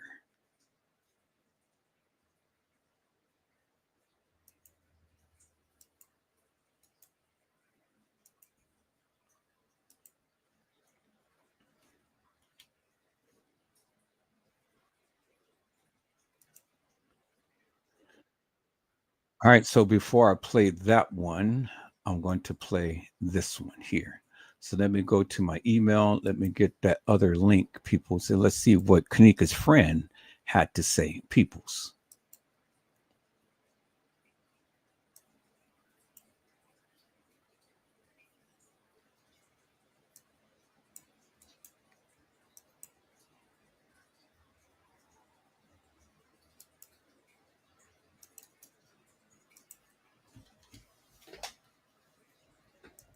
All right.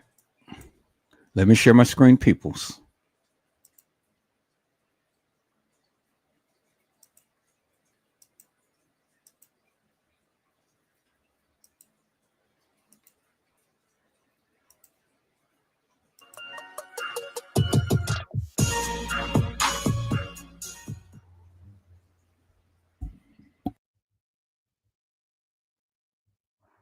If you don't know what you're looking at, turn your screen like to the left, or as if you're watching a YouTube video with the full screen, and then you'll see it. So when Kenneka was turning the hallway, and it looked like somebody was grabbing her, you can clearly see somebody was grabbing her.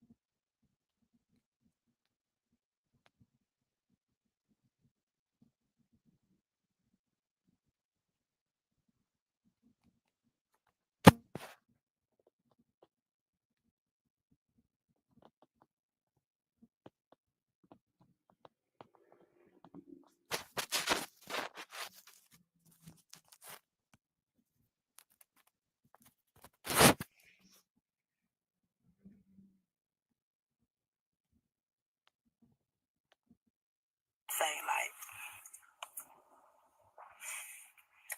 I'm dead fucking serious. Like, I just wanna, like, excuse my hair, whoever I'm here. Excuse my hair, cause but I'm trying to wait till these little views come in, cause I'm not understanding a lot of shit. Literally, like, I'm really not understanding what the fuck going on. What's wrong? No, it's not. It's like, it's just a problem. I got a problem with a lot of shit that's just been going on Facebook, bro. Like, y'all ass ain't right. A lot of y'all ass ain't right. I feel like everybody on Facebook, I can't eat, I can't sleep. Come back. Like, you ain't deserve. I miss my friend. You don't deserve it. Where you at? Where is you at? Motherfucker pop up to 1, 2 events. Motherfucker ain't even show up at none. Some of y'all ass is wrong, G. Y'all wrong. And y'all literally sitting here trying to settle for her being gone, bro. That shit ain't cool, bro. On no type of level. And I don't got no respect for none of y'all ass. How y'all gonna cherish her on Facebook but not in real life, bro? Not in real life, bro. That shit fake as hell. Every motherfucker can drive out the Rosemont for a hotel party. Motherfucker can drive out there for a motherfucking protest. Motherfucker trying to get justice. Y'all is out there for hotel parties, but y'all can't come out there to help get justice for a motherfucker y'all wasn't watching over, bro. That shit ain't right, bro. And I'm feeling some type of way, and I feel like y'all ass ain't real. Ain't nowhere in here y'all real. And can't no motherfucker say, I ain't had no ride, no transportation. Motherfucker even ordered a bus, bro. Motherfucker ordered a bus for every motherfucker to get out south. Motherfuckers that came and ordered buses, bro, on the school bus. Ordered a school bus for a motherfucker to get to A to Z, bro. Y'all ass ain't trained. A lot of motherfuckers that was there, I swear to God, this lady told me she came from Vegas, bro. She came from Vegas to join the protest, y'all. And y'all is from the area, in the area, know her personally like this. And ain't that, bro? And then motherfuckers friends, best friends. Y'all friends. Y'all ass was around her more than us at the end. I ain't even gonna fly as y'all was. Only reason I wasn't hanging with her like that is because I didn't fuck with you hoes. That's how I'm gonna tell it. I really didn't fuck with none of you hoes. That I don't know y'all. I don't kick it. I'm 1300 twice. No new bitches at all. I don't settle for new bitches at all. And I really wish she never met you hoes, see? Cause y'all ass ain't there, bro. I don't give a fuck who you on tour with. I ain't even gonna lie. I'm gonna give me for her props. She came to 2. You came to 2. You got locked up for me though, bro. I ain't gonna lie. You came to 2 events, you got locked up. Despite what motherfuckers saying they was gonna do to you, you still took that risk and you made it there, bro. I bet y'all, cause my dad just called my phone. The rest of y'all didn't even pop up, bro. Didn't even pop up, and y'all wrong as hell. But I ain't gonna lie. Nifa, Nifa, what I gotta say to you, I'm gonna inbox you because, you feel me? You feel me? I'm not gonna do this on Facebook. I'm not gonna, you feel me, throw you under the bus because I ain't even that type type I am. You know how I come for you, bro. But I'm just saying, like, the shit just wrong, bro. Like, y'all ass ain't wrong. Y'all ass is wrong, bro. Y'all ain't coming how y'all supposed to. Motherfuckers drove out there for that hotel party. But I ain't gonna lie, you'll see their faces one time, bro. Some of y'all ass didn't even come, not even one time, bro. Like, that shit irritating as hell, and it's really bothering me, bro. Like, cause we need y'all, like, to come through, bro. Y'all ass ain't coming through. Motherfuckers sit on Facebook, make status back to back. Just talking about they can't eat, they can't sleep. I ain't see you hoes shed a tear. See, if you want to be real, I ain't see motherfuckers shed a tear. Y'all seen her mama, see how hurt she was, bro. Y'all seen that shit. Of course, the sister gonna snap off and, ooh, my sister better come the fuck. That's literally natural, bro. That shit gonna happen, bro. You gotta let a motherfucker like this, bro. You gotta let a motherfucker get that shit out. Don't take that shit to offense, bro. Don't look at her, you feel me, as if like, bitch, you ain't talking to me. You supposed to go look for y'all friend, bro. I'm just gonna be real, like y'all ass ain't real, bro. I don't want to even see y'all motherfucker post talking about something. Y'all miss her, y'all love her, y'all need her, like none of that shit, bro. Don't put none of that shit, bro. Cause I ain't gonna lie, I'm ready to set it up. I ain't even gonna lie. I'm ready to get it to it. I ain't with any motherfucker up on this Facebook shit, I'm ready to get it to it. I don't give a fuck you call me sus. Bro, we was cool, we conversated, none of this shit, ain't trying to hear none of this shit, cause y'all ass wrong, and y'all fake as hell on my grandma's grave. I'm laying up there, and y'all fake as hell. Drove out here for a hotel party, y'all ass can't drive. Just out here for a protest, bro. For a protest, my motherfucker trying to get down on us, bro. Trying to make it seem like, you even she was by herself, and y'all know she wasn't by herself. Right, y'all was down. Exactly. Y'all was down. And then the problem was, motherfucker lied about how long they left her in this house. Let me say this real fast. I think she real. Zari Walls, she real. because she said, "What I have to say to you, Monifa, I'm going to message you." She ain't trying to get caught out there. She ain't trying to start no beef for fame. So, yeah, she real. About off that statement alone, I know she real. But let her finish what she was saying. Always, G. If it was 2 minutes and it was quick, as y'all said it was, motherfuckers say it's their story and they stick it to it. If you feel me, if it was as quick as y'all seeing, how the fuck she get from one floor to another just dangling in the highway? If y'all was really looking for a motherfucker, bro, y'all would have bumped into her because she wasn't walking that fast, bro. She wasn't walking that fast and I'm feeling some type of way. And I ain't finna bite my tongue for no bitch. I don't give a fuck who my friend. I don't give a fuck who fuck with me neither. Fuck, that's all I'm saying though. Y'all ass ain't real, bro. And I wish I was dead and on my grandma, I wish I was dead. Because one thing we always said, no one gets left behind. I don't know what the fuck went wrong that night. I ain't even gonna lie, I don't know what the fuck went wrong. I don't know what y'all ass was thinking, what y'all ass popped, what y'all was drinking. I ain't trying to hear none of that shit. Like, ain't nowhere here you finna tell me Nene like that liquor did Nene like that, G. Like, you drink liquor so much to the point you get sleepy, you get tired, bro. She wasn't tired, she was moving, you feel me? She was moving how she was moving. That ain't Nene, bro. I swear to God, and I know she ain't popping no pill though, because a pill ain't finna let no liquor beat you, bro. It ain't finna do that. Like, I just feel like y'all ass know some shit. Every motherfucker on this motherfucker know some shit. Every motherfucker at that party knows some shit, but y'all ain't saying shit. But it's cool though. It's cool though. Motherfuckers think they And gonna see, miss all. let me just say this. That's why she wasn't at that party. Because they don't want nobody real like her at that party. You see what I'm saying? Fake recognize real. So that's why she wasn't there. Real recognize real and fake recognize real. All these protests and pop up at a funeral, we're gonna pop up in the funeral and get y'all ass popped. on my grandma grave. You thinking you not gonna come to no protest? You think you gonna come to that funeral, bro? Especially Irene, bro. Don't think your ass gonna walk up in that, bro. Oh, my grandma's going up with Irene. I'm not playing, bro. I don't give no fuck what nobody say. Now, please understand that I've seen Kenneka tag them and them tag Kenneka way before she died. These are people that knew her personally. These aren't just people like me and other YouTubers just talking about the case. These are people who knew her personally. And you heard what she said. She said, "Ain't nobody, ain't no pill, no liquor is going to do her that way," and she wasn't popping no pill or anything. You know, ain't no liquor going to overcome a pill. And then she already told you that's not Nene. That wasn't her. She just told you that. Let's rewind this back. Y'all need to listen to this. I already know some shit, but y'all ain't saying shit. But it's cool though. It's cool though. Motherfuckers think they And gonna see, miss all. let me just say this. That's why she wasn't at that party. Because they don't want nobody real like her at that party. You see what I'm saying? Fake recognize real. So that's why she wasn't there. Real recognize real and fake recognize real. All these protests and pop up at a funeral, we're gonna pop up in the funeral and get y'all ass popped. on my grandma grave. You thinking you not gonna come to no protest? Think you gonna come to that funeral, bro? Especially Irene, bro. Don't think your ass gonna walk up in that, bro. Oh, my grandma's going up with Irene. I'm not playing, bro. I don't give no fuck what nobody say. Now, please understand that I've seen Kenneka tag them and them tag Kenneka way before she died. These are people that knew her personally. These aren't just people like me and other YouTubers just talking about the case. These are people who knew her personally. Y'all about to walk up in this funeral and it's just gonna be on back. You see me? Don't try to support at the end, bro. You gotta go from beginning to end. It really ain't no answer. Nah, I had that shit on my cousin. It'll be a must for me to, you feel me? Make it to every protest, every event, with you. Every event. Me and Nene ain't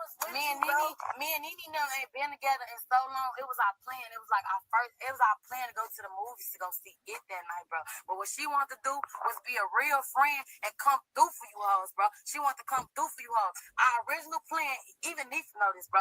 The original plan was to go to the movies to go see it. Y'all really want to be technical, bro. But the motherfucker kept calling her phone. You bogus as hell. You ain't coming to my hotel party. It's my birthday. Ooh, all now your ass bogus as hell because you ain't coming to protest for her, but she bogus because she ain't coming to your motherfucking hotel party, bro. Now, see, she said the original plan was for her to go to the party, or go to the movies to go see it. But she said that Irene kept calling her and kept calling her and kept calling her. You're not going to go to my party? Woo, woo, woo. But it's funny.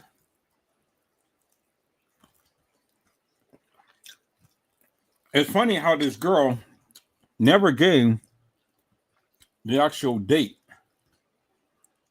when Kenneka was supposed to have been going to the movies with her. Because let's keep in mind, peoples, Casey Olvera Sanchez Medina said that Kenneka was missing on the 8th. You heard that. That's what she said. So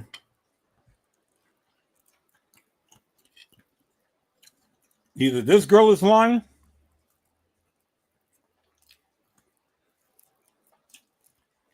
or either Casey is lying.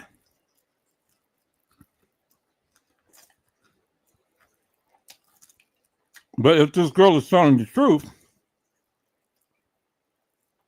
then the main question becomes what day was she supposed to be going to the movies?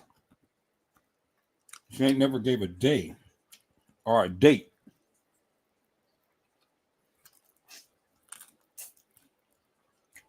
See, how she ever gave a day or a date, then that would have clearly just cleared up everything.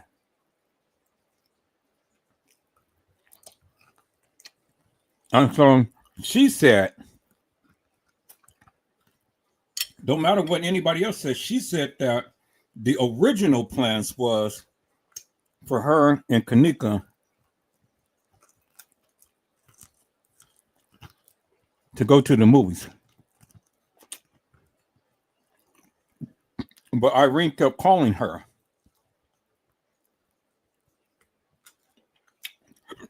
And saying, well, you're not a real friend, you're not this, you're not that. So the question is simply this right here. Why was Irene pressing Kenneka to come to her party so bad?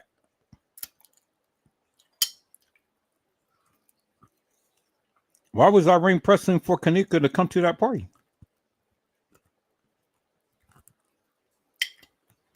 So you got to read between the lines, peoples. The young lady just told you the original plan was for her and Kenneka to go to the movies. But you heard what Little Bo Peep had said. And Fresh Source TV had said that Kenneka was planning this months beforehand with Irene. So why at the time to when the party was supposed to come on, did Kenneka decide that she wanted to go to the movies instead of the party? Yeah, it's the reason why Irene would call her, because Kenneka was planning this with her for months ahead of time. So there's your reason right there why Irene would continue to keep calling Kenneka. But the thing is simply this. Why would Kenneka, instead of wanting to come to the party, want to go to the movies with this young lady here? That's the question. What transpired between Kenneka and Irene that Kenneka just totally just wanted to make some other plans? And see, that is what the people are not asking.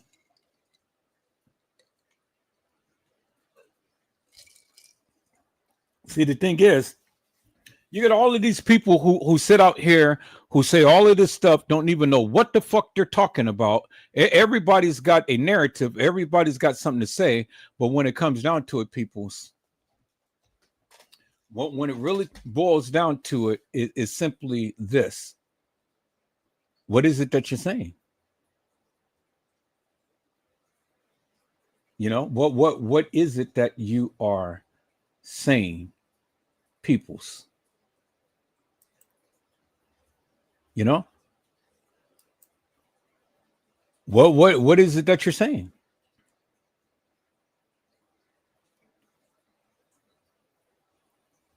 See, this is why I love doing what I do, people. I said this is why I love doing what I do, because see, now we get into the nitty-gritty. Now we're getting to a greater understanding of some things that the people did not understand.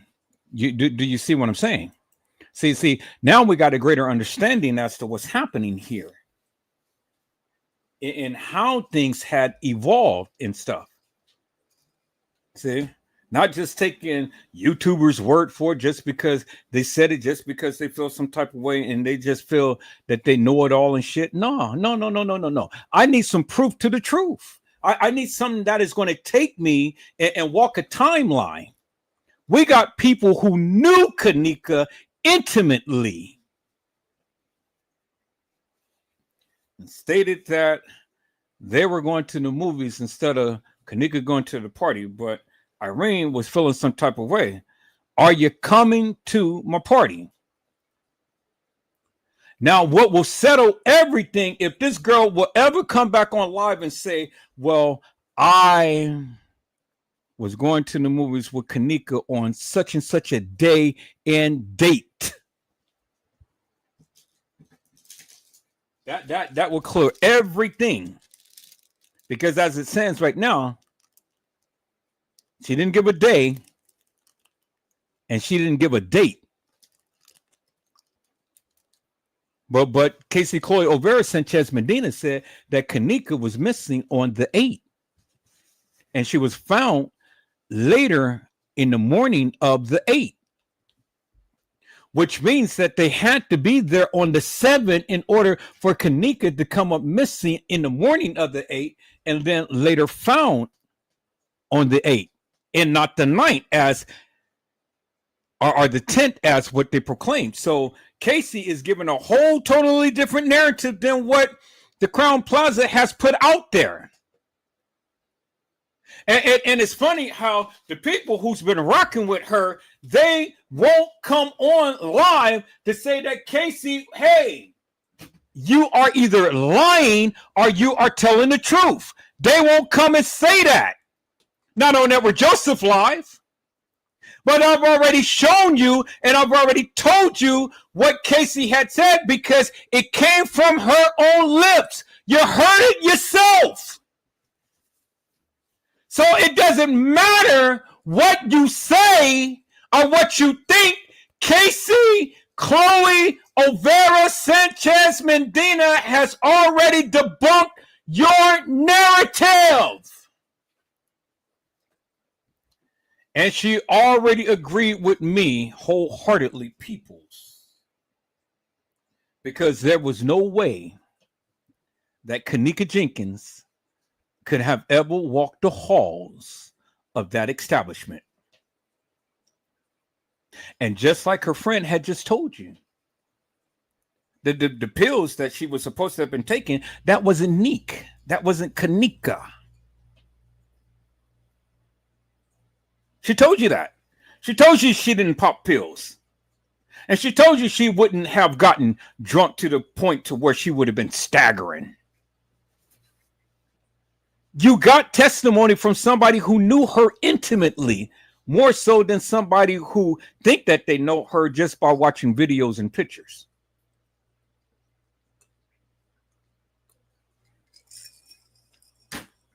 And the girl told you herself.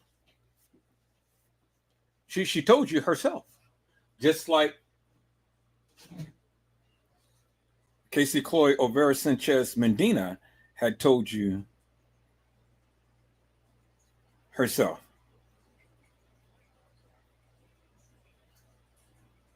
And so I see Shakia is in here. I see Shakia is in here, and that's Casey Chloe Olvera Sanchez Medina. And so, ma'am, I'm telling you, Shakia, you better keep your mouth straight and keep your text right and stuff, because the next time you chime out with this bullshit and nonsense, I'm gonna eject your ass from here. Now, I'm gonna allow you to stay in here and stuff, but be respectful to my channel. I'm not gonna allow you to disrespect me on my channel. Is that all right? So come again with that bullshit and nonsense of what you had said when you had deleted your message, and I'm going to eject your ass. Now, I don't give a fuck if you watch Trey Gay or whoever the fuck. Now, if you got something that you want to add to this case, well, come on and be my guest. But don't come into my chat and stuff starting up all of this bullshit and madness. Is that all right, ma'am? This is your final warning. The next shit that you come off out of pocket with anything that you say and stuff, I'm gonna eject your ass.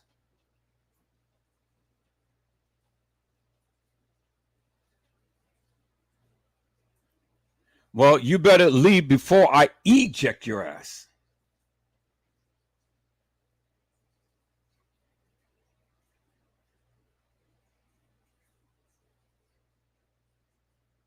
Now, don't come up in here and tell me what I can do or what I need to do and stuff. And thank you, Mariah, for blocking these motherfucking texts and shit.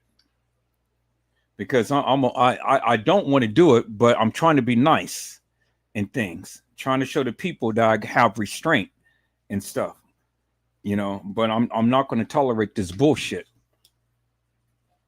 All right, so as I said, peoples, you already heard the young lady said that they were supposed to be going to the movie, so she could have shut all of the innuendos and all of this shit down had she gave a date as to the day and the actual date of when they were supposed to be going to the movies, because she knows Kenneka intimately more so than any of us, but she never gave a date or a day. And then according to Casey Chloe Olvera Sanchez Medina, Kenneka came up missing on the morning of the 8th, and she was later found on the 8th. Well, that's contrary to what the narrative of what Crown Plaza has put out there. That totally goes against every goddamn thing that any of you YouTubers has ever even spoken. And Casey Chloe Olvera Sanchez Medina had said that. You heard it from her own lips. So what? Are you guys going to call her a motherfucking liar? And the people who's been politicking with her forever and a day, God damn it, you heard what the fuck she said. So are you going to get on my goddamn live and call the bitch a motherfucking liar? Or are you going to kiss her smelly ass and still protect her ass and stand up and go with what she was saying?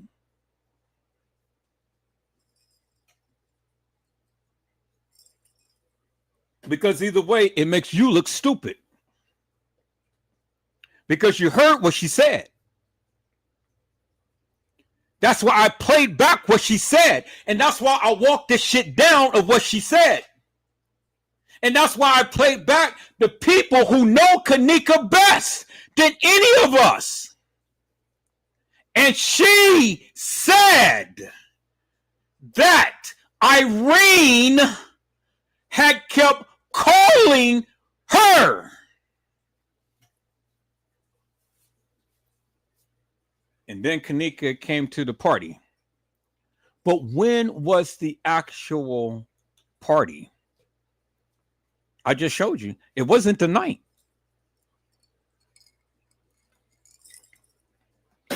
Because I just showed you the motherfucking girl who played Kenneka in the bathroom with Monifa. I showed you the attire. I showed you the two different girls, the real Kenneka and the fake Kenneka. And the people kept telling you it's a reenactment. They reenacted what had actually happened to Kenneka. And Casey Olvera Sanchez Mendina literally agreed with me, peoples, because she said Kenneka was missing on the 8th. You heard what she said. She said the morning of the 8th. But Kenneka was already missing on the 7th because her auntie had said that she was missing and was calling out all on Facebook, Twitter, Instagram, YouTube, and everything, trying to look for her niece, Kenneka Jenkins. Y'all remember that? Oh, you motherfuckers forgot about that. I haven't forgot because I've been trying to tell you, stupid ass, for the longest time. That was the first missing persons report. Because in the case files, it says that Kenneka Jenkins was missing more than 36 hours after the family made a missing persons report.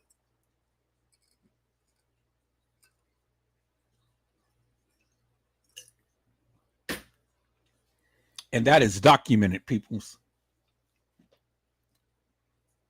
That is the truth. That is the proof. That what was said, that what was done. Kenneka was missing on the 7th. And then you all agreed that Kenneka last postings that she ever made on any type of social media was on September the 7th. Which is what I have been trying to tell you guys for the longest time. And now my proof have shown my truth. And you motherfuckers cannot debunk it.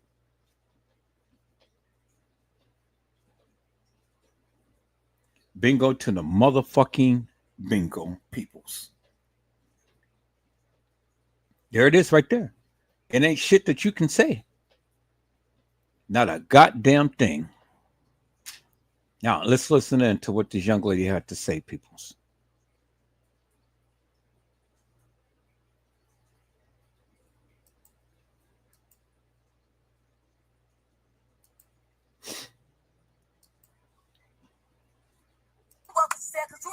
So that's proof right there that Kenneka really wasn't even just trying to go to it, but I guess they tried to make her feel some type of false guilt for not coming or something. Now, you see, you heard what Tiffany Ripper said. That is proof that Kenneka did not want to come to the party. But they tried to make her feel guilty, and she went on and came anyway. So it is fair to say that Kenneka was feeling some type of way. It's fair to say that Kenneka was feeling some type of way. Because if she wasn't, she would have just, okay, well, no, my friend, we're not going to the movies. I'm going to Irene's party. Tiffany Draper just told you, peoples, Kenneka was feeling some type of way. See, this is the type of juicies that all of these other motherfucking YouTubers should be bringing out and should be trying to explain in things. And so instead of going over this fictitious, hilarious, nefarious timeline that they've been doing forever and a day, this is the type of shit that they should be doing and showing and building up and leading up to their narrative. But only Edward Joseph is doing this. These motherfuckers ain't doing what I'm doing. They can't. Because they don't know what the fuck that they're talking about. Period.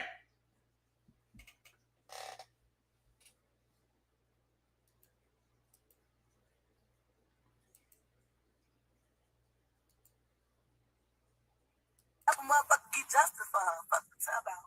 Motherfucker be real loud, petty as fuck. And you the reason why the fuck she came to the hotel anyway. Cause she supposed to went to the movies with us, baby. You ain't gonna fly.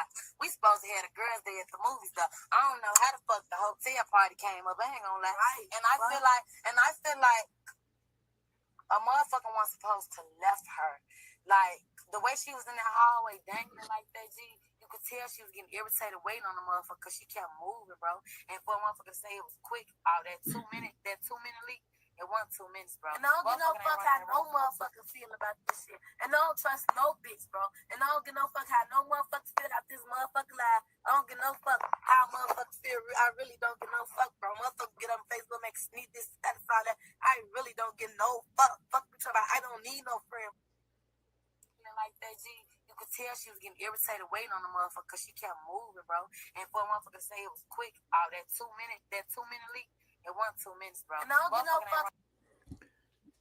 She just told you that it wasn't 2 minutes. They said that they tried to. They pretty much said that they were saying that pretty much that she was. They was trying to say that she was in the hallway. They just came in, just get the keys and the cell phone and stuff come out. She said that it wasn't no 2 minutes, peoples. These are girls who know Kenneka. So it doesn't it doesn't really matter what you fucking YouTubers say. These are people who know her intimately, that is speaking on her, that is telling you. So it doesn't give a fuck what Cassie Olvera Sanchez Medina has to say and how she feel, because the bitch don't know Kenneka. You motherfucking YouTubers don't know Kenneka. Not like these girls. You don't know her.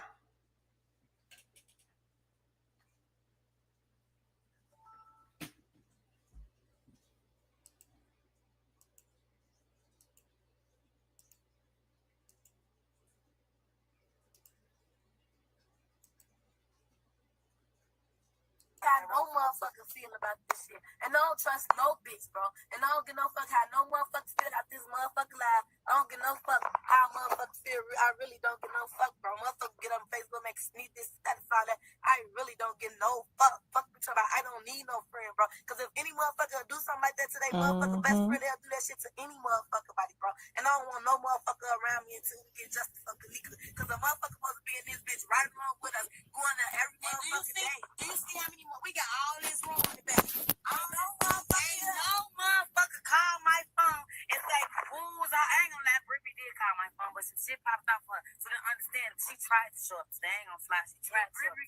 Like, you feel me? Like, that shit ain't, that shit don't sit right with me, bro. So for y'all trying to say that Kenneka was Bree and all this foolishness, you could tell by that video, I'm debunking it in 10 seconds or less, where she was talking to somebody in the background named Bree.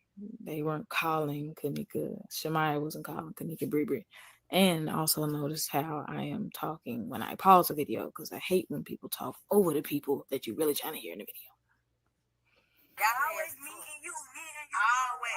I called TT phone 30 times. I had school today. I got out of school at 7:15, bro. Oh my grandma, I got out of school at 7:15. And what I do, I went right to go get TT because I didn't want to go by myself, you know, because when you go in that parking lot, you be scared because it be dark outside and shit like that. I went right to go get TT in Paris, and what we do? Justice for Kenneka, shit like that all day long. Motherfucker, what's going on? Every day, bro. Every fucking day, bro. Every day. You would think she was our best friend, how we out here, bro. You would think we was with her every fucking day, bro. You would think we was at that hotel party with her. We be in this bitch like it be a road trip on my mama. Snacks and everything. All type of shit. For real. Every day, bro. Every fucking day, G. Like, y'all ass ain't right. It's snacks all in the back seat. We don't do no fucking around. The support and the love is real. You hoes, it's fake, G. On my grandma grave. Don't cherish her on Facebook if you ain't gonna cherish her on reality. Don't give no fuck how no motherfucker see it. Motherfuckers say what they want to say. I cannot get. Dang, it went back to. Dang. How it just got out of that video and then went back to what the. Oh well, y'all, but y'all saw her name. I was gonna try to get the page for y'all, but make sure y'all try to support her. She's a real one, and whoever was talking with her in the video is a real one too.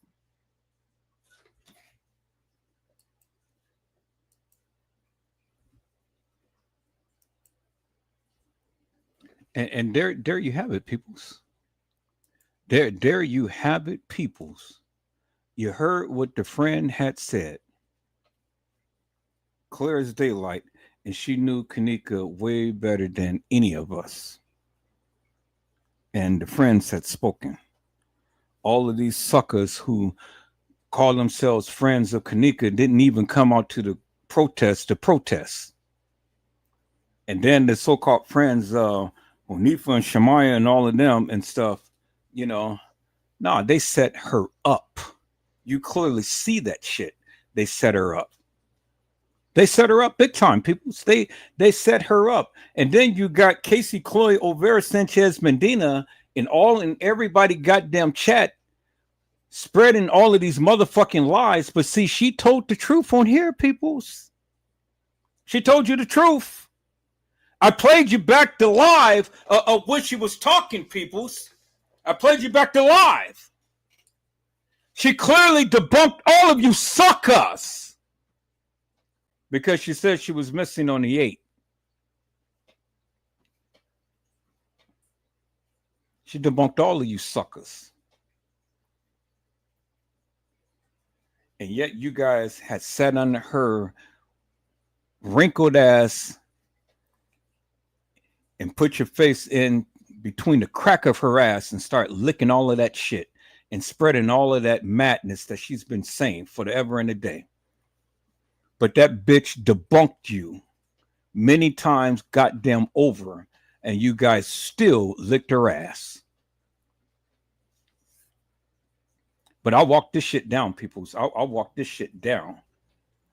I've literally walked this shit down. And I've shown you and I've told you, peoples, unequivocally and undeniably, peoples. I've shown you and I told you.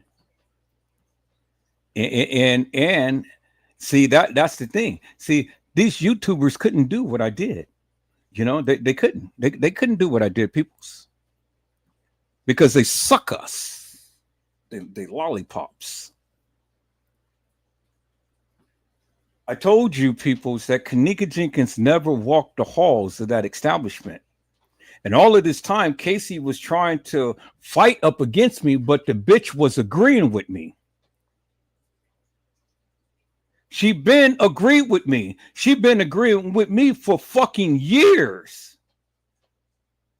And she was agreeing with me so goddamn hard that she had to go and spread all this salacious madness about me because the bitch knew that I was telling the truth. And all of you suckers that came under her and around her and still was with her and stuff, y'all start to spread all of this stupid madness. But I tried to educate your stupid ass and tell you Kenneka Jenkins never walked the halls of that establishment. But you didn't want to fucking hear me. But you heard me tonight, suckers. You heard me tonight, sucker.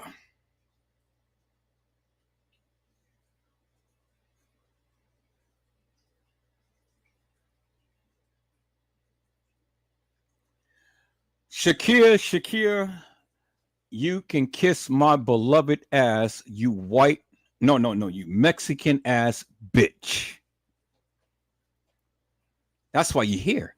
Because see, I'm on your ass, Cassie Chloe Olvera Sanchez Medina, and I'm on all of your people's ass.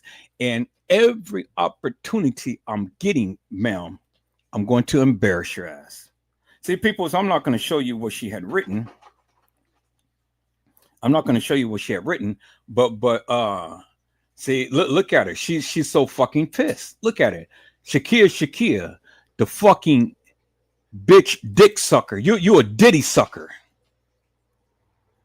You lick pussy, bitch.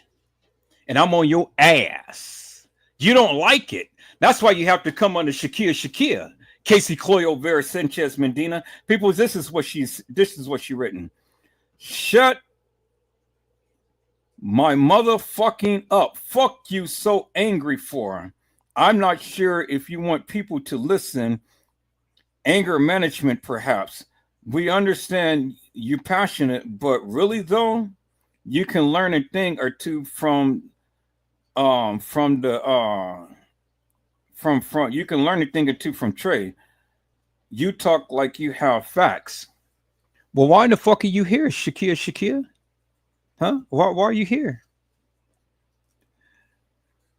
I really don't give a fuck about Trey, and I really don't give a fuck about you. Why are you here? Why are you here? You're here because I'm talking about your ass. You're a sucker. You're a dick sucker. You're a pussy licker. That's what you are, Shakia.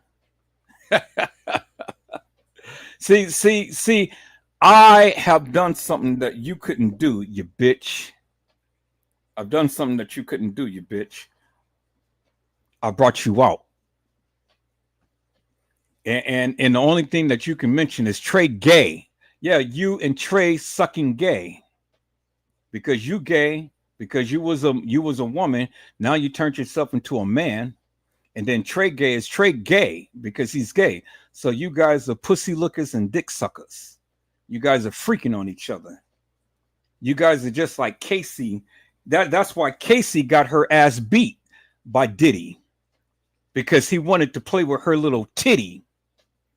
And he didn't have pity. And so he said, pow! And he knocked the shit out of her ass. Did he knock the shit out of you, Casey? Chloe, Olvera, Sanchez, Mendina? Did all of those suckers knock the shit out of your ass? Bitch. All right, peoples. Now, let's go and let me share my screen, peoples. I ain't got time to be dealing with this bitch. I got to stay focused. Now, let's go to my other live, peoples. And then I'm going to fast forward to this part right here.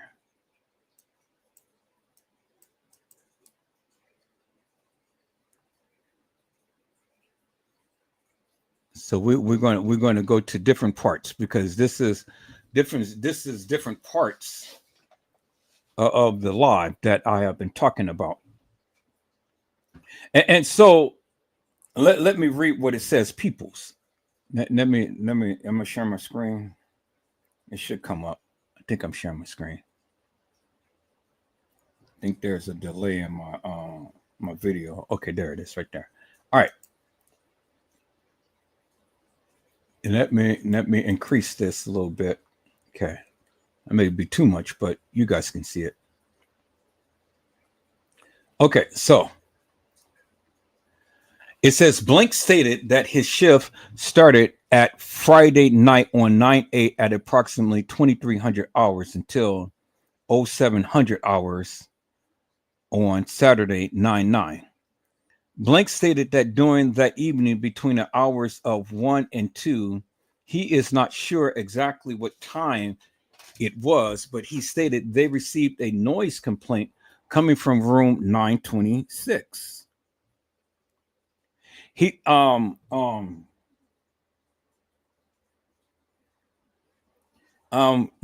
block this bitch. Blink stated that during that evening between the hours of 1 and 2 hours, he is not sure exactly what time it was, but he stated that they received a noise complaint coming from room 926. He stated that when he got up that elevator, while he was approaching the room, he was asked by two male blacks, approximately 22, 24 years old, were standing outside the room, and they asked him if something was wrong. He stated that they received a noise complaint from the room and that he needed to talk to the people in the room. Blank stated that he asked who the room was registered to, and the one black male stated it was him. Blank stated that he knocked on the door and a girl opened up that door, and he told them that they had to quiet down a little due to the noise complaint. He stated that he could smell alcohol in the room, and he thinks there was approximately 10 to 15 people in the room at that time. He stated, and let me see if I'm going to be able to play the rest of this. Right here, peoples. We're going to start off right here, and we're going to start off with Mr. Franz Cave. It says, I, Detective Roche. Now, I'm not going to go ahead and try to figure out the detectives' names and stuff. I give them all acronyms to their names and things. And so that's how I am going to approach it, peoples. Now, this is how I will call them. Now, you have everything on the screen. You can see it for yourself. You can read it for yourself. And however you want to pronounce their names is up to you, peoples. But these are the acronyms that I am giving for these detectives. Is that all right, peoples? Okay, so what we're going to do, peoples, we're going to start off the anniversary with Mr. Franz Cave interview. And it says, I, Detective Roche, interviewed friends at the Crown Plaza. Now, notice how they didn't give a last name, but they said friends. But we know him as Franz Cave. And it says, Blank stated that his shift started Friday night. Well, who is Blank? Well, it's got to be friends, right? Because it says interviewed friends at the Crown Plaza. So why are they redacting his name now? When they didn't have to redact it, peoples, because they've already told you who they're interviewing. And so let's go, peoples. It says, Franz stated that his shift started at Friday night, 9/8 at approximately 2300 hours to 0700 hours. Now, if you believe Franz, peoples, then you believe this cockamamie story that he's saying, that his shift started Friday night on 9/8. But I want you to see something in the other testimony of another person of the name of Shemaiah, who has given her rendition as to what happened, peoples. Totally different from what Franz is saying. But let's listen to what Franz said. Franz stated that during that evening between the hours of 0100 and 0200 hours, he is not sure exactly what time. Yeah, well, they're all not sure exactly what time, but they give you a cockamamie story as to the approximate time. So they'll throw some numbers out there, people. So let's just go with it. Okay, so he's not sure the exact time, but he said he is not sure what time it was, but he stated they received a noise complaint coming from room 926. 926, not 924, people. 926. So remember, Irene Roberts had stated that they were in 926 and they were partying over there. Because remember, she had mentioned in her live, come to room 926 and park in a parking lot. Okay, so now he stated that when he got off the elevator while he was approaching the room, he was asked by two black males, approximately 22, 24 years, were standing outside the room, and they asked him if something was wrong. He stated that they received a noise complaint from the room and he needed to talk to the people in the room.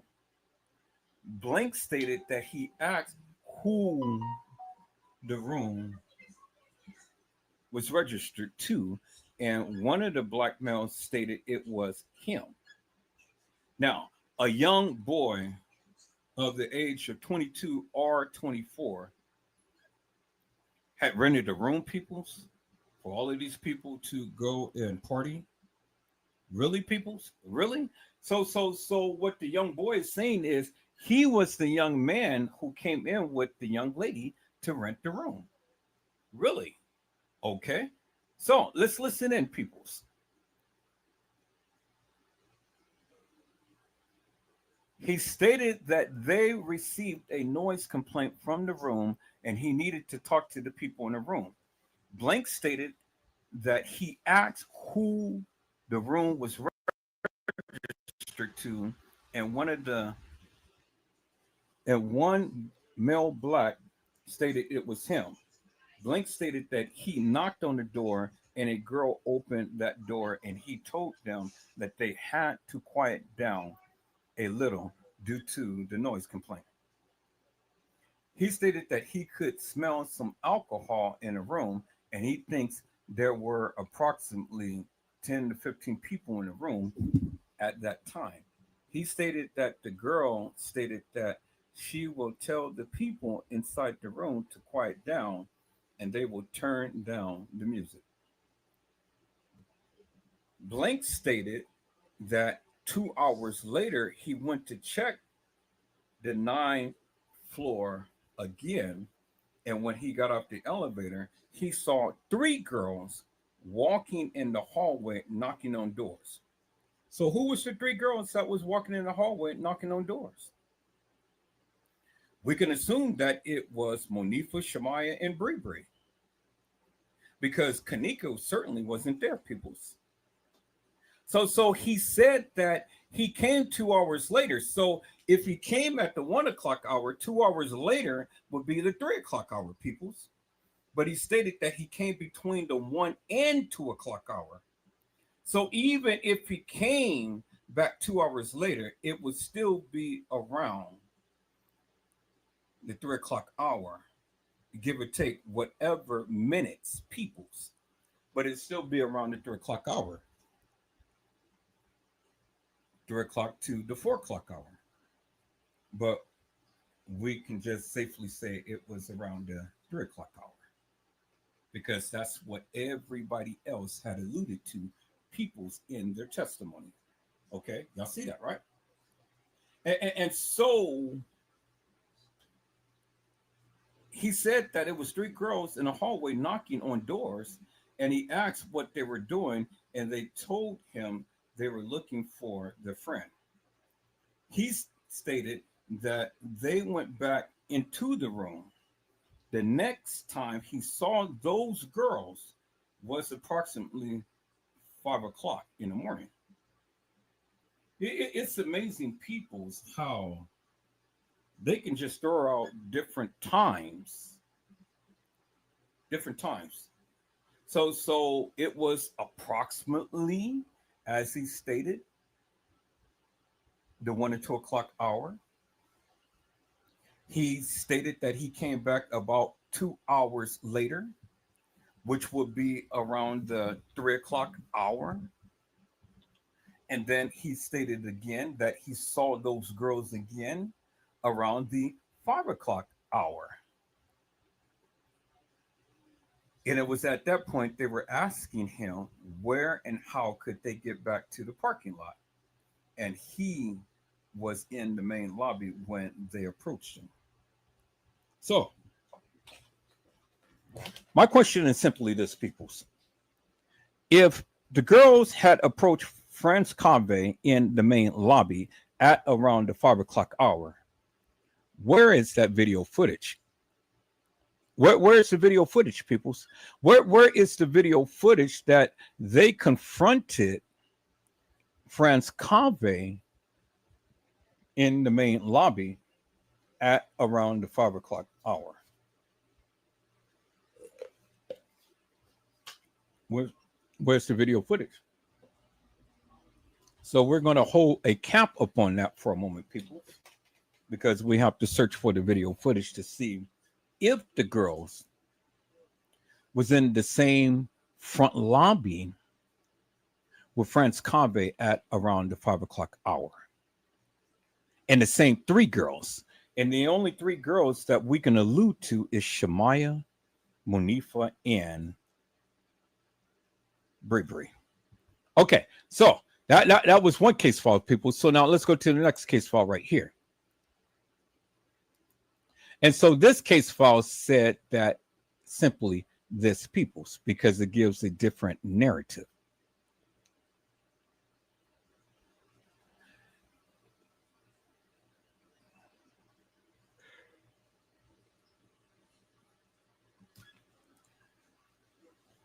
Let me see if this is what I want to go with next. Now, this is not the one I want to go next because this is the guy who pretty much was on the floor. And so let's go to this one right here. Okay, so this is the narrative that Shemaiah had gave. So Shemaiah simply said, this people's. Now, this is the detective. On Thursday, September the 14th, 2017, at approximately 1400 hours, Blank and his mother voluntarily arrived at the police department to speak with our agency. I, along with PIS, spoke with Blank and his mother in an interview room on the 4th floor of investigations to obtain a statement. So this is not Shemaiah and her mom. This is a male that was supposedly been at the Crown Plaza. And so he gave an account as to what he saw. Now, this is what he said. Blank and his mother in an interview room on the 4th floor of investigations to obtain a statement. The following is a summary, not verbatim. So my question is, why didn't they ever videotape it? Because that's customary to videotape the investigations, interrogations. They normally videotape it. Why didn't they videotape it, people? That's strange to me, but okay. So he said, Blank related to me that he was present that night in question, a party on the 9th floor, but uncertain of the exact room number. He arrived at approximately 2100 hours and left around 400 hours. He arrived with his cousin. The two of them were dropped off by a female that goes by the name of Cece. He doesn't know her real name, how old she is, or where she lives. She also picked them up when they left. When they arrived in the hotel room, there were about 8 people at that time. Quickly, other party goers began arriving in the hotel room. So far, this person hasn't been identified, peoples. All we know is that he was picked up by a person named Cece. Him and his cousin had attended the party, but he doesn't know exactly what room they were in, which is really remarkable to me. And he can tell you the approximate time he came and the approximate time he left, but he can't tell you the room number. All he knows is that the party was on the 9th floor. And he came with a girl named Cece. He doesn't know her real name. He doesn't know how old she is. He doesn't know where she lives. How convenient, people. So just a girl named Cece picked me and my cousin up, took us to a party. Interesting. Okay, so let's go. He said at approximately, and so here we go again with this approximate stuff, peoples. At approximately 2300 hours, So now as he's sitting there looking at his watch, he said Kenneka arrived with 2 female friends. So he didn't know Cece, but he knew Kenneka. He said at approximately 2300 hours, Kenneka arrived with 2 female friends. Kenneka did not appear as if she had already been consuming alcohol or anything for that matter. Throughout the party, all in attendance has been socializing with one another. From what he saw, there were alcohol and marijuana involved, but nothing further. He did not notice Kenneka talking to anybody in particular, nor did he observe anybody bothering her or following her throughout the night. Blank recalls hotel employees knocking on the door at 2 different occasions regarding noise complaints coming from that room. They agreed each time to keep the noise down, and staff never returned for the remainder of the evening. Blank only knew his cousin, Blank. Kenneka and her 2 friends, all others in attendance, he did not know or knew nothing about. So he only knew Kenneka and her 2 friends and his cousin. That's it. He didn't know nobody else. So that's key, peoples, and that's very important. This boy did not know no one else at that party but Kenneka, her 2 friends, and his cousin. And so since he did not know anyone, then my question is simply this for his testimony. Why would he lie? Why would he lie, peoples? Because see, he has no stake in the game. It's no reason for him to lie if he didn't know no one. Do you understand what I'm saying? He just came to a party with his cousin,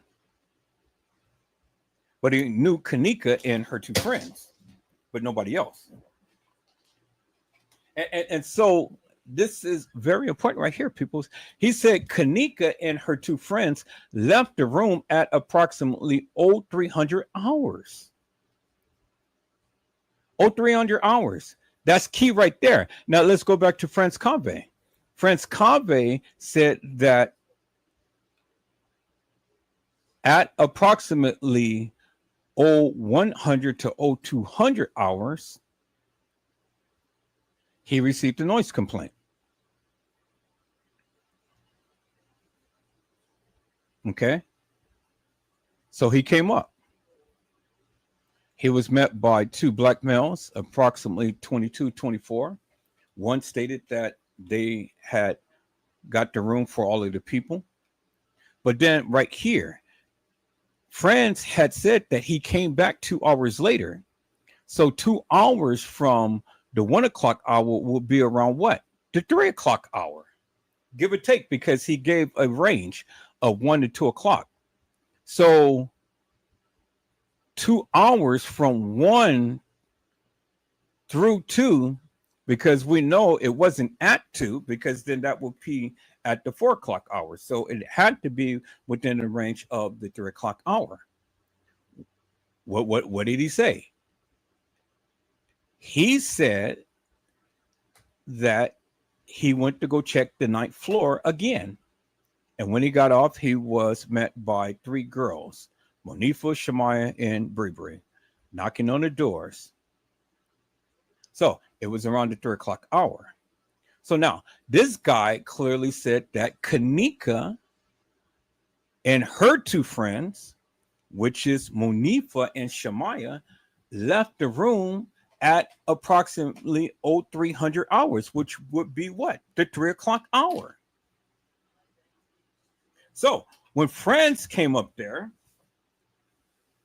and France could not find, France came up there friends basically said that the friends could not find their friend and that they were looking for.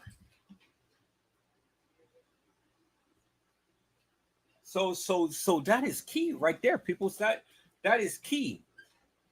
Friends said that he came back up 2 hours later, and when he came back around the 3 o'clock hour, somewhere in the 3 o'clock hour, the girls were looking for Kenneka. That's what friends said. But see, this guy right here that was inside the party put Kenneka and her friends out of the room at about the 3 o'clock hour. Do you guys see what I'm saying? Okay, so let's listen here. Blanks described Kenneka being intoxicated and high from marijuana, while the other two friends didn't even appear as if they were drinking at all. Immediately upon the three exiting the room, two of the friends returned.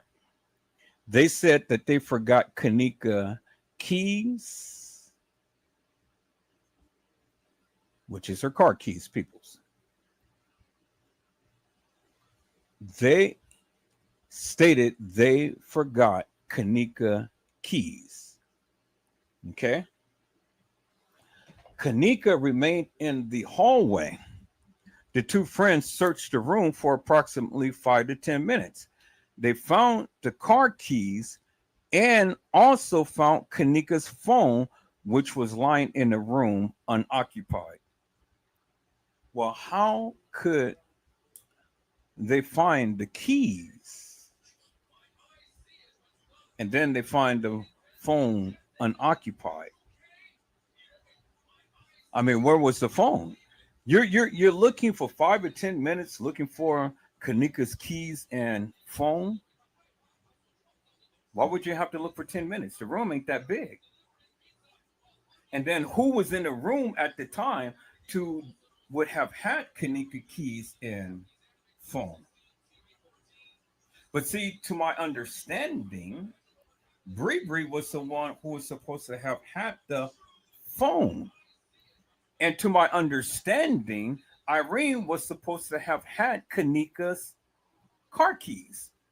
So this already sounds suspect to me, peoples, because again, if we really look at it and let's examine this really closely, Kenneka's cell phone was lying in the room, but where was it lying in the room? And it was unoccupied. So see, listen to what he said. He said they found the car keys and also Kenneka's cell phone, which was lying in the room unoccupied, meaning that nobody had possession of Kenneka's cell phone. Now that was around the 3 o'clock hour. That was around the 3 o'clock hour. Okay, so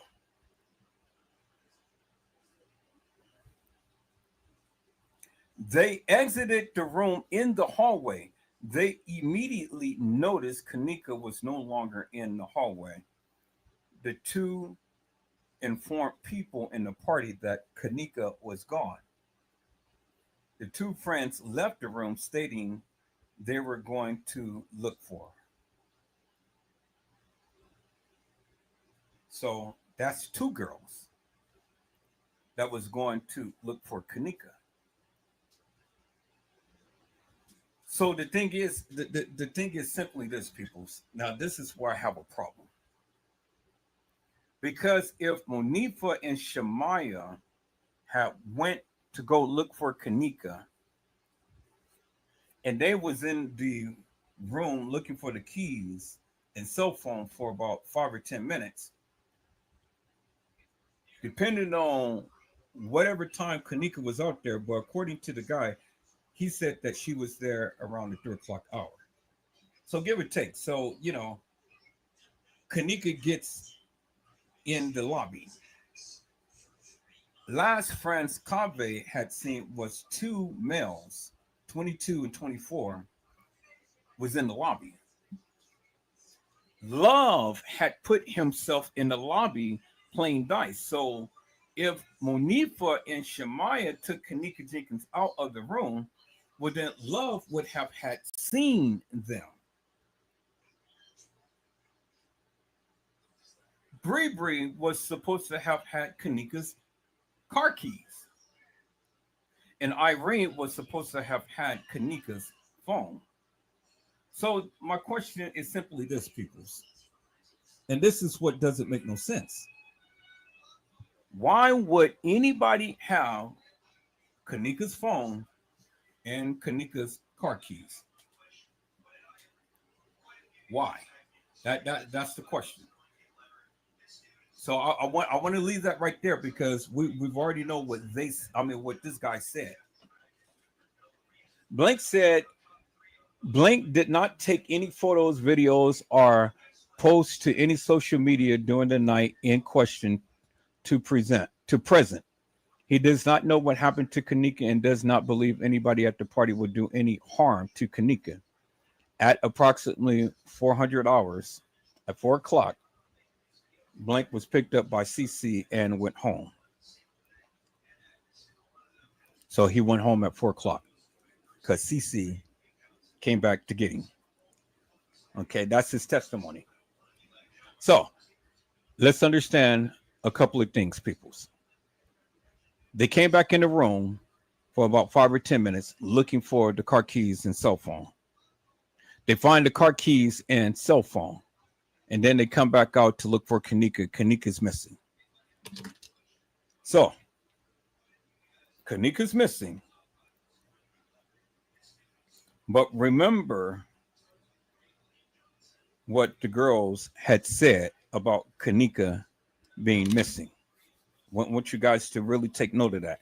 Remember what the girls had said about Kenneka being missing. Okay. Remember what he said, that they came back into the room 5 to 10 minutes to look for car keys and phone. And then they found it, and then they came out to the hallway. So at this time, Kenneka is in the hallway. All right, so let's go here, peoples. Okay, so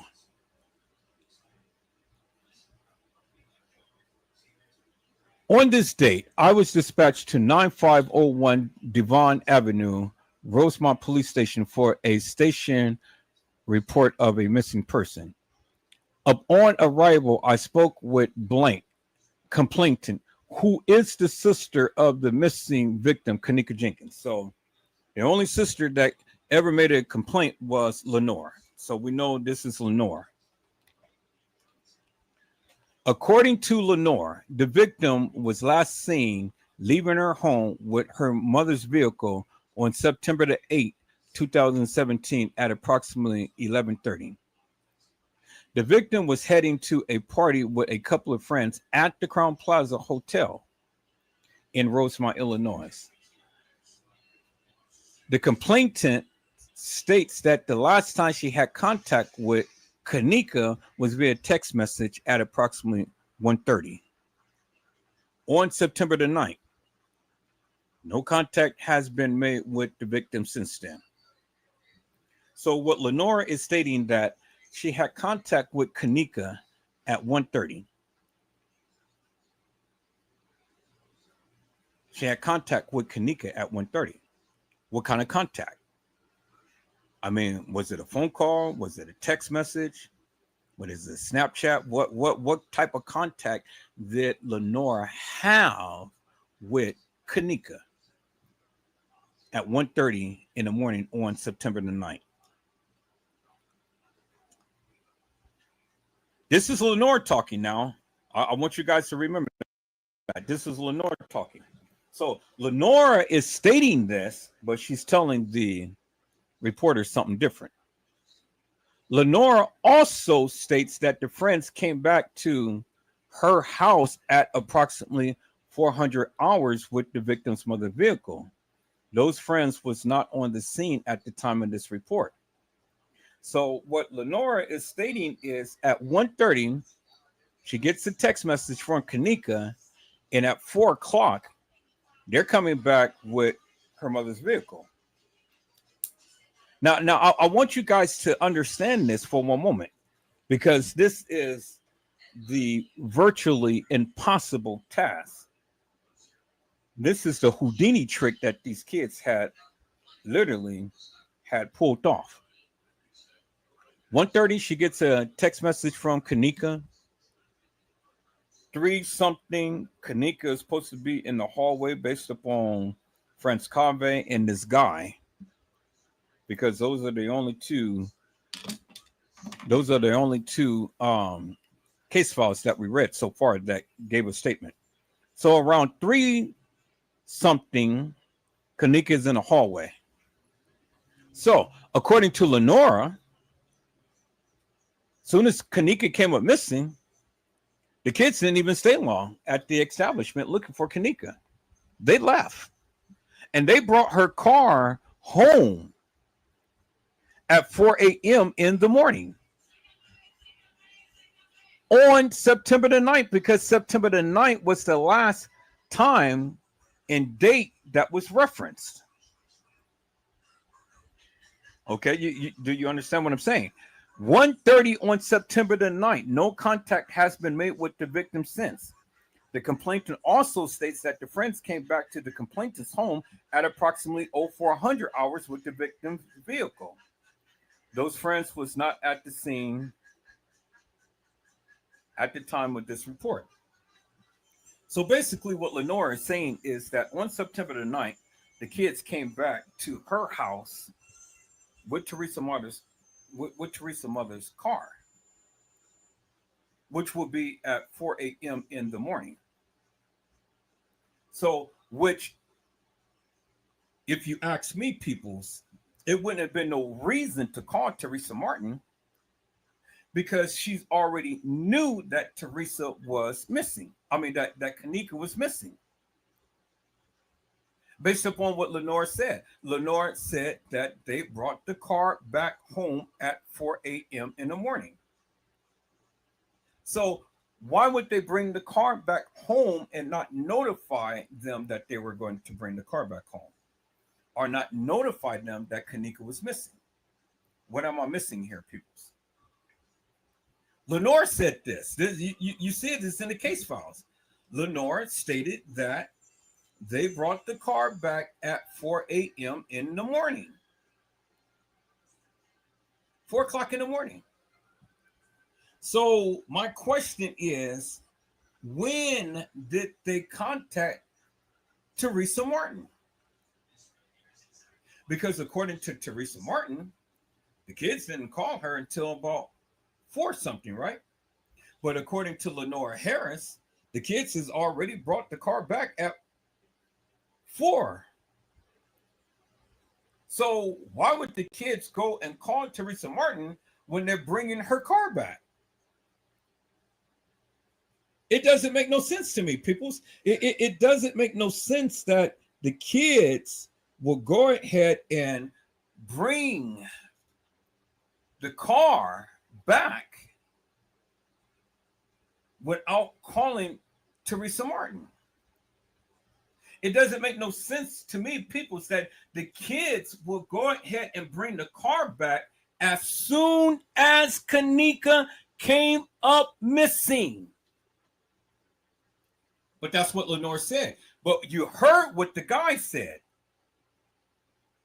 And you heard what Franz Covey said. They both put Kenneka in the hallway around the 3 o'clock hour. They both did. But at 1:30, Lenore gets a text message from Kenneka's phone.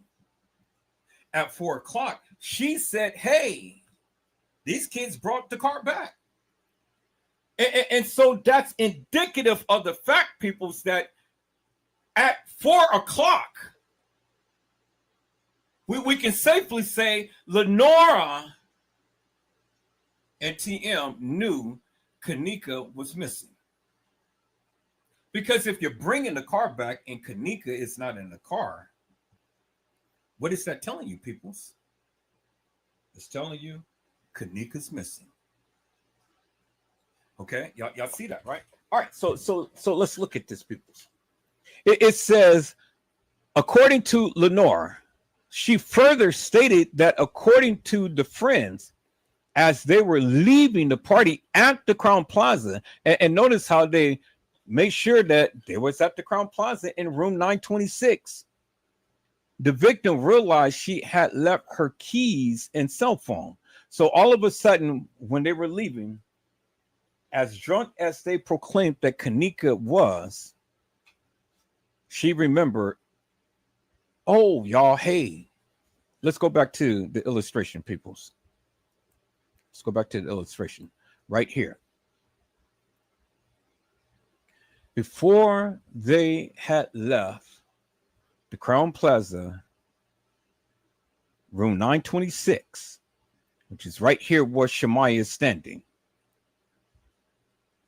And remember, Shamaya stated that she was the last one out the room. Shamaya, Monifa, and Kenneka came out the room. Kenneka is all drunk. Y'all remember that. Remember how Kenneka, I was moving Kenneka around. I ain't gonna move her now because this is complete. But Kenneka is all drunk and she's waggling and staggering and everything else.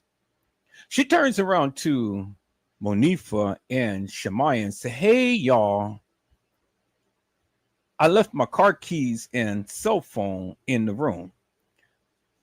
Would you guys be so kind enough to go get it for me and just leave me out here by myself with these guys, Mr. Love, and these guys, the 22-year-old and 24-year-old that Mr. Franz Kabe said that was inside the hallway? Could y'all go do that for me, please? I mean, I'm just going to stand out here and I'm just going to just shake it off. But while I'm shaking it off, I want you guys to hurry up because I need to get home. Although I'm not in no condition to drive, and I don't know how we're going to get home because Brie ain't nowhere around. Because according to the narrative from the guy, according to the narrative from Shamaya and Monifa, Brie was nowhere around. So if Brie was nowhere around, why was Monifa, Shamaya, and Kenneka leaving out of room 926? And where were they going? Where were they going? Because it wasn't no report that you heard what the guy said. You heard his testimony. He said that nobody seems to be following Kenneka. Nobody seems to be doing anything to Kenneka. Let's go back to the case files, peoples. Let's go back to what he said, because he said that I didn't. And I want you guys to understand that. I want you guys to understand that. This is his testimony. He said that they forgot the car keys. Kenneka remained in the hallway. The two friends searched the room for approximately 5 to 10 minutes. They found the car keys and also Kenneka's phone, which was lying in the room unoccupied. Why is he putting so much emphasis upon the phone being unoccupied, peoples? I mean, he just happens to know that that phone was sitting right there wherever it was sitting, and nobody was on it because Kenneka just got up carelessly and just left her phone and keys in the room.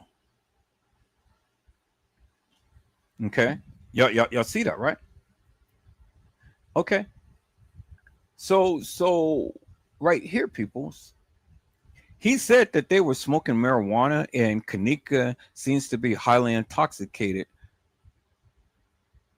from marijuana. So Shamaya already told us that she didn't drink, she didn't smoke. But Kenneka drank because we've seen a cup in her hand in the video, in the pictures. But we didn't know that Kenneka was smoking marijuana. I mean, everybody was saying that Kenneka had a Red Bull and a blue bull, a white bull, or some type of bull or whatever and stuff, and that they were popping pills and stuff. But this guy ain't mentioned nothing about no pills. This guy just said that Kenneka seems to be intoxicated from marijuana. So my question is, where do you get that Kenneka was popping pills? Did you ever see Kenneka popping pills? Did you ever see Monifa popping pills, Shamaya popping pills, anybody popping pills for that matter? Did you see any pills, peoples? You didn't. It's your assumption that they were doing all of that. Unless somebody specifically said that they were popping pills, I can't say that Kenneka was doing it or anybody else. But this guy's testimony is simply this, peoples. And it's so simple. He said Kenneka being intoxicated and high from marijuana, while the other two friends didn't even appear as if they were drinking. So what he is basically saying is, hey, y'all, I know Kenneka was intoxicated and high off of marijuana. Because in his statement, what he is doing is he's making a bold statement. He didn't say, I think Kenneka was intoxicated. No, what he said was Kenneka being intoxicated, which is indicative of the fact that he unequivocally and undeniably know Kenneka was intoxicated off of marijuana. And how would he know that, people? He had to be looking at Kenneka for him to know that. He's the only one out of all of these case files that I have ever seen stating Kenneka was smoking. He never said Kenneka was drinking. He never said Kenneka was popping pills. He said Kenneka was smoking marijuana and she was high off that. Not to pyramid, not ecstasy, not fantasy, not popping pills, not Red Bull, not Hennessy, not nothing. He said Kenneka being intoxicated and high from marijuana. That's what he said. Now, this is another thing that he said, people. He said, from what Blank saw, there was alcohol and marijuana involved. But he never said that Kenneka was drinking alcohol. But we know that Kenneka was drinking alcohol because we've seen the picture. But he clearly said that Kenneka was intoxicated off the marijuana. So there's your combination right there. Alcohol, marijuana. We know Kenneka was drinking marijuana. We know Kenneka was drinking alcohol because we've seen her with 1 cup. But according to his narrative, he is telling us, I unequivocally and undeniably seen Kenneka smoking weed, smoking marijuana. So with that type of cocktail, peoples, and for somebody who don't drink and probably do smoke, but I've never seen Kenneka had no cigarette to her lips and stuff, so I can't say that she smokes. That's a bad cocktail right there. It's already a bad cocktail right there. Set aside from anything else that could have happened, but I have no evidence on that, so I can't speak upon that. Is that all right, peoples? Is that fair? I can't speak upon that. I know what your feelings may be. I know what the people said, but as far as I am saying right now, with what I have in front of me, I can't say that Kenneka was hoosed up on to pyramid. I only can go by what was stated in the case files. And this is what's stated in the case files. He said Kenneka was smoking marijuana. Now, This is another point that I want to point out because this is what he said. He said he did not notice Kenneka talking to anybody in particular, nor did he observe anybody bothering her or following her through the night. That's what he said. He didn't see nobody bothering her, following her, or doing anything to her. Nothing whatsoever. Okay? So, according to his narrative, nobody did nothing to Kenneka. According to what he said, because remember, he's there. He's in the room. He knows you don't, I don't. But he knows. He's saying what he saw. All right? So let's go right there. He's telling us what he saw. So he told us that Kenneka and her two friends had left the room, and it was the 3 o'clock hour. Right there, bingo. And that they came back in the room looking for the car keys and cell phone for about 5 or 10 minutes. That's a hell of a long time, peoples. So let's recap. Franz Cave put 2 black males outside of the hallway about the same time that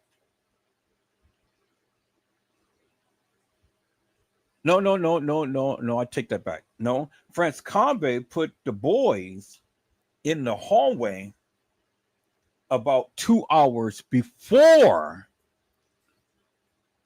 supposedly Kenneka had walked the halls of that establishment. Okay, so if we put it all in perspective, peoples, because Franz Cave said that it was about the 1 or 2 o'clock hour. Well, according to the video footage, Kenneka and friends, if we say that that was her, did not get to the establishment until about, 1:13 in the morning. 1:13 in the morning. And so it about 1:30, Kenneka is calling or texting or having some sort of communication with Lenora.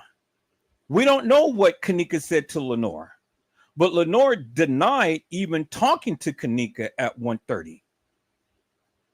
Do you understand what I'm saying? So 1:15, she's supposed to be walking in with her friends. 1:30, she's supposed to be texting Lenore. Now let's see what Lenore says, peoples. Because Lenore is giving us something totally different. Lenore stated that at 1:30, on September the 9th, she had contact with Kenneka via text message.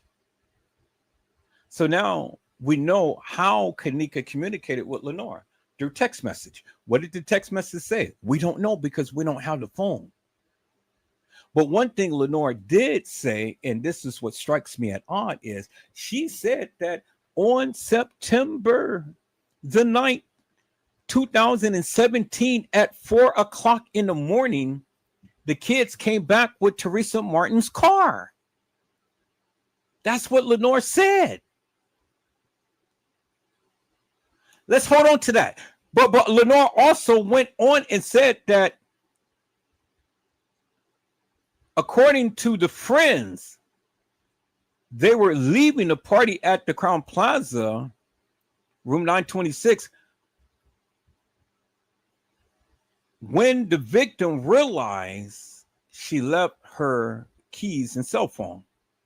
The victim then stood by the elevator of the 9th floor as her 2 friends went back to retrieve the victim's belongings. That's what they told Lenore. That's what the guy attested to, that they took Kenneka out the room, and it was about the 2 o'clock hour. So this corroborates what the guys had told him.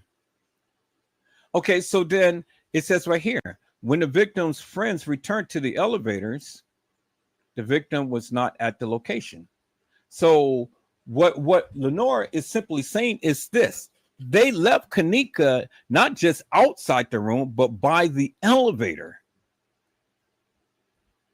Because Lenore simply said right here, the victim then stood by the elevator of the ninth floor as her two friends went back to the room to retrieve the victim's belongings.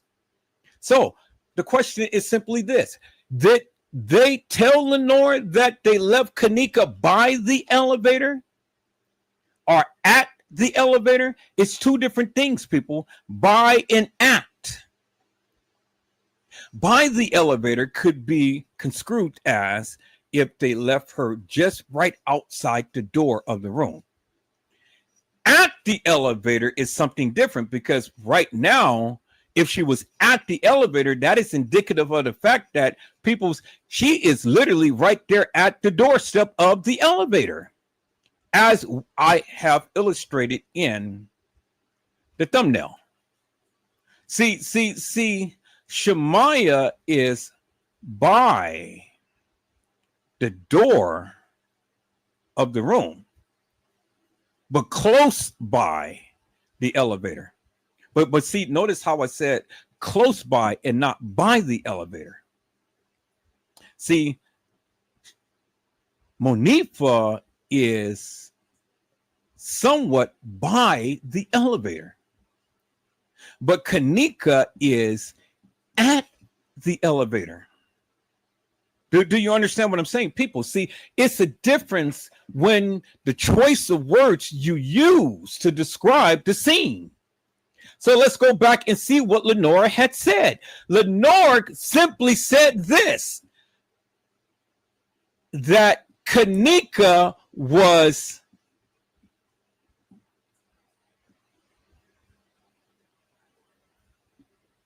by the elevator, not at the elevator. She said the victim then stood by the elevator.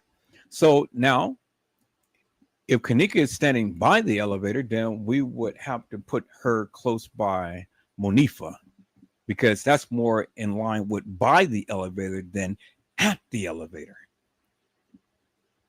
because that's closest to the elevator.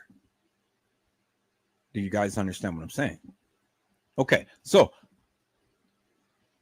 according to what the girls had told Lenore, Lenore said that Kenneka was by the elevator and Monifa is by the elevator. So we can allude to the fact that Kenneka was where Monifa was, the way that Lenore had described it and the way that the girls had described it to Lenore. All right. So now let's go back to the case files, peoples. Let's listen to what Lenore said. And see, this is the tripped out part about it, peoples. This is tripped out part about it. Okay. Right here.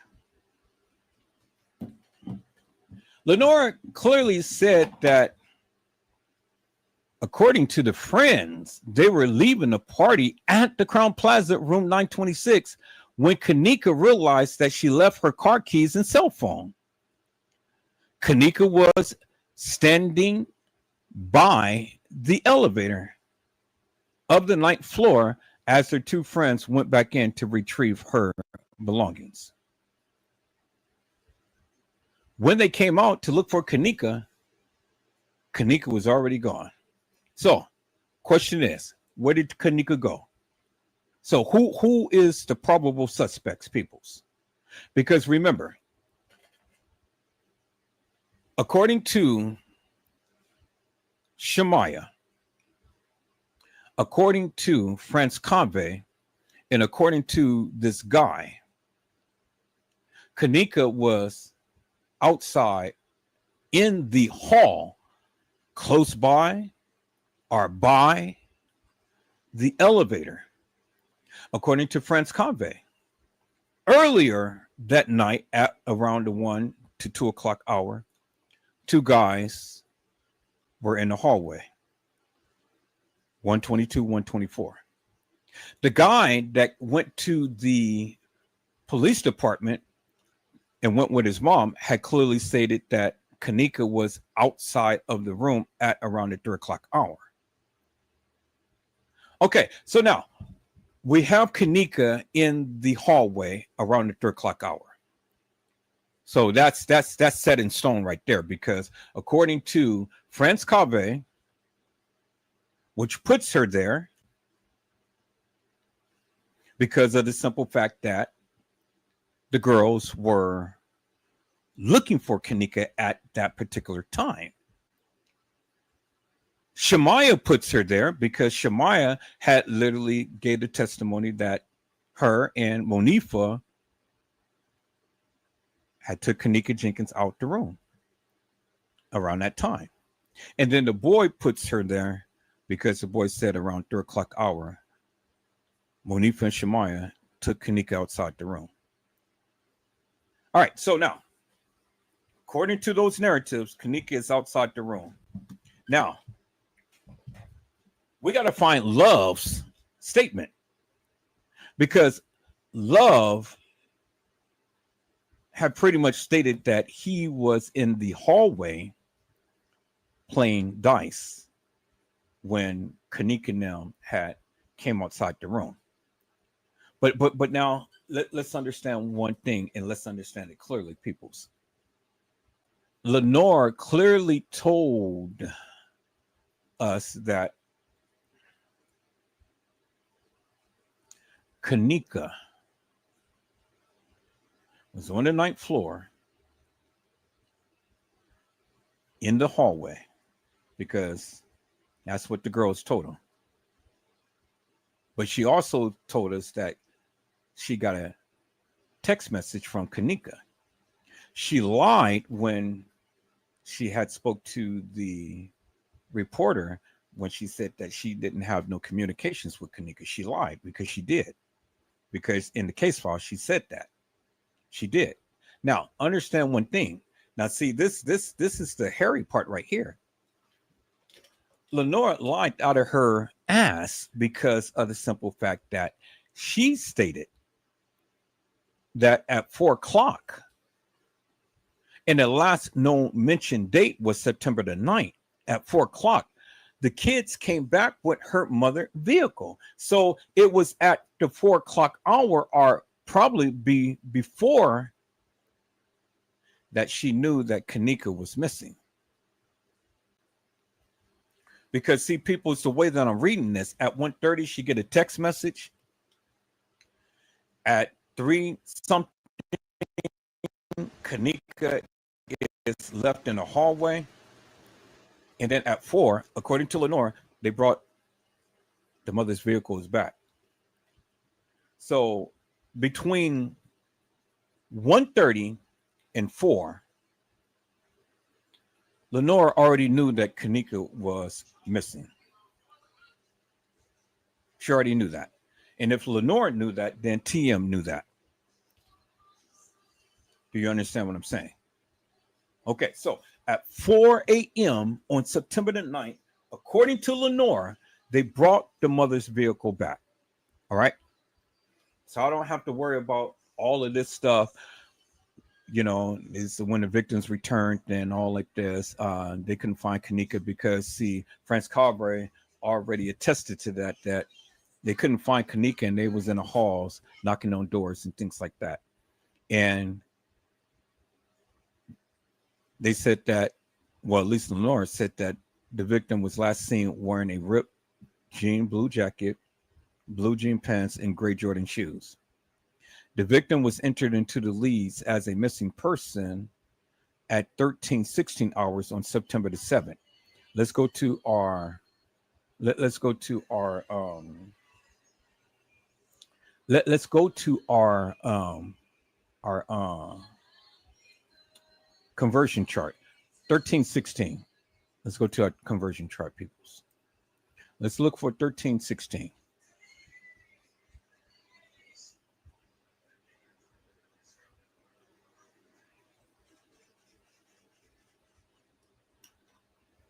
Okay, do I have it? Picture already called up? Okay, maybe not. All right, so we're going to call it up. Let's check this right here. So anything right there? Nope. All right, so let's call it up.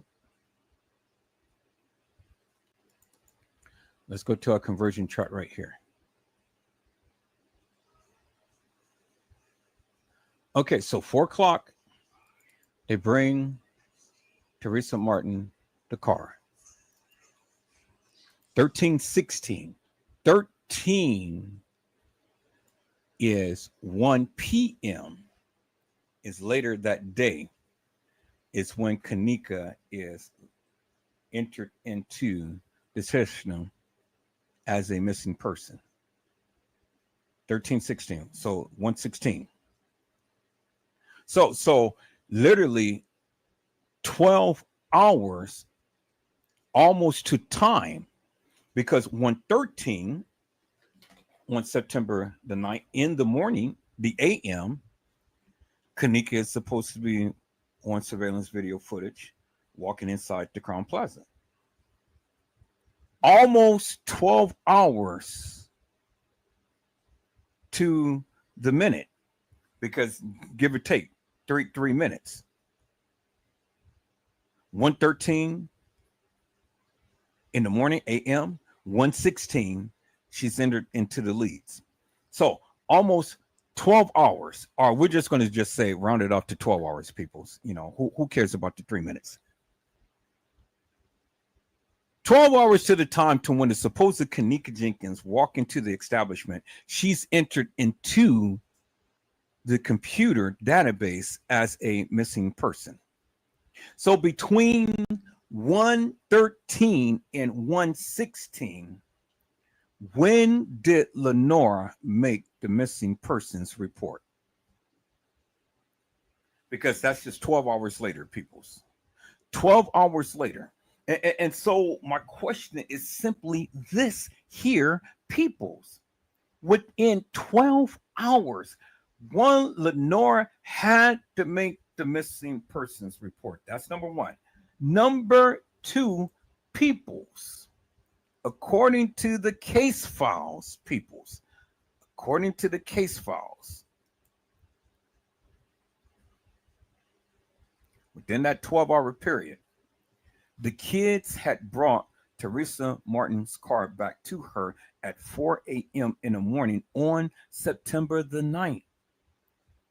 According to the case files, peoples, the guy said that Kenneka was being left in the hallway with her two friends, Monifa and Shemaya. Now, let's go with what Shemaya said.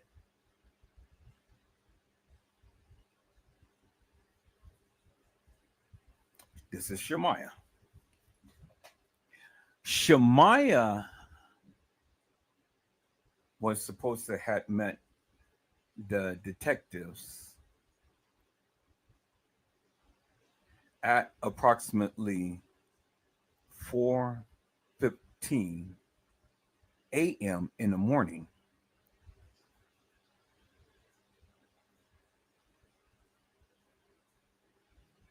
On September the 9th, 2017. Okay, so people's, you know, I'm not stupid.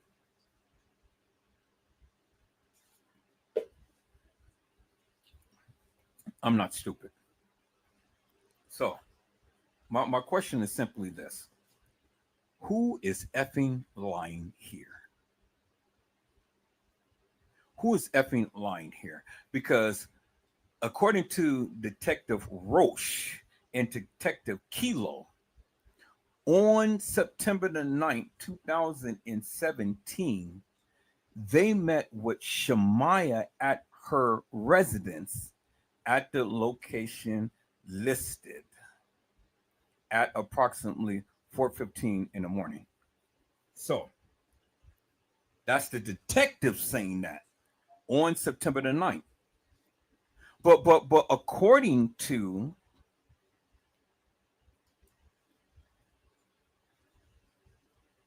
Lenore,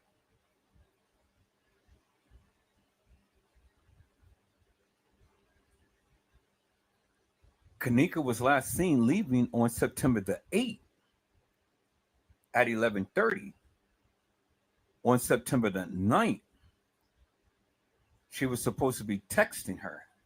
And then at 4 a.m. in the morning, the kids is bringing back her mother's vehicle. So Lenore said that the kids brought back the vehicle at 4 a.m. And then Shemaya said that at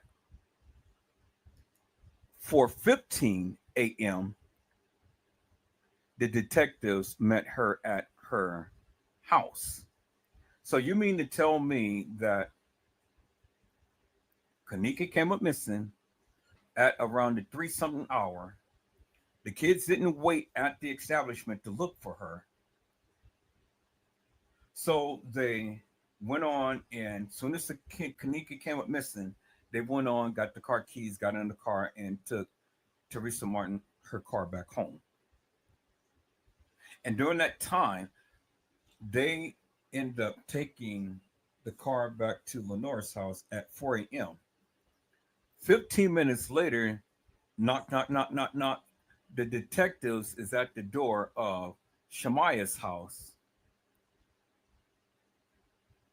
wanting to talk to Shemaya about Kenneka being missing, and then take them back to the Rosemont police station for an interview. All right, so how does that work, peoples? So was Shemaya on the phone with her mom and telling her mom, and then her mom called the police department, and then the police came out to visit Shemaya at her house at 4:15 on the same morning that Kenneka came up missing, peoples? Really? Really, peoples? So all of this was in place. So the detectives, they're going to move just ever so swiftly to go and meet Shemaya at her house at 4:15 a.m. in the morning on September the 9th, when a missing persons report hasn't even been found yet, and Kenneka just came up missing. And so instead of reaching out to Teresa Martin and say, hey, ma'am, your daughter is missing, they go meet with Shemaya at Shemaya's house and take Shemaya and her mom to the Rosemont police station on the same day, the same morning, 15 minutes later, after they were supposed to have reached Lenore's house. And the detectives was already there at Shemaya's house, ready to whisk her and her mom to the Rosemont police station for an interview. Now, peoples, I am not stupid. So you tell me, peoples, who is lying? Because you got the detectives saying what they're saying. You got Shemaya saying what she's saying. You got Lenore saying what she's saying. You got Franz Conve saying what he's saying, and you got this unknown boy saying what he's saying. And we haven't even finished yet, peoples, because we haven't got Bree's statement, we haven't got Love's statement, and we haven't got Monifa's statement yet, peoples. We haven't got it yet. We haven't covered it yet, peoples. Now, let's listen to what Shemaya had said, peoples. Let's listen to what Shemaya had said. Shemaya said, while at the station with her mother present in the interview, Shemaya stated that on 9/8, earlier that evening, on 9/8, she was with 3 other girls in the car. She stated that it was Kenneka, Monifa, Bree, and somebody else. Because she said 3 other girls. She was with 3 other girls. So the only 2 other girls we know was Monifa and Bree, who was the 3rd girl. She never did state. But she said she was in the car with 3 other girls. But we already know 2 of the girls. So it was Shemaya, Kenneka, Monifa, Bree, who was the last girl that was in the car with them earlier on 9/8, because that is what Shemaya had said. Peoples. Okay, so Shemaya said that she stated that she thought they were all going to the movies. But when they pulled up to the hotel parking lot at approximately 1 o'clock in the morning on September the 8th, at 1 o'clock in the morning, because 0100 is 1 o'clock a.m. Do you understand what I'm saying? You don't believe me? Okay, let's go back to the chart. 1300 is 1 p.m. 100 is 1 a.m.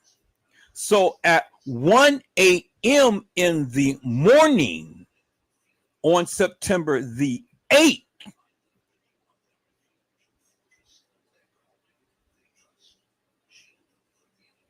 they were coming to a party.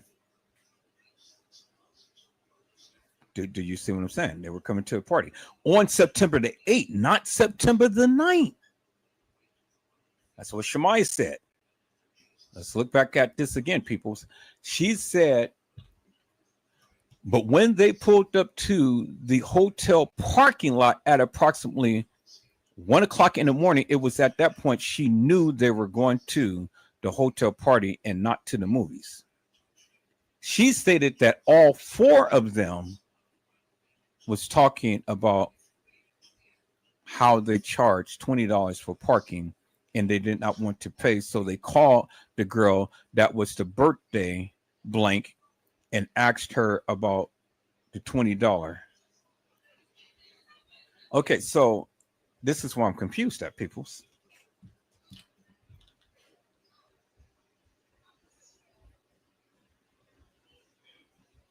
She said, Shemaya said that on 9/8 earlier that evening, she was with 3 other girls that was in a car. But right here, she said, but no, she said there was 3 other girls in the car. Okay, y'all see that, right? But right here, this is what she said. She said there was 3 other girls. So it was her and 3 other girls. So the only 2 girls that we know of is Monifa and Monifa, Bree, and Kenneka. Okay. So it's her and 3 other girls. So Bree had to be in the car with them because she said it was her and 3 other girls. And right here, she confirmed that. She stated that all 4 of them were talking about how they charged $20 for parking and they did not want to pay. So they called the girl that was the birthday and blank and asked about the $20. Blink told them, don't worry about paying for parking, just put it under the room. She stated that in the room, they were all just sitting around on the bed, and she stated that she did not drink or smoke any weed, but remembers Kenneka had 1 cup of alcohol the entire time they were at the party. But she is not sure if Kenneka refilled that 1 cup or not. Well, okay, so this is strange, people, because she said that Kenneka had 1 cup the whole night. That's what she said. But she don't know if Kenneka refilled the cup. But she for sure that Kenneka had 1 cup. Okay. But she said that she did not drink or smoke any weed, but she remembers Kenneka had 1 cup of alcohol the entire night. So she said that Kenneka had 1 cup the whole entire night, but she cannot confirm if Kenneka went back to get a second round. But she never confirmed Kenneka smoking any weed. Okay, do you guys see what I'm saying? So the guy said that Kenneka was smoking weed. Shemaya never mentioned Kenneka smoking weed, but mentioned that Kenneka had 1 cup. Okay, y'all see that, right? Now, according to Shemaya said that the victim was sad due to her current boyfriend being in jail. She stated that throughout the night, Kenneka would get up and dance a little and then sit back down and become sad. All right, so wait a minute, people. Help me to make this make sense, because see, this ain't making no sense. This ain't making no sense. According to the other testimonies, people, according to the video footage, Kenneka was supposed to have came to the establishment at 1:13. At 1:30, she was supposed to have texted her sister. At about the 1 to 2 o'clock hour, they said that there was a noise complaint, and Francave came, and 2 hours later, Kenneka is in the hallway. So between 1:15 and 3 something, according to Shemaya, Kenneka was dancing, getting her gig on. But she felt guilty, and she said, "Nah, I can't dance because my boyfriend is in jail, so I can't sit here and have a good time." That's what she said. Because look right here, people. It says throughout the night, Kenneka would get up and dance a little and then sit back down and become sad. Blank believes it was because she was having fun and her boyfriend was locked up, so she felt guilty for having a good time. Now, this is where the stuff gets so stupid. She stated that approximately 2 hours of being at the party, she received a text message from Kenneka stating she is ready to leave. She stated that Kenneka herself and Blank, which had to be Monifa, got up and was walking out the room.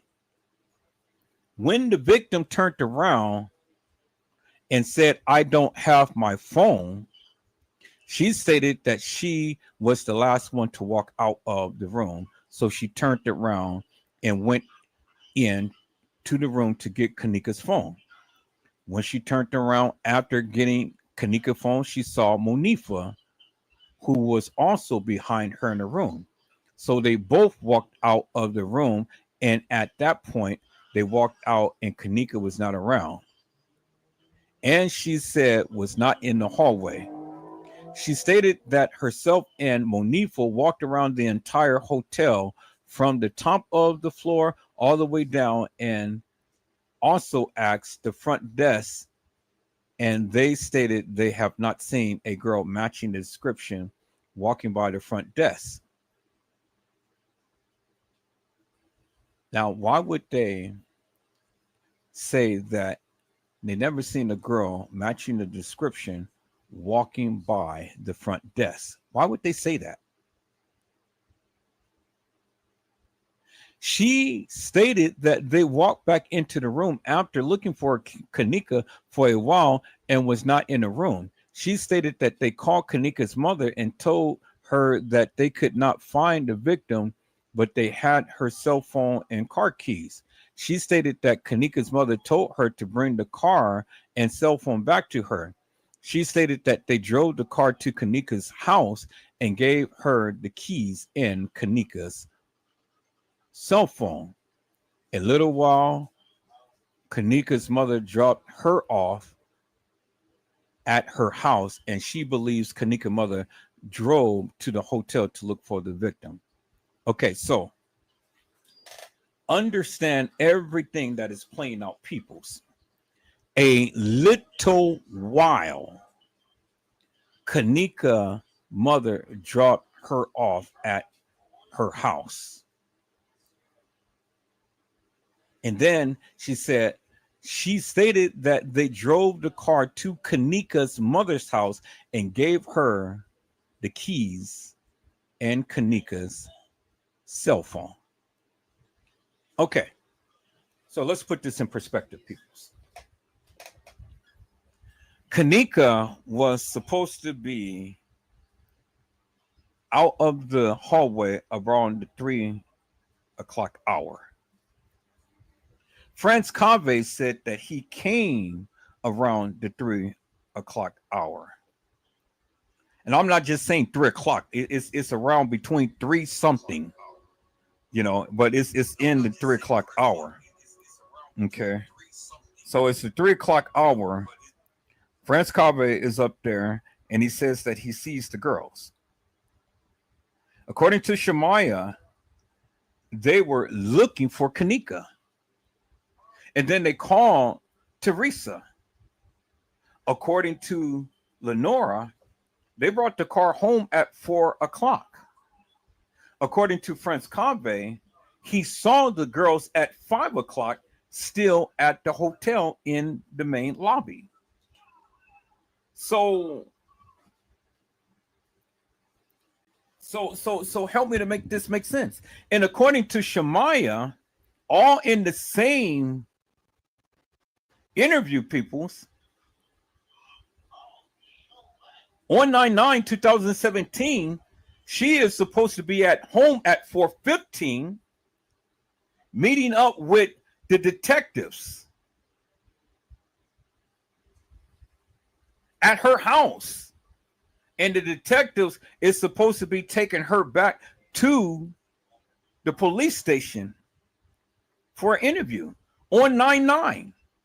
But she said earlier on 9/8 in the morning at 1 a.m. in the morning.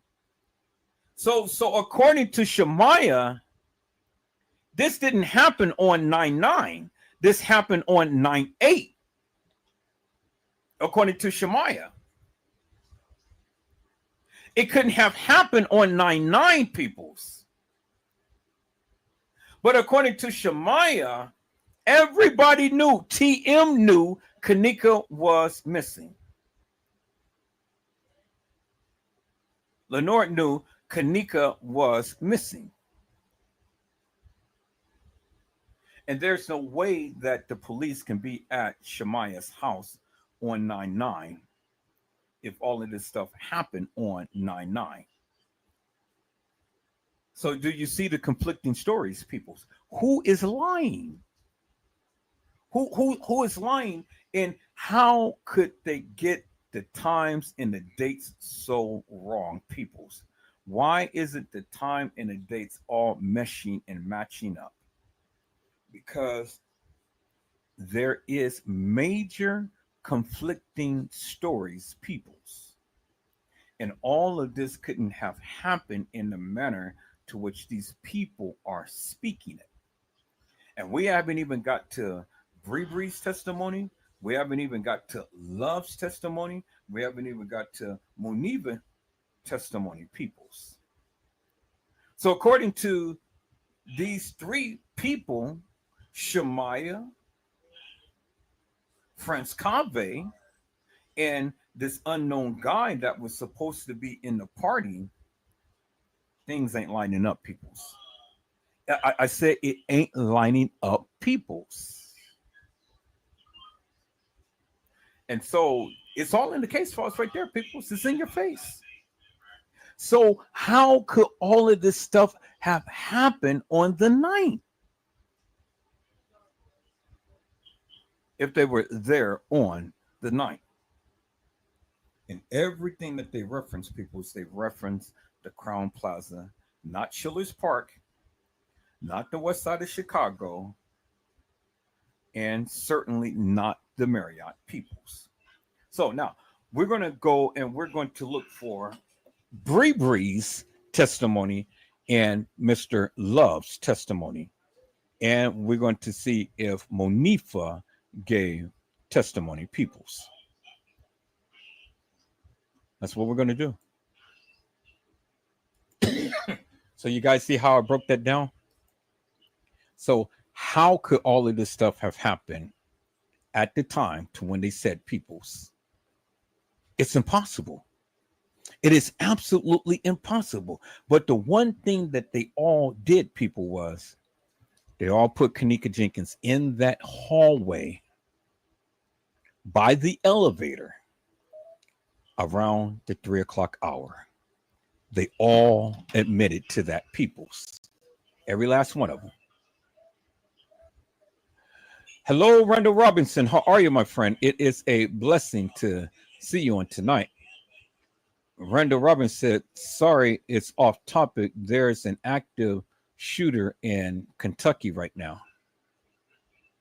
Oh, okay. Yeah, I'm not going to cover that right now because this is Kenneka's anniversary, and I don't want to switch topics off Kenneka. I'm going to stay on Kenneka right now, but I'll take a look at it. And there was another shooting that this young boy had did that the boy and the father is going to be charged. That I'm going to lightweight cover too, because I was looking at that earlier today. Hello, Mother Door One. How are you, ma'am? It is a blessing to see you on today. Mother Door One says, hello, Edward Montz in chat. Hello, Mildred Wilkins. How are you, ma'am? It is a blessing to see you on today. Mildred Wilkins says, hello, everyone. Have a blessed night.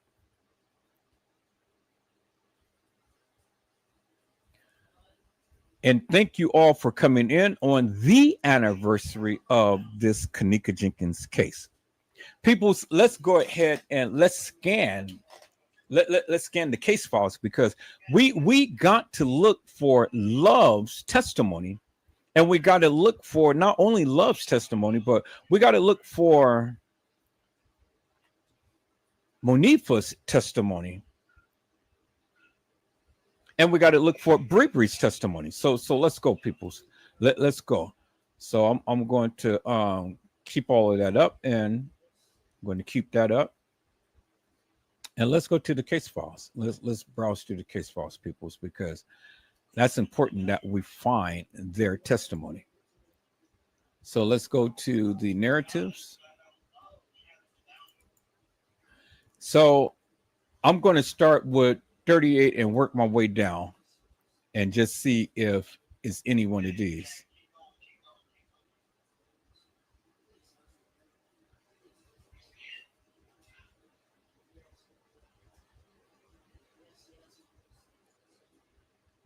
I don't know how long it's going to take before it opens.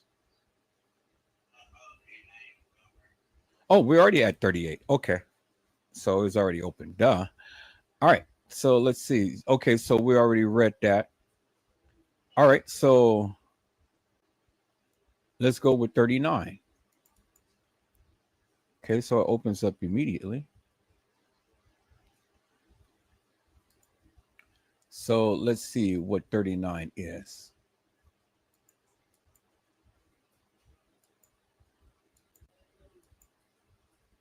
So 39 is, let's see, critical reach bulletin said that I completed individuals were at room 920 late night of 9/8/2017, early morning 9/9. All bulletins were scanned electronic. Okay.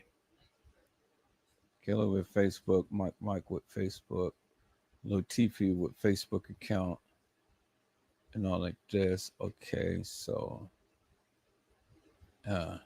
all information seeking information in smacks, pronounced P's as possible. Patrick Wonky, Winky, Quan, Pucky, Devon, first name, Tanea. Wonky, okay. So this is no interest to me. That's 39.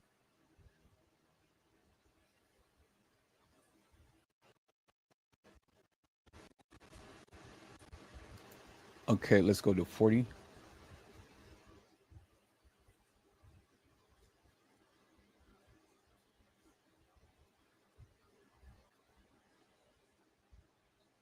That's 39. So how would I know this is 40? Well, oh yeah, that's 39. Okay. I see now. Okay, so that's 39. Let's go to 40. So it's just going to be some time, people. I got to go through this because I got to find these things. So let's see here.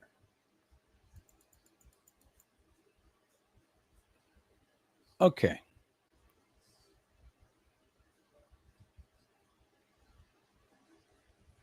Let's see. Tactical officers while conducting an interview was advised we were not in a is not for, when asked what time he arrived at Crown Plaza, September the 8th, 2007, he arrived around 11 p.m. for the party. So, okay, here we go again, peoples. Here we go again. Now, this is more testimony of the party being on September the 8th, not September the 9th.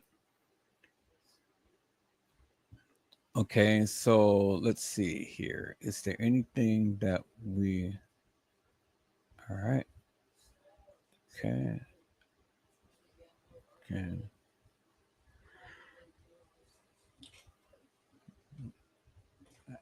His sister. Okay. Knocking on doors looking for Kenneka when asked if he can.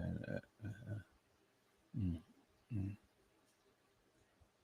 A phone number if we need to speak to her and to go to speak with a tie at neighboring building.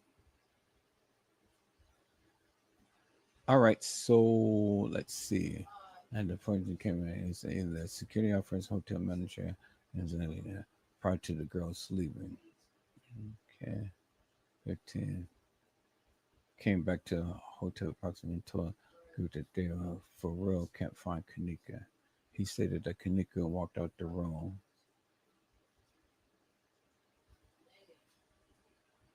Okay, so let's see here.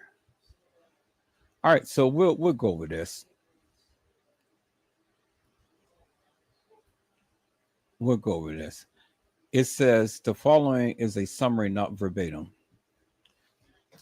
Sergeant Douglas and Sergeant Kilos conducted an interview with Blank at his residence in Chicago the morning of September the 14th, 2017. Stepped out of his residence to speak with us. Chicago Police Department tactical officer stood by while we conducted the interview.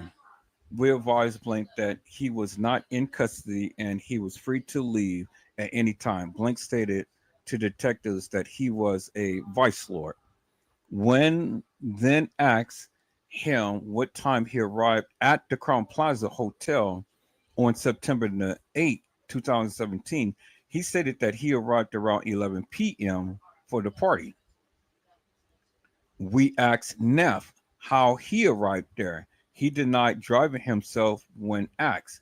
He stated to us that he drove with a female named C in a gray Buick SUV. He was unable to provide us with any information about her real name or any contact information for her. When then asked Blank if he saw Kenneka Jenkins at the party, he indicated that he did. He also stated that he knew that she used to party and drink before. When then asked specifically about September 8th of 2017 into September the 9th, 2017, he stated that Kenneka walked out the room and Blank walked out behind her and Blank came back to the room approximately 10 minutes later and told the group partying that they were for real, they can't find Kenneka. When asked how many people was in a room at the time she left, he stated that there was approximately 15 people in the room at the time the girls came back and Kenneka was out of the room. When asked if anything she had been drinking at the party, Blank stated he saw her drinking Hennessy and Red Bull. So now this is where the Red Bull comes in. He was unable to tell us how much she may have drunk that night. He denied seeing her smoking or taking any pills when asked. So he never did see her smoking or taking any pills, but he can remember that she was drinking Hennessy and a Red Bull. When asked if any employees from the hotel came to the room, he stated that either a security officer or a hotel manager came to the hotel room and knocked on the door. He didn't see them, but heard that they asked the group to cut the music. He stated that it was prior to the girls leaving the room. When asked how he got home from the hotel party, he stated Bibby, later identified as Blank, was his ride home. He also indicated that Blank, his sister, and her cousin left together. Blank and Blank went knocking on the doors looking for Kenneka.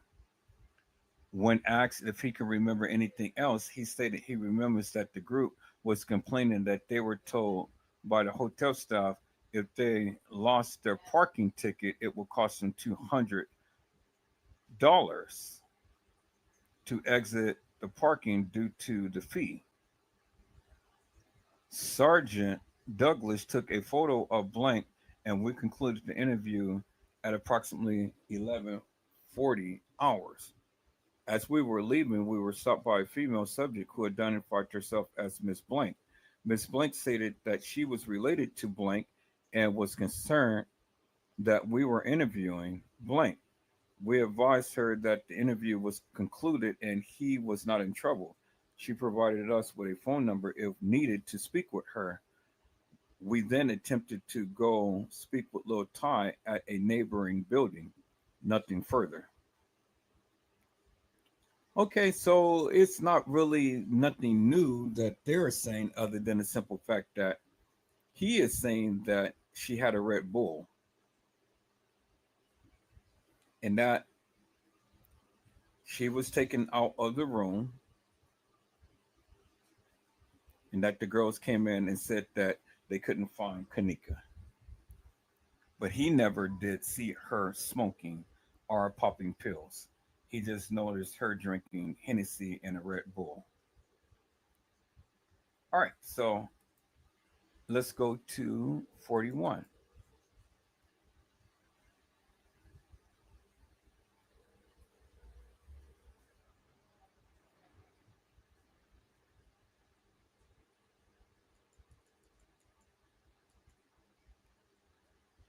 Okay, let's see.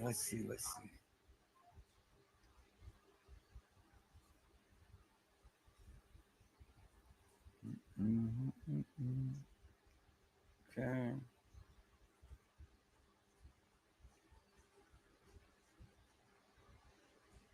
Mhm. Ancient partnership providing member officer. Okay.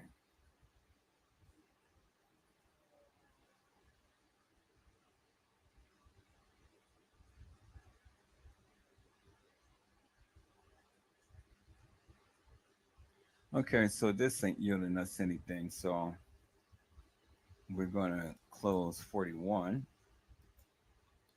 Let's go to 42.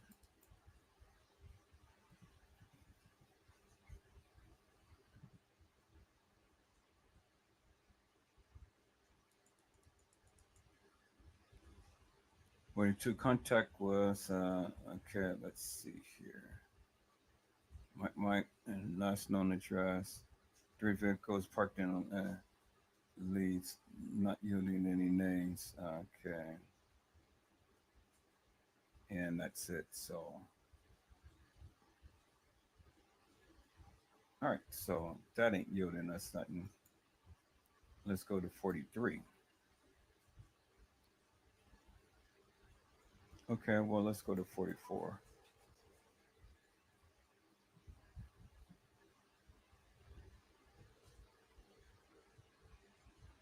Okay, let's see what that says. And a phone number was listed. A phone number. She didn't know killers. Thomas Ryan, SS Legend, nothing further. Okay, 44 ain't yielded us nothing. Let's go to 45.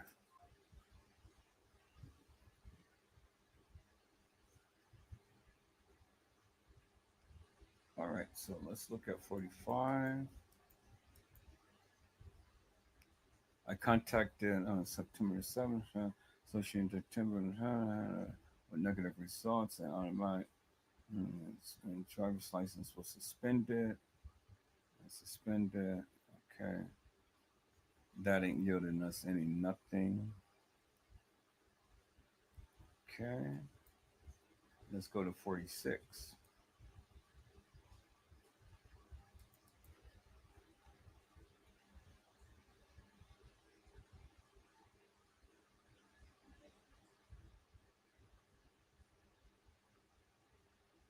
Okay. 46. He's not working at the store, drinking liquor on early morning hours of September the 8th into September the 9th.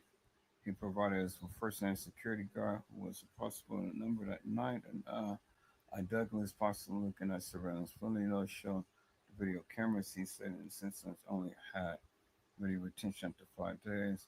The latest footage was not available for us to review from September 9th. And that he is willing to assist. And okay, so this is not yielding anything. Okay. Let's go to 47.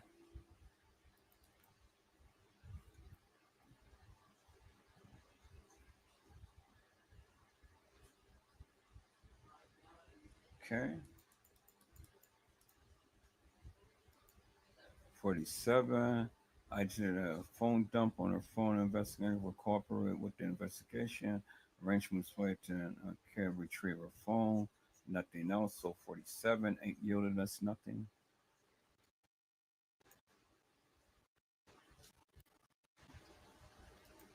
All right, let's go to 48.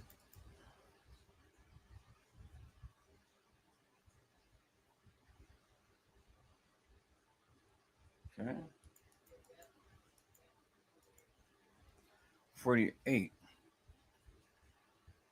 On 9/9, today's approximately 10:50 hours, conducting an interview with Blank. Interview conducted at St. Rose. Did not know Kenneka on 9/8. Blank was at a residence with her sister Judy, 22, and were picked up by the phone. And the group left the residence. I observed. I ran into the police, and okay. All right. The group of 5 girls met with, and stated that she had taken a pill of ecstasy prior to attending a party. She said it was her own ecstasy she felt she had for a while from a disclosed individual who was not at any parties throughout the night. They stayed at the party out west for a short period of time. Okay, so now this is where T Slay is getting the party out west. All right. First mention of out west. So let's see if we can make some sensitives here. Okay. On 9/15/2017 at approximately 10:50 hours, I Sergeant Douglas conducted an interview with the listed subject. The interview was completed at Blank in Chicago, the residence of Blank Blank. Stated the following in summary, not verbatim. Blank advised that she was at the Crown Plaza Hotel in room 926 during the early hours of 9/9. Blank Blank stated she did not know Kenneka Jenkins and to her knowledge had not seen her before the hotel party. So she did not know Kenneka Jenkins and to her knowledge had not seen her before the hotel party. On the evening of 9/8, Blank was at her residence on Eberhard Avenue with her sister, Blank Judy, between 2200 and 2300 hours. The two were picked up by Blank Kavana and Blank Nini. The group left the residence in Blank's vehicle, a black Mercury SUV. I observed the vehicle at the location on Carpenter, bearing Illinois registration blank. It was ran through Leeds and returned to blank as the registered owner. Blank further stated that blank drove the group to pick up blank Jazz at Brothers TY at a party out west. Okay, so blank further stated that blank drove the group to pick up blank Jazz at Brother TY at a party out west. Blank also advised that the party was still in Chicago, but location is unknown.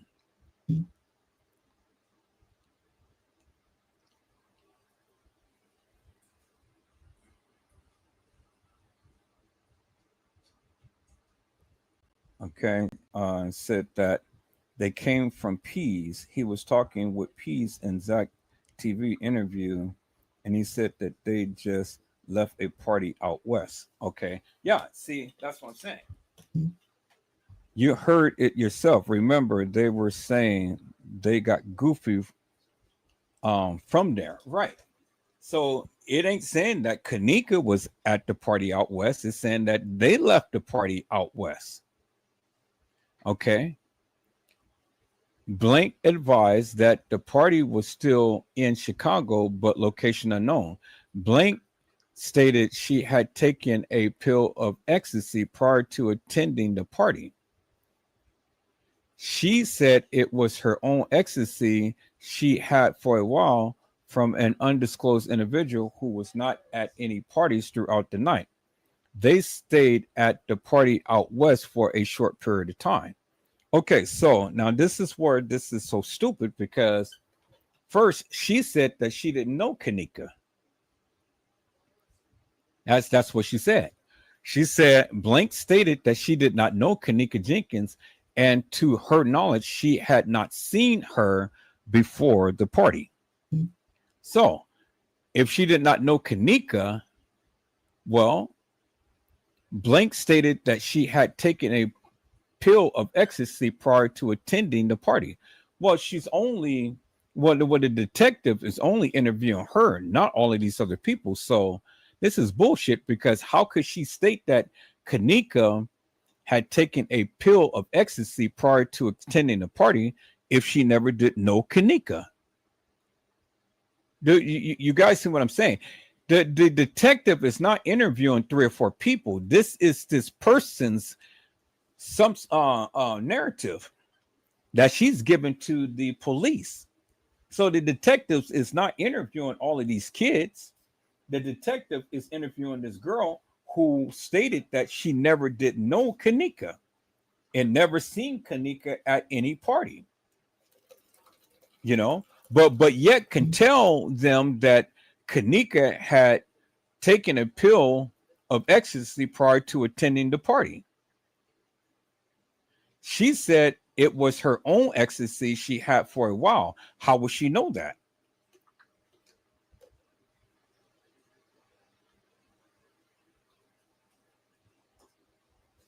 Right. But see, the thing is, Pease may have said that, but again, what party? And it was at 12:30. You said Irene also said that she was there before the party started. Yeah, but they're saying they stayed at the party out west for a short period of time. She never said that Kenneka was at the party out west. She never said Kenneka was at the party out west. She said they stayed at the party. The group of 5 girls was at the party at TY's at TY at a party out west. So she never said that Kenneka was at a party out west. She said that the 5 girls met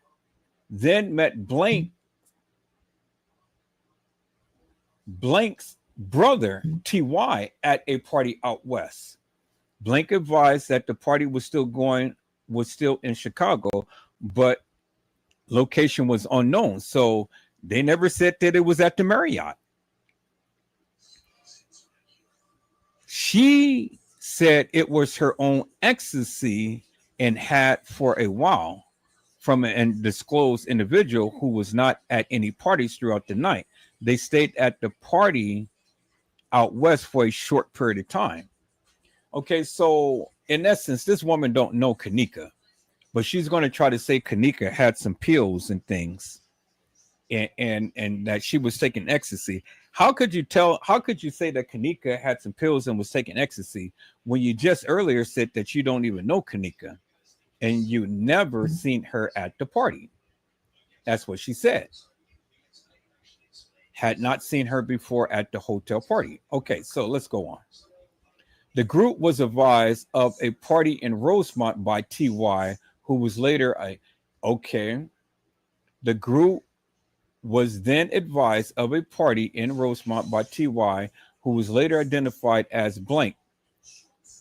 Stated that she went into a white Ford pickup truck with TY. Also in the white pickup truck was a Peasy, pronounced Peas, and two unknown male black subjects. Blank had no additional descriptors or contact information on Peas, are the two additional male subjects. She was unable to provide any pictures or social media from any of the subjects as well. The group then proceeded to the Crown Plaza. Blank stated that the girls she went to the first party with blank followed them in the black Mercury SUV to the Crown Plaza. So the five girls and all of these people were at a party on the west side of Chicago, but they never stated that Kenneka was there. They stated that they were there. Pease stated that he was there because he said it gets goofy out west. But they never put Kenneka at the party on the west side of Chicago. This girl did not put her there, but the girl said that Kenneka got hooshed up on some pills. But how could she say that Kenneka got hooshed up on pills when she just stated earlier she did not know Kenneka Jenkins, and to her knowledge had not seen her before at the hotel party? So what Kenneka is she talking about? She's certainly not talking about Kenneka Jenkins, right? So whoever she was talking about, saying that she had taken ecstasy pills before attending the party, who is she talking about? Because she ain't talking about Kenneka, because there is no Kenneka mentioned in this particular statement right here. She never mentioned Kenneka. So she's mentioning somebody had taken some ecstasy pills, but she never mentioned Kenneka. So I don't see how the people can get Kenneka from a girl who this girl claimed that she never met Kenneka Jenkins. She clearly told you that, and that she was at a party. Okay, so now let's go on, people. They said that they stayed at the party out west for a short period of time, but then they came to the Crown Plaza, because that's what she said right here. Blank further stated that the group arrived at the Crown Plaza at approximately 0200 hours and parked in the side lot, possibly the south of the building. The individual proceeded to the elevator and went to room 926. Blank stated that the group remained to be herself.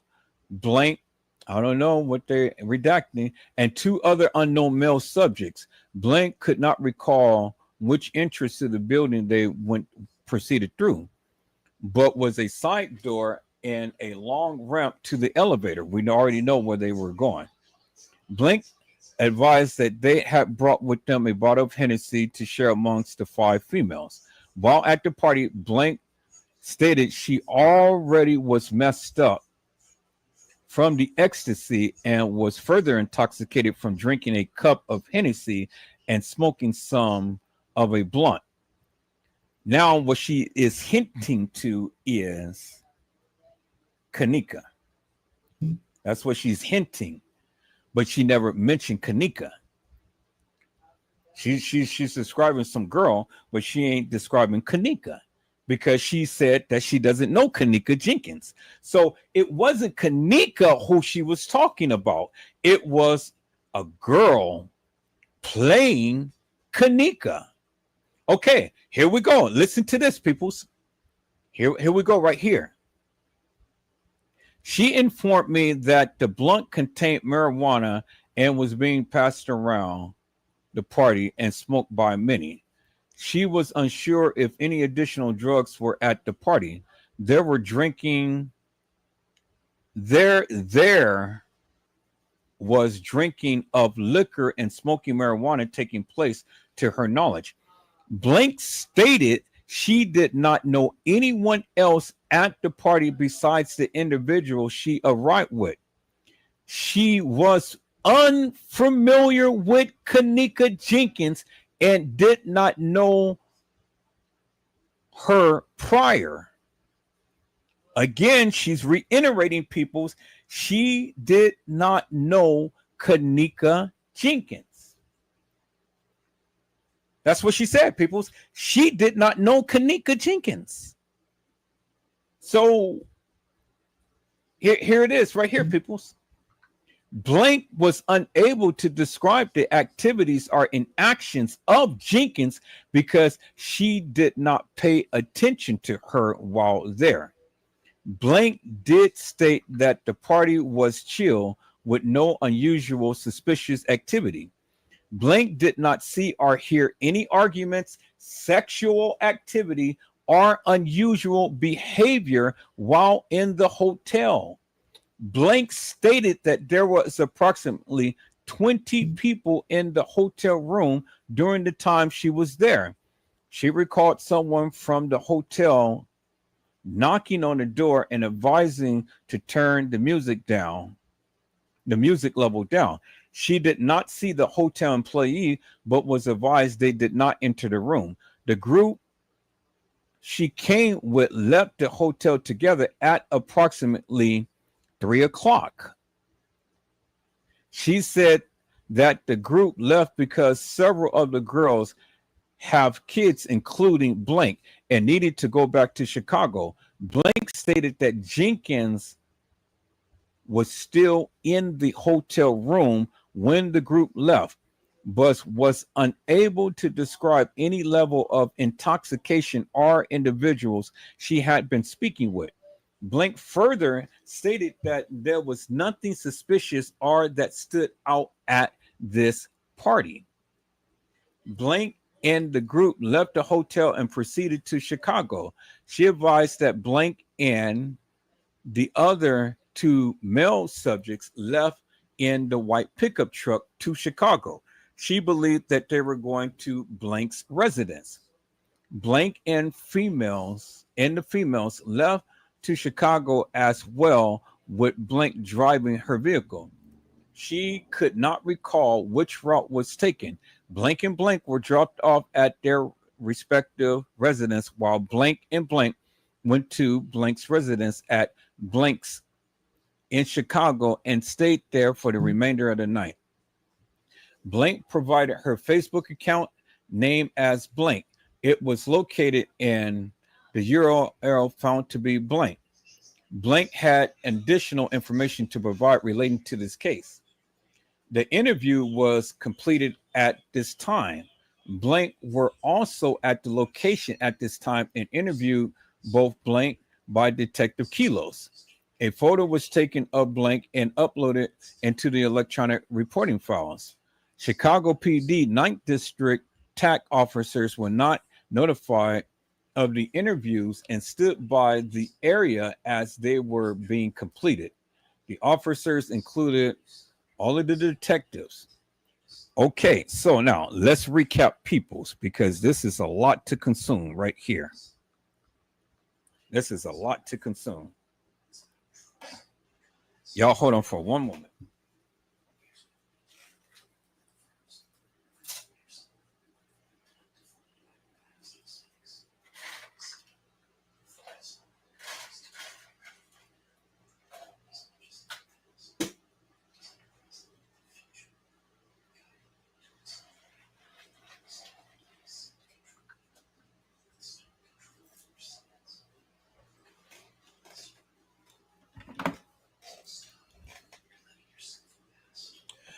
Okay, so we finally got confirmation from somebody who was down there, peoples, who clearly stated that it wasn't Kenneka Jenkins, peoples, and that Kenneka Jenkins wasn't the one who had the pills.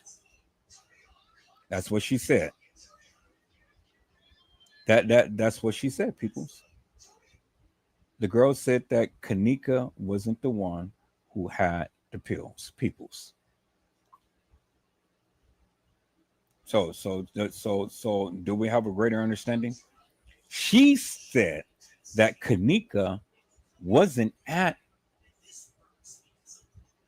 the party out west. That's what she said. That's what she said. Kenneka wasn't at the party out west. It wasn't Kenneka, peoples. It wasn't Kenneka Jenkins, peoples. And Kenneka wasn't at the party out west. Clearly, she wasn't talking about Kenneka. And this girl was here at the party. And she gave a good, wholesome, detailed account, peoples. And she never put Kenneka at the party out west. She never did, peoples. Clear as daylight. This lady, this girl is giving a good, wholesome, detailed account. Okay, so y'all hold on for a second. I'm trying to download this. Trying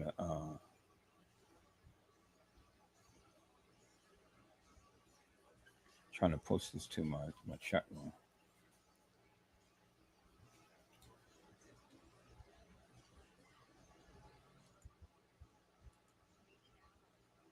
So we got some light shed up on this. Let me see. How can I?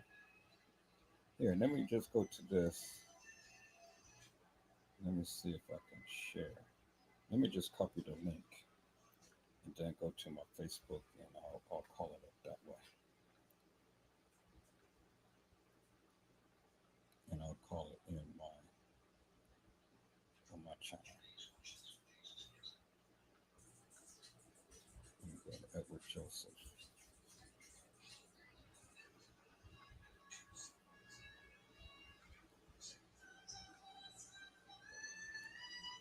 There's the link there. Okay, cool. All right.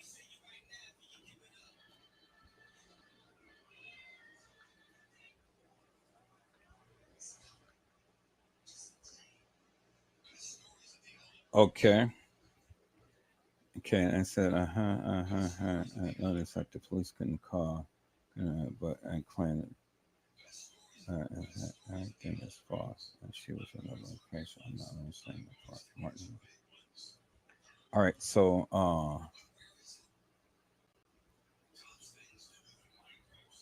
right, well that'll be answered in a moment. I see what you're saying, but that'll be answered in a moment. Let me go back to see what you got here.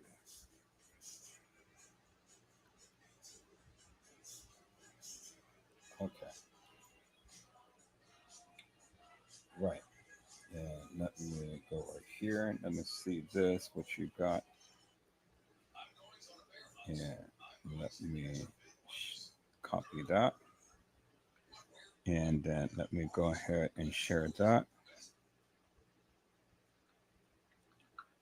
Okay, I shared that. So let me go back and copy this.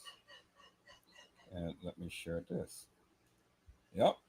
Like I said, peoples, it wasn't Kenneka Jenkins. Nobody wanted to believe me. It wasn't Kenneka Jenkins. I kept telling you guys that. Nobody wanted to believe me, but now you believe me. Kenneka was never at that party out west. Bingo to the bingo, peoples. All right, so I'm going to go back and I'm going to play these videos that you just sent, and let's see if that sheds light in on anything that I was saying. Because it wasn't Kenneka at the party out west, as you can see. And the girl just told you that it wasn't Kenneka. So, all right, you guys hold on for a moment. Let me. Okay, hold on to your thoughts because I don't want you to get way too ahead because I'm trying to stay up on this so I can answer these questions. It's a lot to consume, so I don't want to get beyond where I am right now. So let's take a look at this and see what we got.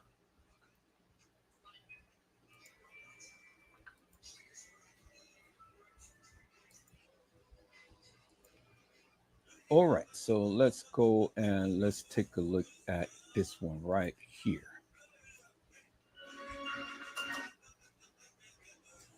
All right, people. So where is this at?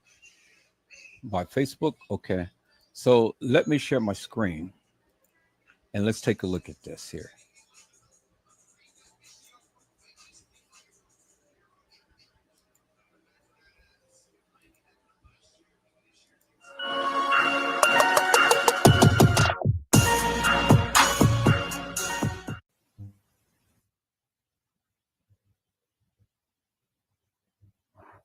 If you don't know what you're looking at, turn your screen like to the left, or as if you're watching a YouTube video with the full screen, and then you'll see it swing. Kenneka was turning it hallway, and it looked like somebody was grabbing her. You can clearly see somebody was grabbing her.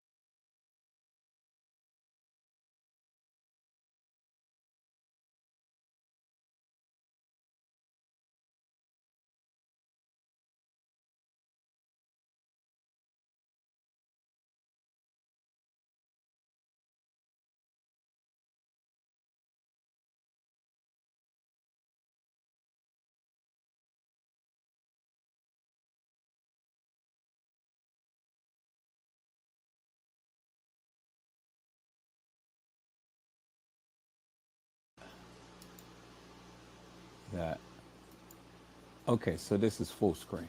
All right, so let me go back here and let me see where I am on this video. No respect for none of y'all there. How y'all gonna? So we'll go back to this right here.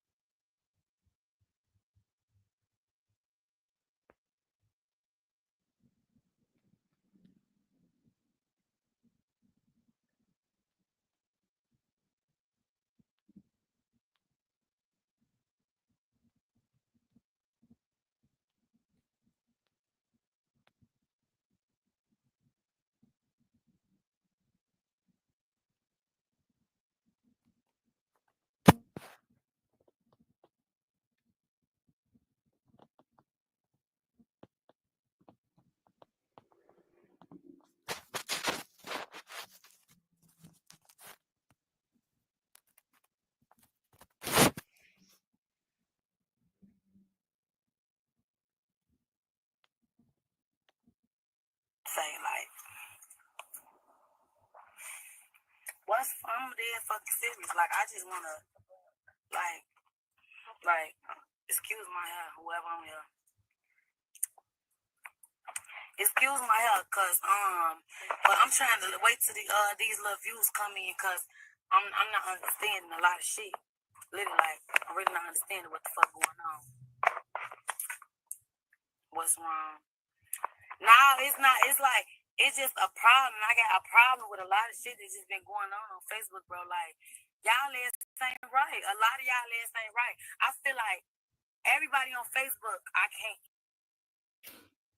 Back to what the oh well, y'all, but y'all saw her name. I was gonna try to get the page for y'all, but make sure y'all try to support her. She's a real one, and whoever was talking with her in the video is a real one.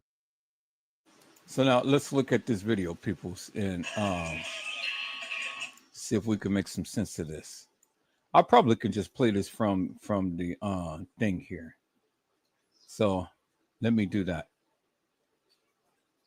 So let me share my screen, and I'm going to share this particular right there, people. So let's go.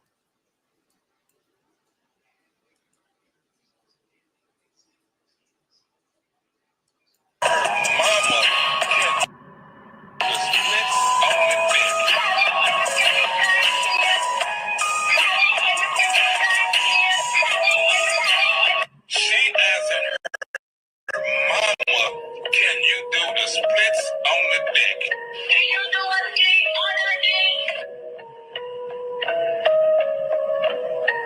She asking her mama, can you do the splits on the dick? Can you do a dick on the dick? Mama, she asking her mama. She asking her mama, can you do the splits on the dick?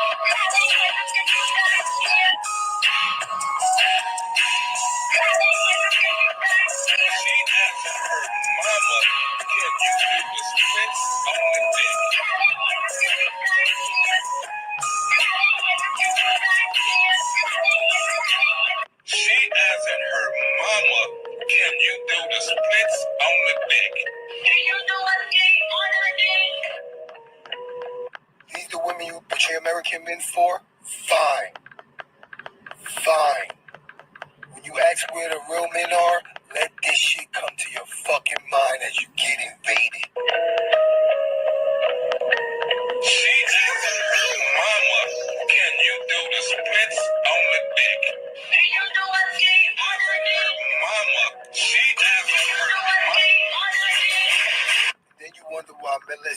and abuse is so fucking rampant. No fucking men in the house. You doing this shit on the fucking social media and fucking internet with your daughters? She asking her mama, can you do the splits on the dick? What's up, splits on the dick, mother supporter? Let me see you do splits on the dick. Huh?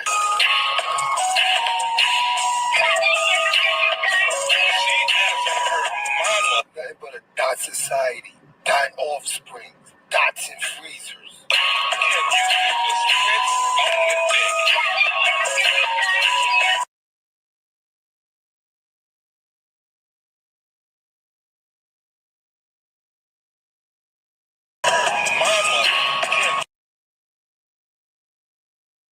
Hey guys, how to easily.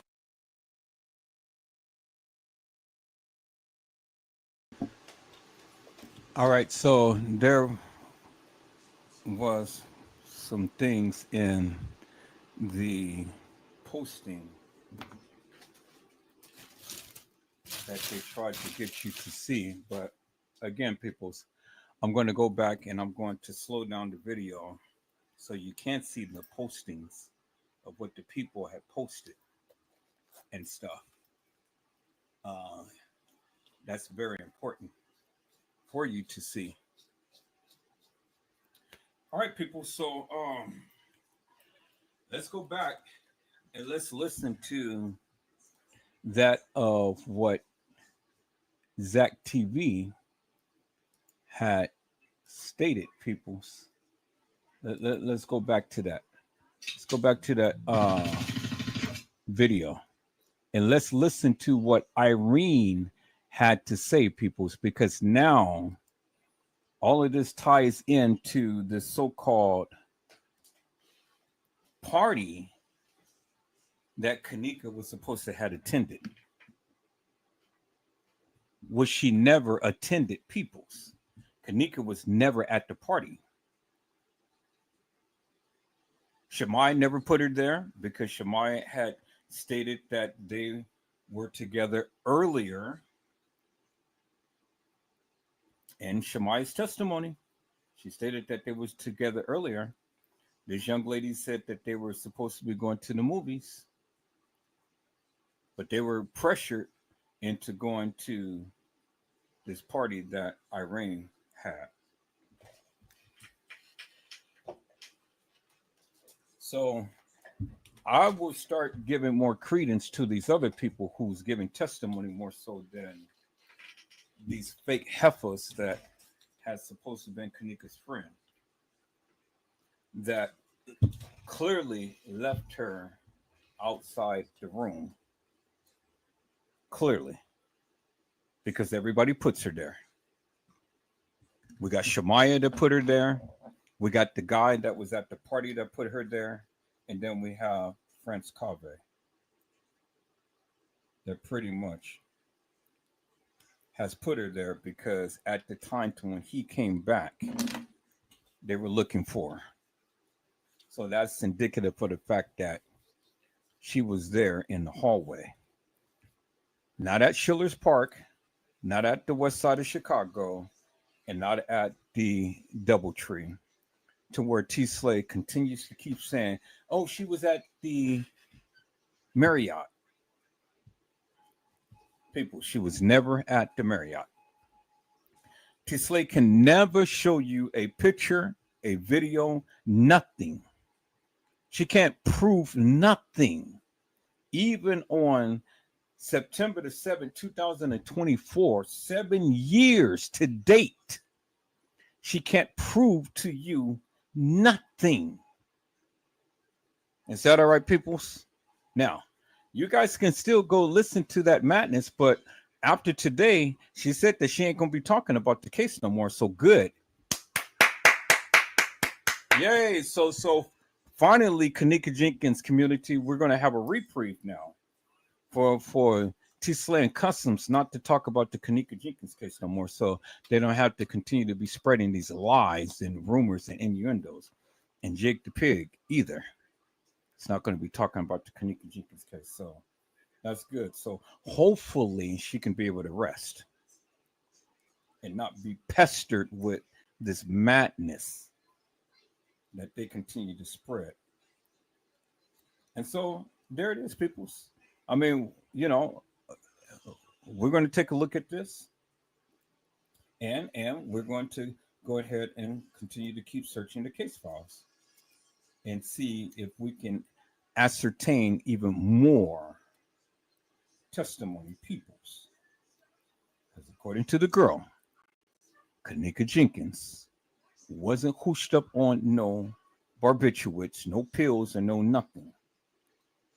And she was not at the party on the west side. And there's no mention of Shamaya or Munifa or even Bree being there at the party on the west side. No mention of them whatsoever. So I want T Slay or T Slow or T Slut to tell me, how did she derive for Kenneka to be at the party on the west side of Chicago? How? Now we know that there was a party at the west side of Chicago based upon what the girl's testimony is. But we have yet to date to find anybody, peoples, in the case files that ever reference Kenneka at the west side of Chicago. Now, the party happened at the west side of Chicago, but according to the young lady, they left the party and came to the Crown Plaza. So now we do know there was a party at the west side of Chicago, but the people left there and came to the party at the Crown Plaza. Did you hear what I said, peoples? So the question is, why would they go and unalive Kenneka and take her from the west side of Chicago's party and take her to the Crown Plaza, deceased, or take her to the Marriott, deceased? And see, everybody kept referencing the ninth floor, peoples, but on the ninth floor of the Marriott, you cannot see a pool outside of any room in that tower. And the Marriott has never stated anything about any kids being there or even ordering a room there at their establishment and having the employees come to tell them to turn on the music. There is no mention of the Marriott whatsoever, peoples, period. That is T. Slow's imagination, figmentation of the imagination, peoples. It is false, fictitious, hilarious, and nefarious. And it's sad that her, Kelly, Nosy Bug, Jig the Pig, and Cussing of the Clown is spreading that madness.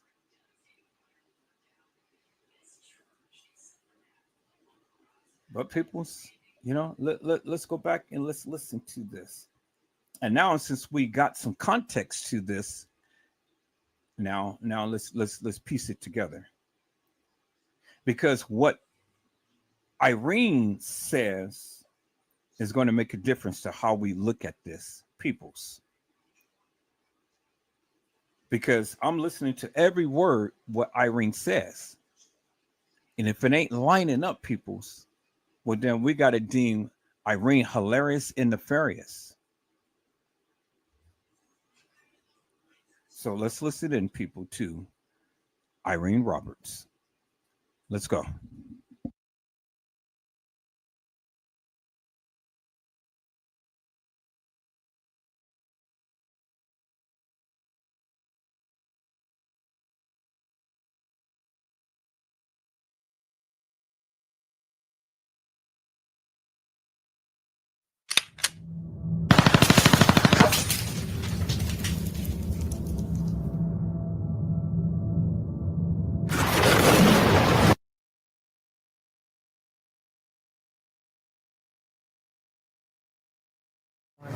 Yo, what's poppin', world? Today, on Zach TV1, it's a very, very, very serious issue. I know normally y'all used to not sitting in front of the camera, but today Zach TV is in front of the camera, you know? I just recently got back to Chicago from New York. I was out there for a week or so doing interviews, and in each and every borough that I visited, everyone was talking about the 19-year-old woman who was found dead in a freezer at the Crown Plaza Hotel in Rosemont, Illinois, which is a west suburb. Everyone was pointing fingers to the staff, but mainly to her friends. One friend in particular who went freaking viral on Facebook, YouTube, Twitter, Snapchat, Periscope, every social media outlet out there known to mankind was this young lady right here who we have, Irene. Irene, how are you today? Good, and you? I'm blessed. I know you are a little stressed. I know it's been a lot going on. First off, I just want to say I sincerely apologize on the behalf of everyone on Facebook that's bashing you. How is it to take the criticism like that on social media? It's hard. Everybody saying, you did this to your friend, and on top of that, I lost a friend. So I'm crying on top of everybody saying you did this in inboxes, private phone calls. Private? Yeah, they was calling me private, telling me to help me, all this. Are you serious? Yes, I'm like, you people sick. Like, that's sick. How they get my number, I don't know. You want to know something crazy? While I was out of town, I saw something that was crazy to me. I saw someone release your address. Yeah, my address is all in the media. Are you serious? People that in front of my house. Like really processing or staking out, trying to catch they you? really recorded my house. Like, okay, this is Irene Roberts' house right here. Do you feel like your life is in danger now? Yeah, I felt like I can't even go outside without being recorded. And once again, people, we're at an undisclosed location right now for the safety of Irene, as well as the safety of her family. Have your family members received any threats? Yeah, my mom, my sister, they tell me what they gonna do to my son, all types of stuff. How they gonna kill him? Your son need to die. You need to die. Like, how sick in the head. Once again, on behalf of everyone out there, social media, I sincerely apologize. That's crazy. Sometimes you guys got to put yourself in the shoes of others. What if she was your daughter, your sister, your girlfriend, your grandchild? You wouldn't appreciate the harmful gestures and words, you know. But on another note, on that night, which was last Friday, correct? Mm-hmm. Last Friday, you guys went to a party. Yeah. The Crown Plaza in Rosemont, Illinois, west suburb. Yeah. Who party was it? Mine. It was your party. Yeah. Birthday party or just a regular? Just my 21st birthday. Happy birthday. Happy belated birthday. Your birthday party. You invited everybody. Yeah, everybody was invited. It was a flyer on Facebook. On Facebook. That everybody shared. Okay. Now, when you arrived at the party, were you with? No, I rode my sister, my cousin, and my friend. Okay. What time did you approximately get to the party, you think? Like 10:30, 11. 10:30 or 11, you arrived at the party. Yeah. So about around in the Chicago term, when you arrived to the party around that time, still it was pretty dead. It's early, right? Yeah, there wasn't nobody there. I'm the host, so I'm waiting for everybody to come. Okay. You went to the front desk. How did they greet you? Like, oh, hey. No, they didn't greet us. They just looked at us, walked past. Just see me walk Was past. it a nasty look? Or? No, just a hey. Who are you people? Like, okay. Look. Okay. Was that your first time ever going there? Yeah, that's my first time ever. Ever like being there. In the newspaper, the article I read that it was on the 9th floor. Is that a fact? Yeah, that was the 9th floor. It was on the 9th floor. What room number you remember? 926. Room number 926 on the 9th floor. So you coming off the elevator, are you making a left or a right? When you come off the elevator, you make a right, and it's literally right there. Oh, right okay. Right off the elevator. You come off the elevator, you made a right. Boom. What time you think it was when you started jumping a little bit? I say 2 o'clock, literally. 2 in the morning? Because it just started like that. I just got there myself. At 10:30, 11. Yeah. So you straighten up. People started to ride slowly. Slowly, people started to ride. Then 2 in the morning, that's when they got lit. And most of these people that arrived, because you put the flyer on Facebook via Facebook. Yeah, people bringing friends of friends. So. Okay, and y'all from the west side of Chicago, right? Mm-hmm. Around what area? Jackson West. Where the T's at? Yeah. Shout out to the T's. I did a video before with the T's over there. Okay, so y'all okay, it's 2 in the morning. Everyone's coming. What time do you think Kenneka come around that time too? Kenneka came. She called me, matter of fact. Girl, I'm on my way. No, she called me when she's downstairs. Like, we downstairs, how you enter. And I told her. Who she was with? She was with her people, Maya. Shamaya, yeah. Okay. Maya. She's with Monifa. She's with Maya and Monifa. And Bree. And Bree. Maya, Monifa, Bree, and Kenneka. They was all together. Mm-hmm. And Kenneka's mother car, correct? Yes. Okay, and this was shortly after 2 a.m. Mm-hmm. Okay, so it's probably not even 2 a.m. It's probably like, because they came when the party was dry. So like, they came before. Yeah, like they coming when the party dry. Okay, so they was already done. So was that the video that the world seen on Facebook when they was in the washroom? And yep, that's the video that went viral. It was Kenneka and who else? Kenneka, Maya. In the washroom in that video. Oh, no, in the washroom that was Monifa and Kenneka in the video. Okay, it was Monifa and Kenneka in the video. Okay, what time did the guys arrive? I see. That's when the party got last around 2 something. That's when it started busting. Mm-hmm. Everybody coming up. Oh yeah, we in here. Mm-hmm. West side in here. Yeah, we in here. Come get lit. Because I hear y'all. Is it true? Is it the fact that y'all was playing some salsa? Yeah. Chief Keef. Yeah. Turn the party up. Yeah. Did y'all happen to play some Finisa? Nah, we didn't even play that. I forgot all about that. Okay. So y'all started getting live. What made you take your cell phone and go live? I always, me personally.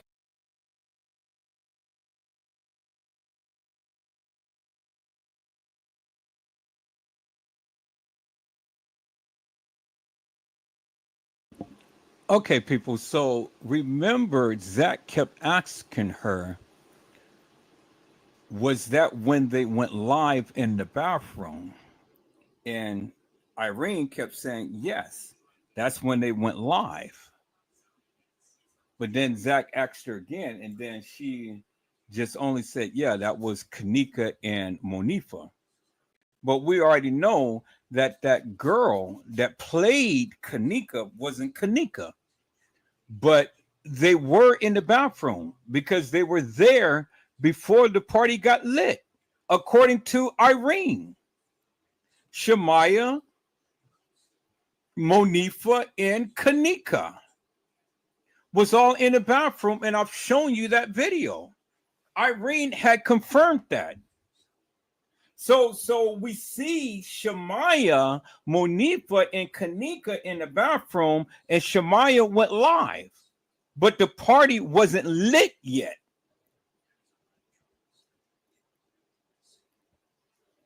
Because according to Irene, they came before the party was lit. So the party was dry. So they went live before everybody came in. Now we got a timeline, peoples. Did you see how Edward Joseph worked that out? Now we have a timeline. But see, Irene had already said that they went live. And then Zach just kept pushing it. And then she said, well, yeah, that was when Kenneka and Monifa went live. But we already know that that's bullshit because we're already seeing the video of Kenneka, Monifa, and Shamaya going live in the bar, in the bathroom at the Crown Plaza. And not the Marriott, as T. Slow has been saying for all of this time. So even Irene is confirming that Kenneka, Shamaya, and Monifa is at the Crown Plaza going live before the party started. Because they came when the party was dry, according to Irene. You see how that works, peoples? Do you see how that works? So how could T. Slow tell you that Kenneka was at the Marriott when T Slow wasn't even there? How peoples? How could T Slow tell you that Kenneka was at the Marriott? And then you got Kelly saying, oh, well, no, Kenneka was at the DoubleTree, and that's where she got killed in the hallway by the elevator. Or was it the Crown Plaza, Kelly? Maybe you got it wrong, because everybody is putting Kenneka off the elevator at the Crown Plaza and not the DoubleTree. So maybe your vision may be a little twerked a little bit, ma'am.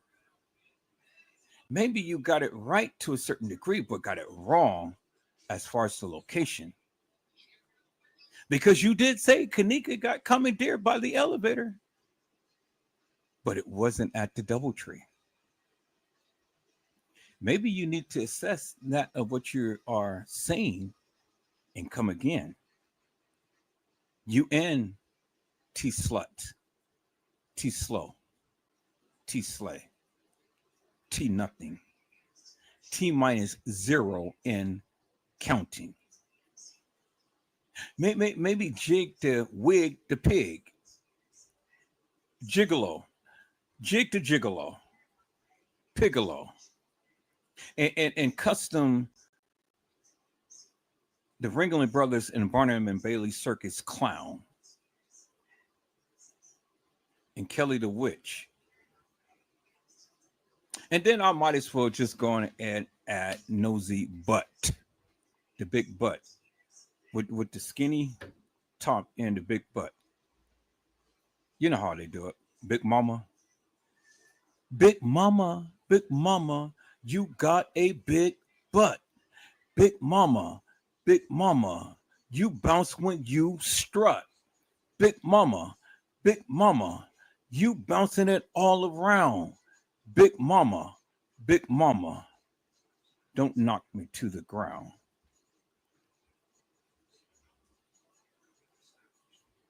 All right, people, let's listen in, because Irene is giving us a earful, and she is confirming that Kenneka Jenkins was at the Crown Plaza. Peoples, let's go.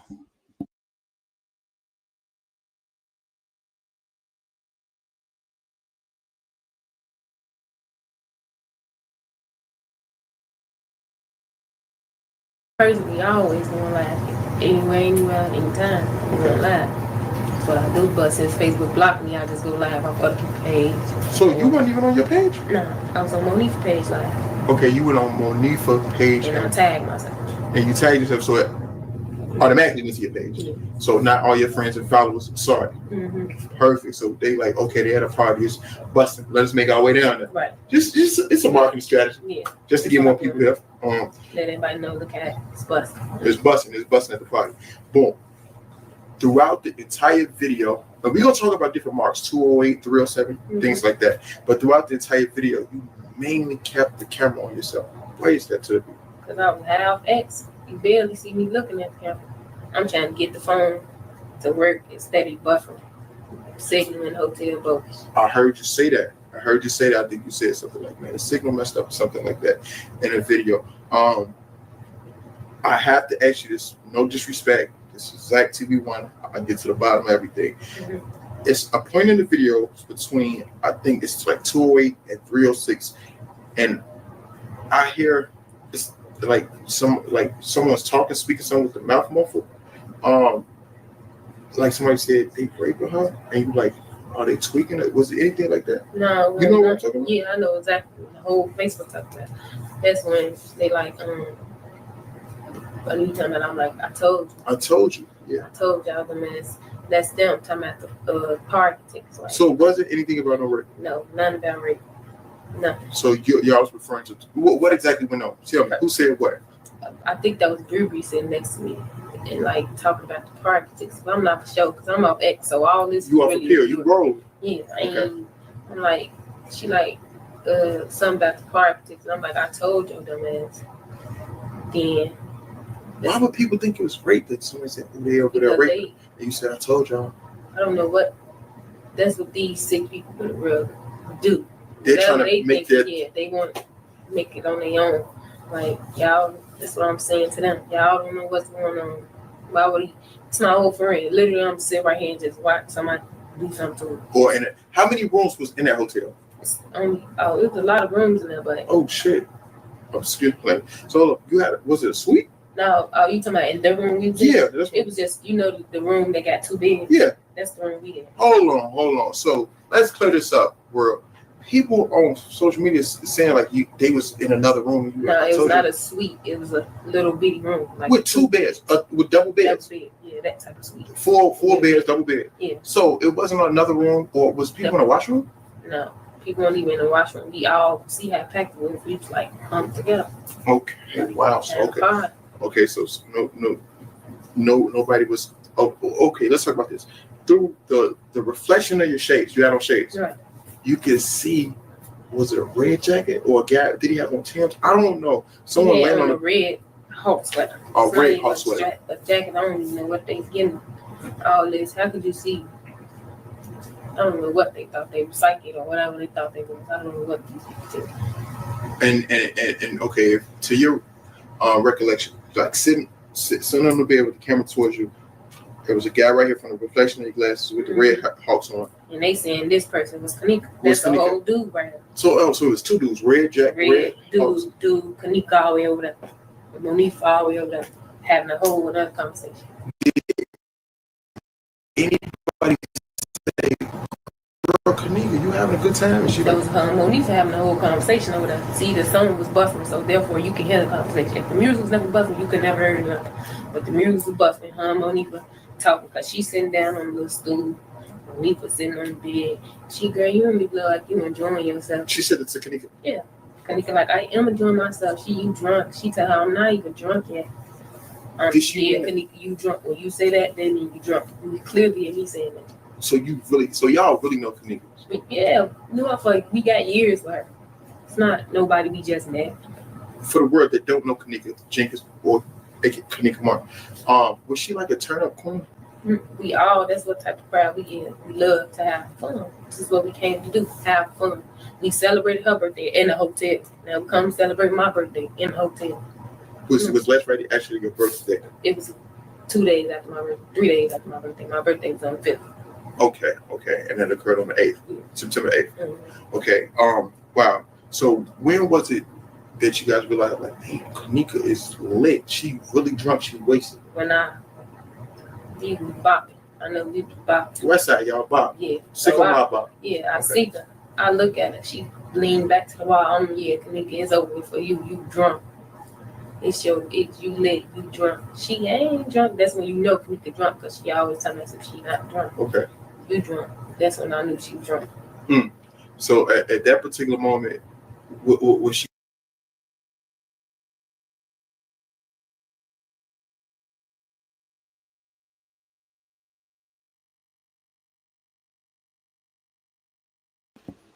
Now, people notice when Zach said Kenneka Jenkins, Kenneka Martin. Notice how he said that. And he said that real smooth, real quick, like. So you guys really know Kenneka Jenkins, Kenneka Martin.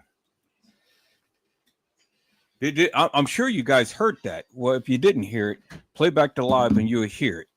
He mentioned Kenneka Jenkins and he mentioned Kenneka Martin. But he did that so smooth, so quickly.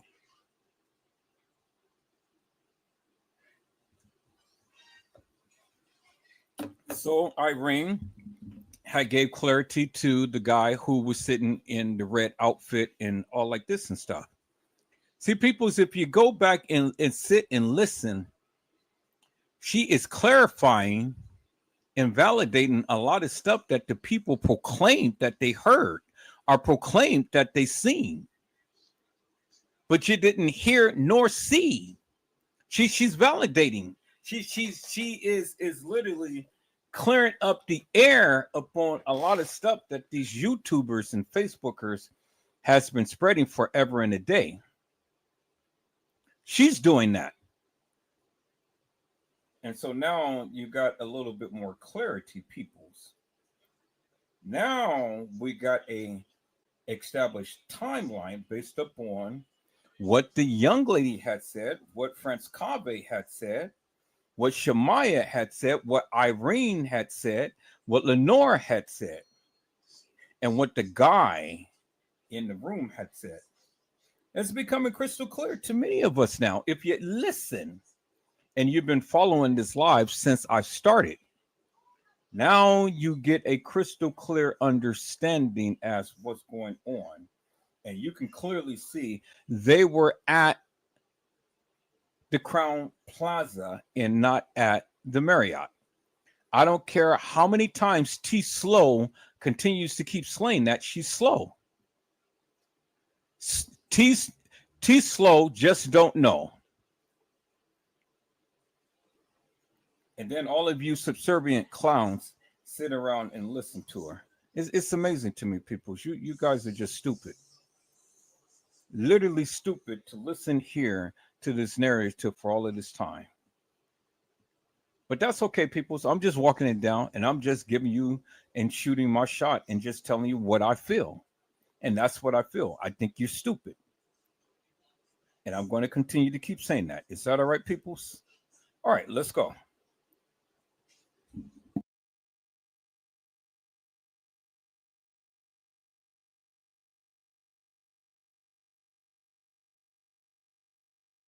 She like stumbling, falling. Was people still trying to dance with her? She just she was all still dancing. Boston, like she drunk, but we still dancing.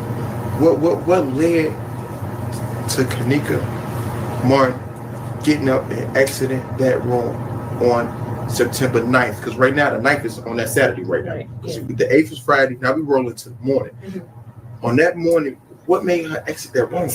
I know they was gonna go. I'm like, we finna leave. They picked up. Whoa. So she like wasted now. Yeah, she on the bed sleep now.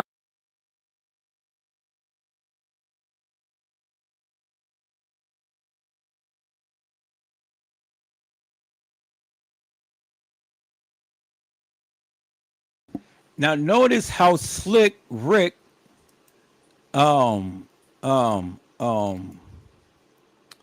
what's the name? Zach TV says, so what made Kenneka Martin get up and leave that room? Now it's not Kenneka Jenkins. Now it's Kenneka Martin. You see how they play with the names, peoples? First is Jenkins, now it's Martin, now it's Jenkins, now it's Martin, now it's Jenkins, now it's Martin, now it's Jenkins, now it's Martin. You see how they play with the name? Versus Jenkins, now it's Martin. We never know who it is now. That's why you got to be attentive to listen to what they're saying, peoples. Now it's Kenneka Martin that got up and left the room and not Kenneka Jenkins. So if Kenneka Martin got up and left the room, peoples, where's Kenneka Jenkins? Is she still alive? Or is she dead?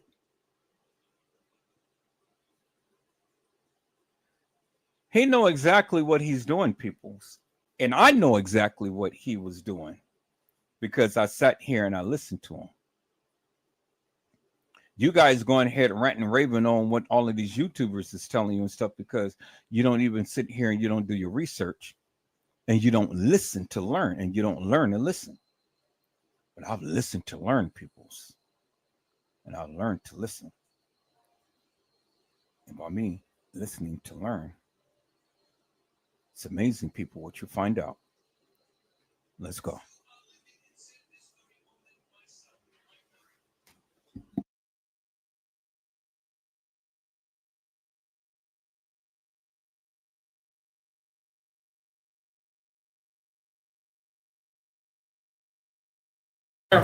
Now she sleep. She by my sister sleep. Was anybody touching her while she was asleep? No, before this, she came at me like, Irene, you ain't finna turn up? This how you gonna be on your birthday? I'm like, hi. Just sitting there like, I'm high, it's over with. Wait till the next song. My sister called over there. She fall right into the line.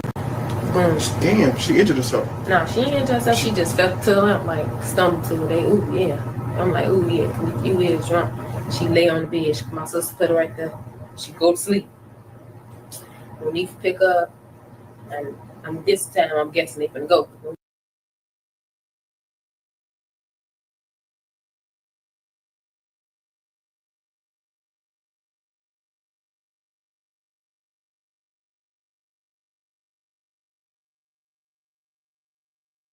All right, so people, so I want you guys to take notice of something.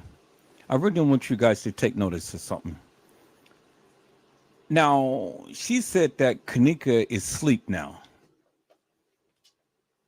but yet Kenneka was supposed to have came at the time to when the party wasn't even jumping. You guys remember that in the beginning, right? When Irene had said that they came in and the party wasn't even jumping. So in Irene's live at that point in time, did you ever see Kenneka getting up dancing and things? Did you? Because remember, she said that they came when the party was dry.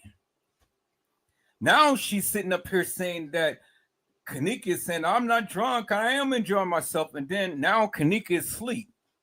And then now Monifa and Shemaya was supposed to have got Kenneka up and walked her out the room. Well, where was it when the supposed Kenneka was supposed to have been in the room with TY's live and all like this, and the party was crunking and everything and stuff? And how did she go to sleep just that quick?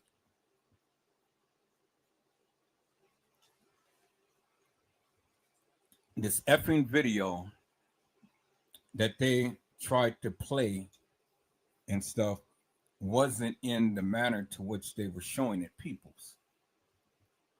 They're trying to mix shit up. Because see, the thing is, either Kenneka is up partying and stuff and TY's live came in before Irene's live, because Irene's live had to be the aftermath.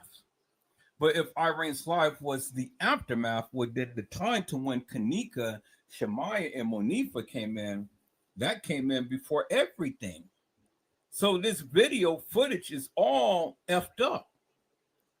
And it's not in the manner to which they're trying to proclaim it to be. Because if you're listening to Irene, none of that video footage is lining up with the things that, nothing that she's saying is lining up with the things that we are seeing. So there is some video footage that we haven't even seen that she's expressing. Yeah, there's some video footage that she is expressing peoples that we haven't even seen. Because if Kenneka was supposed to be crunked up and drinking and doing all like this and stuff, and then all of a sudden now she's asleep, and then she's saying, oh, I'm not drunk, I am enjoying myself and all like this and stuff. Well, you got to help me to make this make sense. When did TY and all of them come at the time to when Kenneka was supposed to have been sleeping? And how could that happen if France Cabe came to the room to tell them to turn down the music? When did all of that stuff happen, peoples? Because remember, from 1:13 to about 3 something, all of this stuff was supposed to have taken place. Kenneka's supposed to have been crunking up in the party and stuff, and then all of a sudden, she goes to sleep and lays down by Irene's sister. And then Monifa and them was supposed to take Kenneka up and out the room. Well, why we haven't seen any of this on the video footage? And then when could it have happened? See, people, that's what I say. This bullshit cockamamie narrative that they're given is another bunch of lies, peoples. It's a bunch of lies. Because all of this stuff could not have happened in the manner, in the way that they're trying to explain it. Just couldn't have happened, peoples.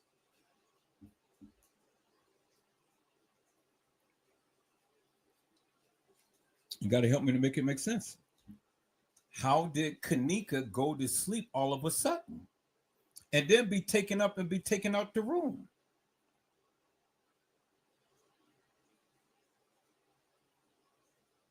How? How did that happen, peoples? We ain't never seen no video of T.Y. and them coming into a room to be partying and crunking and stuff. And we ain't never seen no video of T.Y.'s and them ever leaving a room. We ain't never seen no video or anything of Monifa leaving the room. But we've seen a video of Irene and Bree. She got tapped on the head. What she get tapped on the head for? Where was Irene going? See, peoples, you listen to what Irene is saying, and then go back and look at that video footage. That stuff ain't lining up at all. It ain't making no sense. And none of you can make any sense of it because you don't even know. But one thing's for certain, peoples, this shit ain't lining up in a manner to which they tried to explain it and express it to us. And I see this shit clear as daylight now.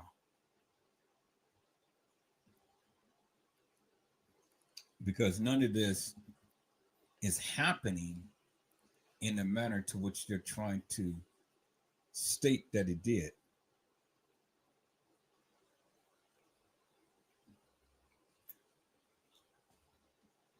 It ain't happening that way, peoples. So the question is, what happened?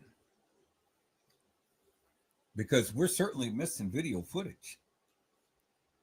And we're certainly missing time frames here, peoples. And they ain't describing no two parties. They're describing some shit that ain't never even happened.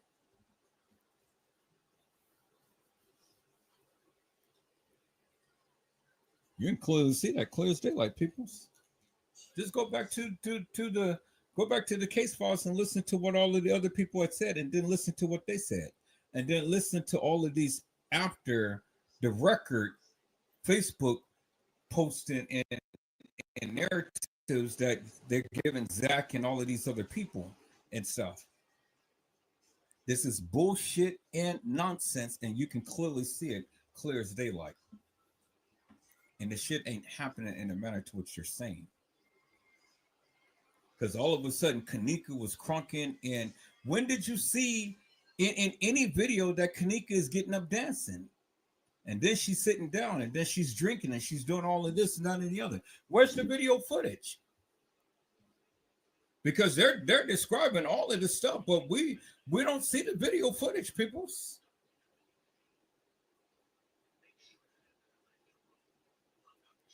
And where's the video footage of Kenneka was supposed to be laying down? All of a sudden, she was up dancing and stuff earlier when Irene was describing to Zach what Kenneka was doing.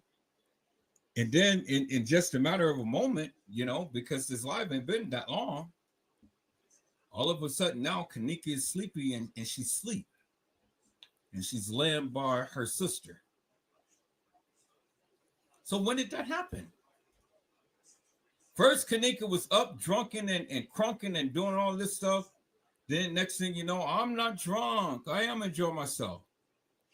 Well, you need to enjoy yourself, or whatever Monifa was saying. And then the next thing you know, Kenneka's knocked out. But we never seen Kenneka be taken out the room.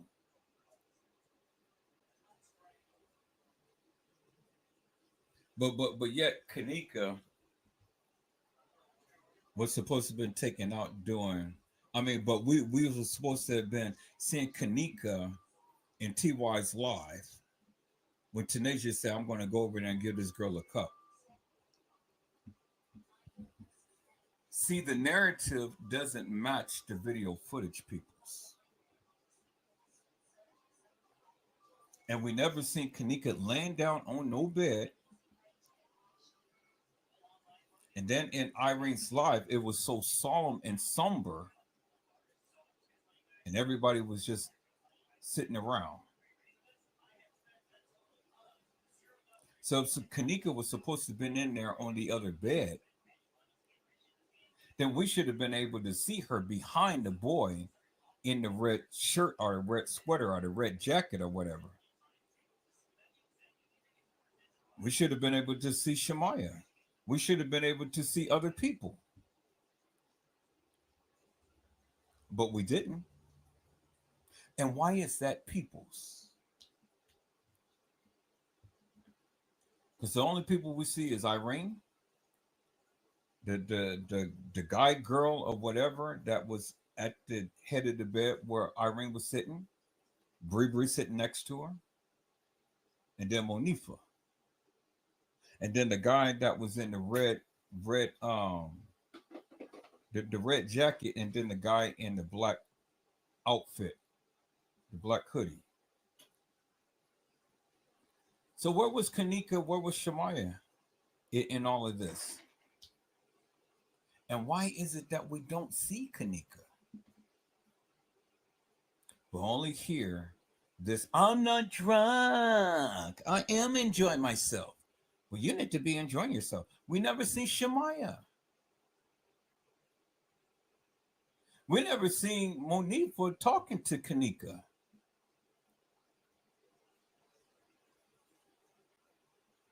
So where were they, peoples?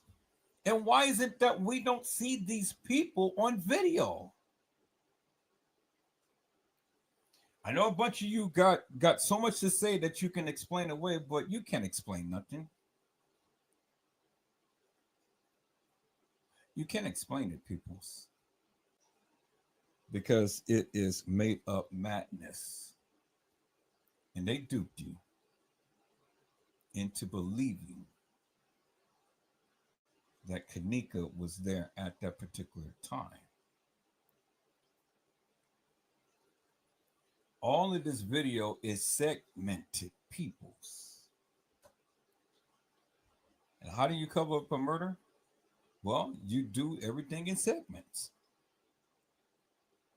Put a little piece here, put a little piece there, speak up on it, throw some stuff out, make the people believe that, all of this stuff happened, what you didn't.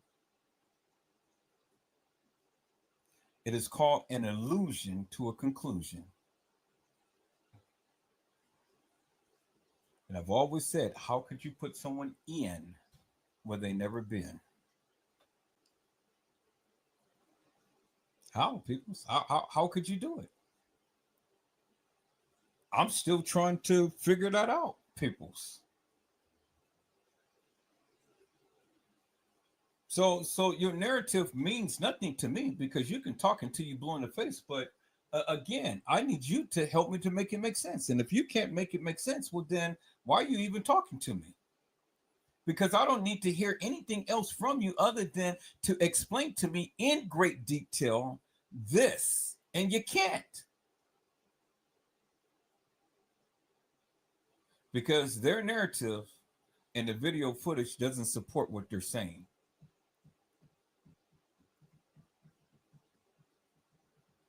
And that's exactly why they did what they did. To purposely confuse you.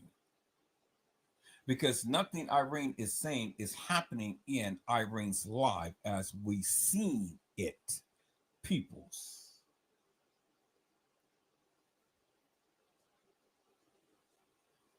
Did you hear what I said? Now, let's listen attentively, peoples, and I'm hoping you're learning something. Let's go.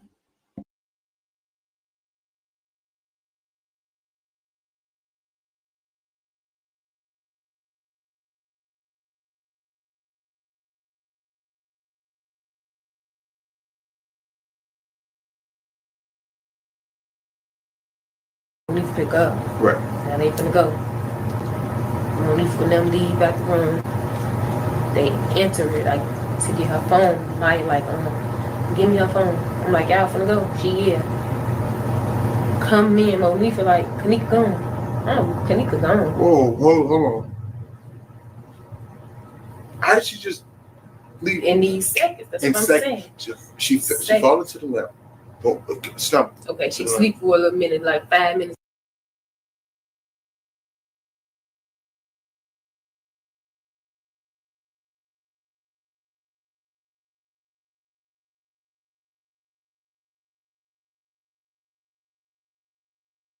Now, see, people's, did you hear this bullshit of what Irene is saying? Because she's saying that we get ready to go. Give me Kenneka's phone. Well, that's not what the testimony of the other people had stated. That's not what the guy had stated, peoples. And then it didn't happen in the manner to which Irene is trying to sit here and say, well, it was just a matter of moment. And then they come back in and say, Kenneka's missing.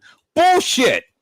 We've already got the testimony of the people who said that they came in looking for the phone.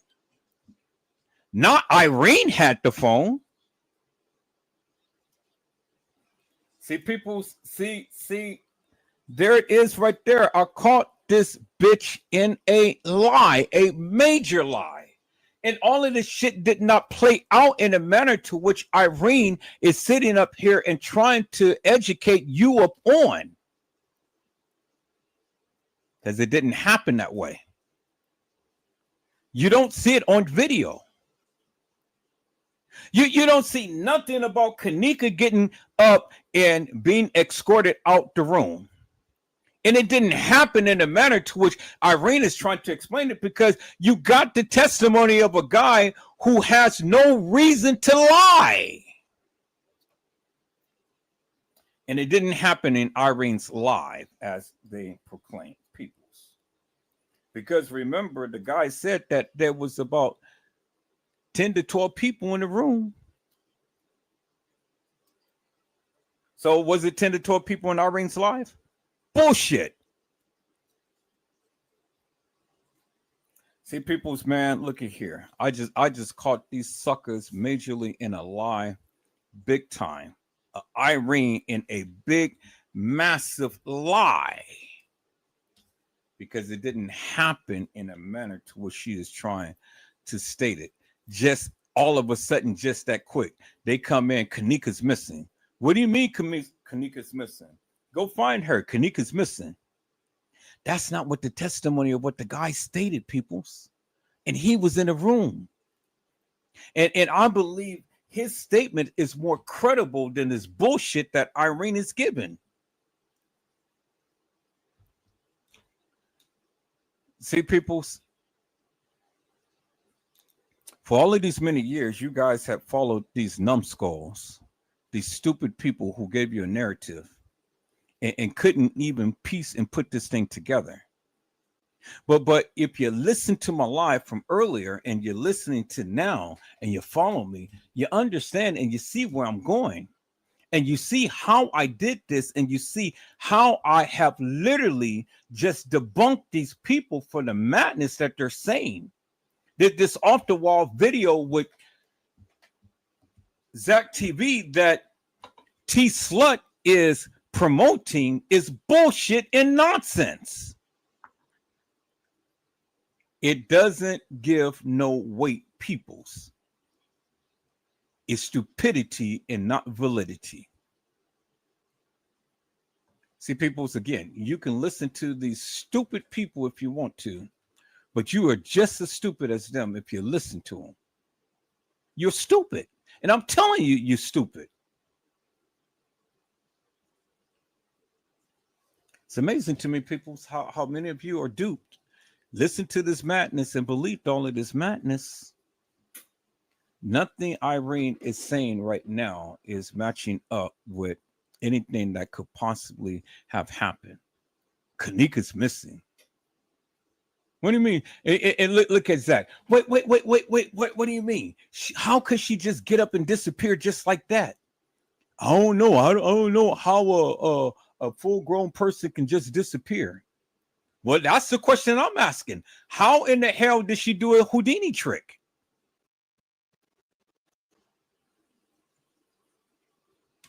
Now we're getting down to the bottom of it, peoples. Based upon their narrative. Now you can clearly see it, clear as daylight. And if you can't see it, you blind. Open up your eyes and ask God to give you some eagle eyes. All right, people, so let's listen in to what Irene has to say, because this bullshit that she's getting ready to say right now is just nonsense, peoples. Let's go.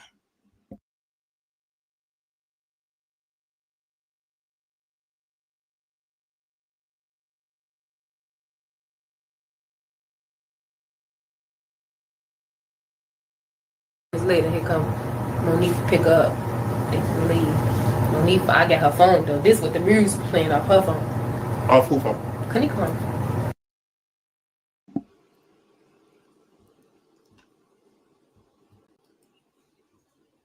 You clearly heard Irene said, I have her phone. But the guy clearly said that they came back in for 5 to 10 minutes to look for the phone. Boy, peoples, man, look at here. I believe the guy more so than this bullshit that Irene is saying, because that just only makes so much sense. Ain't no girl is just going to disappear just like that.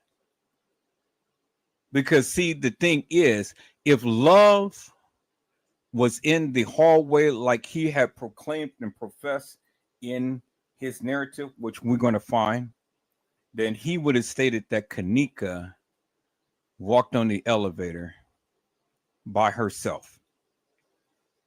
And that's what we need to confirm, peoples. We're going to find that testimony that love had gave, because that's going to be crucial evidence, peoples.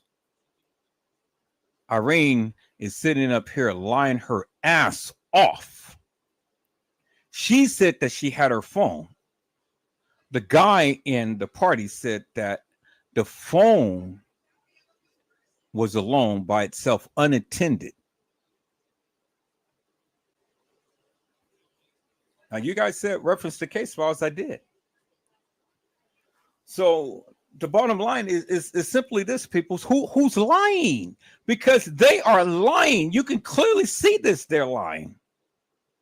And why are these people lying so much out their teeth? The only conclusion I can come up with, people, is simply this. Kenneka got set up. She got set up majorly. And these kids, the establishment, TM, everybody was involved with it. And more than just one girl end up getting unalived. This was a major setup, people. This was a production. This was a cover-up, major. Now I can see this clear as daylight. And I'm only using their narrative to debunk the various things that they're saying. And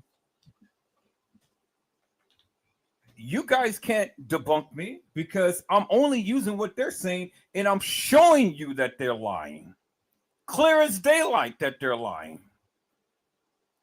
Unequivocally and undeniably that they are lying.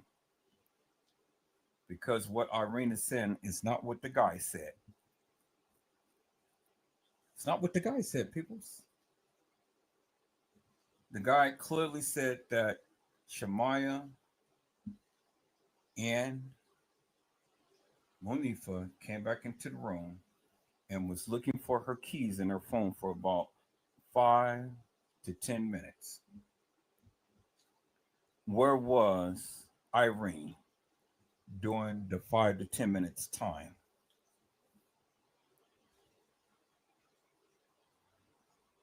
Because Irene was supposed to have Kenneka's phone, right?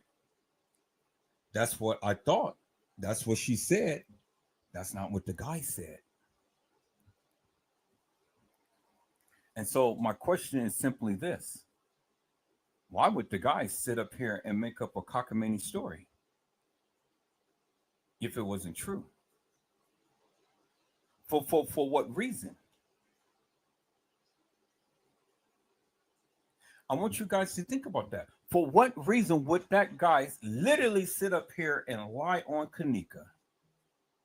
For what reason, people?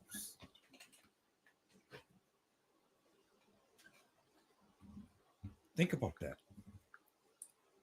Think about that and then get back with me, peoples.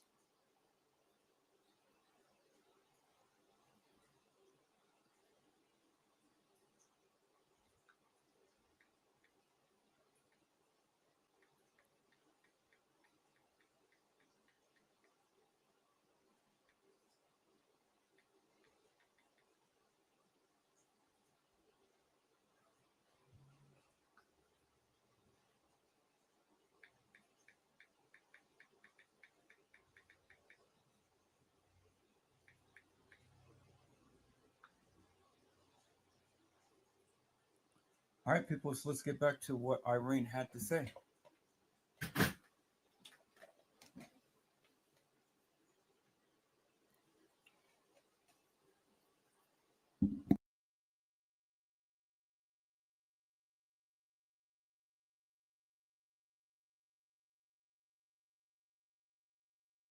Okay. So I hit her phone. I give me her phone. Y'all finna leave. You finna leave. She like, Mike, like, yeah, we is finna leave. Next thing you know, I'm like, unhook the Bluetooth then. Me and my Monique come there like, she missing. Oh, she missing. This one is kind of hard to fathom. So she accidentally bumped the lap. Boom. She said, "We finna leave. Let's get out. Let's get grab a phone." Before she hit the lamp. She hit the lamp, bed, sleep. She sleep on the bed. Right. Monifa come pick her up. So Monifa took her outside the room. Yeah. Who came back for the phone? Mike. Both of them left the room with her. Okay, Yeah. okay. So she's in the hallway with Monifa. Yeah. Okay. But they realized she ain't got her phone, the keys, nothing. They just. So now they come back in here to get the stuff. To get this. Okay, so everybody. You can't leave without her keys or her phone. Exactly. You can't how you gonna drive. We in her mama's car. Yeah. So at this time, they like, girl, sit. I don't know. I don't know what they did. Girl, they probably was like, here. I don't know. Because I won't after. Okay. We're not gonna make any assumptions. Right. But they all run back in because it's four of them that came together. Bree was already gone though. Before the party got rocking, Bree was gone. She a ride, a Uber? No, she had left with the guys. Some of the guys. Okay. She left. People, do you hear this bullshit? Do you literally hear this bullshit? Bree is already gone. She left with the guys. So Bree gone and left with the guys. How in the fuck did Monifa and Shamaya leave with Teresa Martin's car? When Irene had said when Lenora had said that the kids had came back to her house at 4:00 in the morning with TM's car. And Bree was gone already with the guys, according to Irene. But Bree in her testimony, and I'm going to find that case file because I read it, stated that she had kept texting Kenneka to let her know that she was coming back with the car. Oh, peoples, man, look at here. This shit is all jacked up big time. And these suckers thought that they were going to get away with it. But I'm busting this thing wide open with what they said. And that shit that Irene is talking about, this shit is bogus as hell. And it doesn't make no goddamn sense whatsoever. So the question remains is, peoples, why in God's name is Irene sitting up here lying her ass off? Irene is just as guilty as all of the other girls. Why is she lying her ass off? Because she's clearly lying.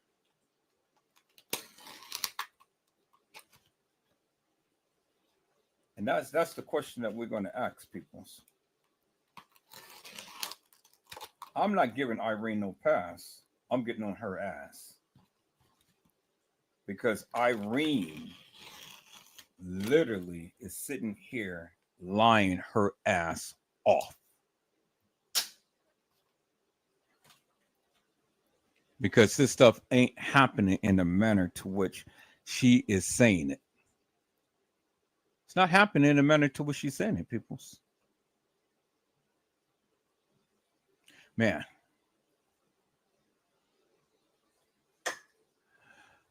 Oh boy. Man, look at here. I gotta cook me something in. It's already 11:30.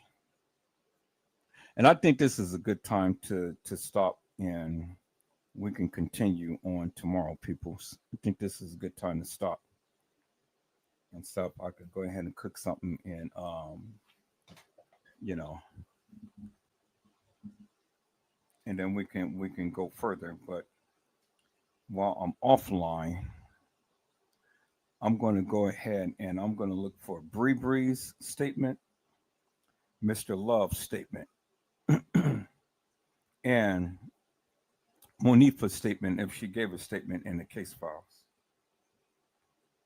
And we're going to continue this. We're going to talk about this, peoples, because now we made some serious headway that none of these YouTubers is ever going to sit in. They're not going to say anything because what can they say? They watched this Irene slide for so many times, but they haven't even connected these dots. They haven't said anything about what I'm saying tonight. And I brought out a lot of inconsistencies and major lies, peoples. And we're going to talk about it. Well, Kenneka Jenkins, this comes to the 7-year to date that your case has been. And so we're still on it. We're still talking about it. But we're making some headway because we're understanding crystal clearly now the play. We're understanding the play and we understand how it was played. And I thank God for that because, see, 7 is the number of completion. And I am just to the degree to whereas we keep up on this trajectory, we're going to make some real heads spin in a major way. I really do believe that. I really do believe that God is moving ever so in this case. And it's going to really bring clarity out of confusion because right now we've already seen all of these kids are lying and it ain't no reason for them to lie. So now the question is, why did they lie? For what reason? And why did they do the various things that they did to Kenneka? For what reason? And those are the things that we're going to answer, peoples. So, 7 years, Kenneka, and I'm not giving up. As long as the good Lord gives me breath, I'm going to continue to keep fighting so we can get a clear understanding as to what happened to you, Mel. And all of those involved, I'm never going to leave no stone unturned. I'm going to be here and I'm going to fight. I'm going to fight and I'm going to fight and I'm going to get to the bottom of this here and what happened to Kenneka. She deserves it. So it's my solemn prayer, peoples, that we get clarity out of confusion. So wherever Kenneka's is, whatever she's doing, you know,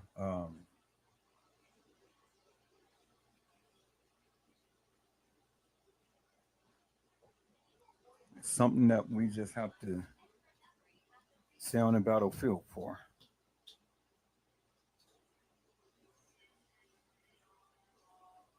And Teresa Martin, Lenora Harris, family and friends, and all of them,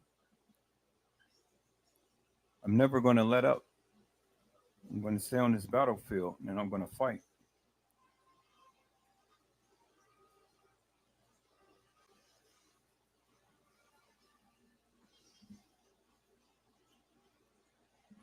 And I'm going to continue to keep fighting the fictitious, hilarious, and nefarious narratives that has been out there. And I'm going to continue to keep striving to try to bring clarity out of confusion. So whether Kenneka is resting or whether she's being tormented, whatever the case may be with Kenneka,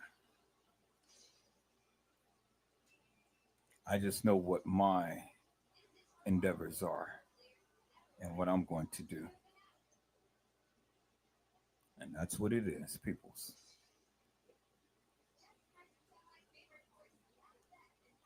So, peoples, I hope I had said something to encourage your hearts upon today. Tune in again next time to when Edward Joseph Let's Talk Live. Edward Joseph Kitchen. Edward Joseph Gospel Hour. Edward Joseph's Blessings Giveaway 2024 will come to you with something wonderful. I love you with the love of Christ, and there's absolutely nothing you can do about it. Peoples, mask up and be safe. And again, peoples, this is the 7th year today. And let me go ahead and send this farewell off in commemoration of Kenneka Jenkins, peoples.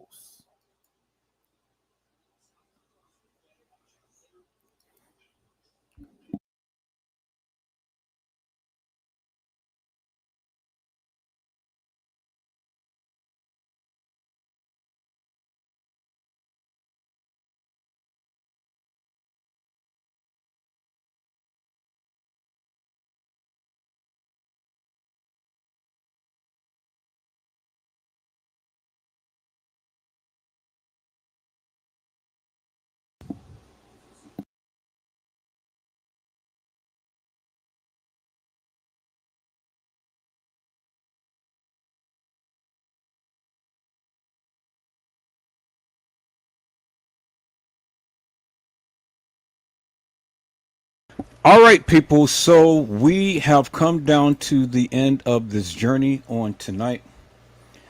And I greatly appreciate each and every one of you for hanging in there for all of this time. I hope I had brought out some clarity out of confusion. Again, I have always said, peoples, you don't have to believe anything that I say. You don't have to believe it. But all I have ever asked all of you to do is just take a look at what I say and try to get an understanding as to what I'm trying to convey. I think I did an excellent job in pinpointing and expressing myself to the degree to whereas Cassie Olvera Sanchez Medina knew ahead of time before anything was settled. She knew. She knew from the beginning at the time to whenever she got that information, which was some years before even Teresa Martin had even settled. She had inside knowledge. She told you that Kenneka had came to the establishment on the morning of September the 8th, and she died later on that night. Well, even still with that, peoples, it still went with the narrative of what I have been saying forever and a day, that Kenneka Jenkins never walked the halls of that establishment. It ain't no way around that. I don't care whether you agree, whether you disagree, whether you hate me, whether you love me or whatever. Still, Cassie Chloe Olvera Sanchez Medina had literally, I mean, literally had agreed with me when I said that Kenneka Jenkins never walked the halls of that establishment. That is the narrative that they gave, the establishment gave. You can't prove that Kenneka was there on the 9th. Cassie Chloe Olvera Sanchez Medina already told you that she was there on the 8th. But in order to be at the establishment at 2 a.m. on the 8th, what does that mean? It means that you had to be at the establishment on the 7th. And that is all that I have been saying, people, forever and a day. You can't take that away. And whether you've been politicking with Casey or not, I still have proved my stance. And that was Kenneka never was there on the 9th. And whether you believe me or whether you believe Casey, we basically told you that she wasn't there on the 9th. Because she said that she was there on the 8th and died on the 8th. And I always told you that she was never there on the 9th. Now go back and play back the live and listen to what Casey had said, and then watch the live that I have shown you tonight and how I have connected the dots. Casey had inside knowledge. She told you before the things even happened. And then she played with you. But she couldn't play with me. And instead of agreeing with me, she tried to dox me and tried to make me look out to be a fool. But who's Boo-Boo the fool now? Because the bitch understands that I mean business. And anytime, peoples, that you want to come after Edward Joseph and you want to come and say all of this salacious madness, that shit doesn't mean nothing to me.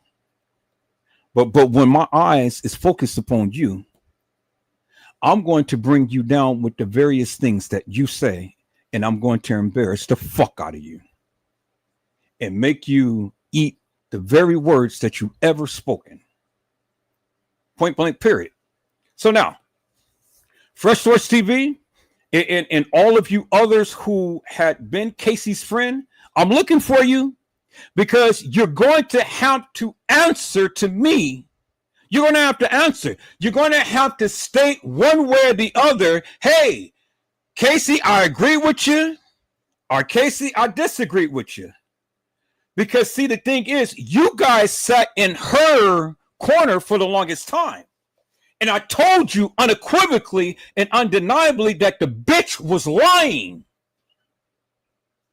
Because you guys had stated that Kenneka was there on the 9th. But that's not what Casey said. So either Casey is lying and you guys are telling the truth. Are you fucking stupid? And she's telling the truth. But either way, she's telling the truth because Kenneka wasn't there on the 9th. She wasn't there, peoples. Because if you go back and I'm gonna end this live. If you go back and I'm gonna find this video. For all of you, for all of you people who's been on this case since day one, you can remember when the family had made the post and told and asked the people to pray for them to find Kenneka Jenkins because she was missing. And they made that live on the 7th. Kenneka last postings on Facebook and in any other type of social media was on the 7th. You ain't never seen Kenneka post nothing up on no type of social media after the 7th. Period. Now, I'm going to find the live. And when I find the live, I don't want you motherfuckers to say a goddamn thing, because if you do, I'm going to be on your ass. Because I've told you, anytime I come and I am telling you from this point on, you know, So all of that shit that I had said back in the day and stuff, that was back in the day. But when I had told you just about a year ago, I'm only going to go by what they said, that's exactly what I meant. And that's exactly what I have been proving ever since, peoples.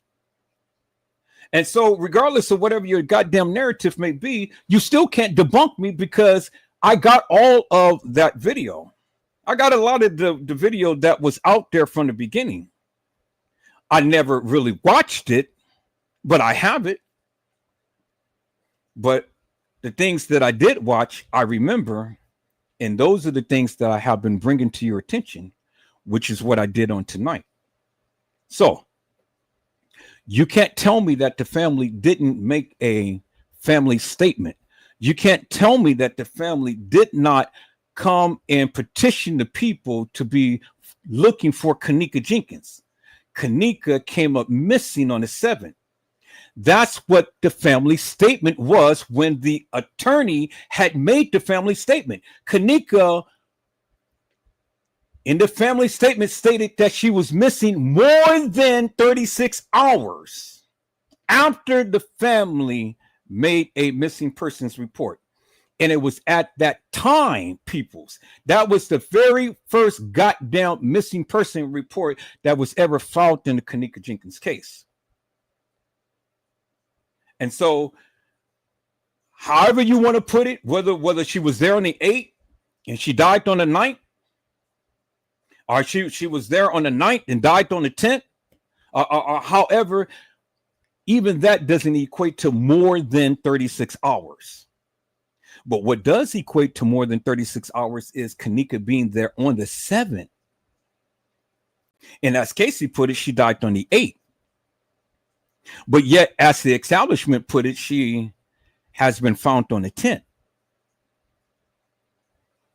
Well, from the 7th to the 10th is more than 36 hours, peoples. Because nobody ever said that she was found on the 9th.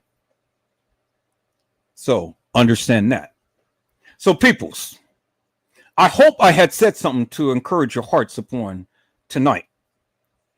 Tune in again next time to an Edward Joseph Let's Talk Live, Edward Joseph Kitchen, Edward Joseph Gospel Hour, Edward Joseph's Blessings Giveaway 2025 will come to you with something wonderful. I love you with the love of Christ, and there's absolutely nothing you can do about it. Peoples, mask up and be safe. And again, peoples, for all of you who was KC friends or still believed in all of that bullshit that she said and stuff, where the bitch had debunked every goddamn thing that you ever even thought of. And that's why she came at me a different way instead of just agreeing with me, because we both said that she wasn't there on the 9th. I said it, you heard her say it, and that's why I stand peoples. So, peoples, you guys be safe, be blessed, and get your rest. And if the Lord says the same, I will see you on tomorrow. And we will go in deeper, harder, and heavier. Until then, peoples, God bless you all. Thank you for watching.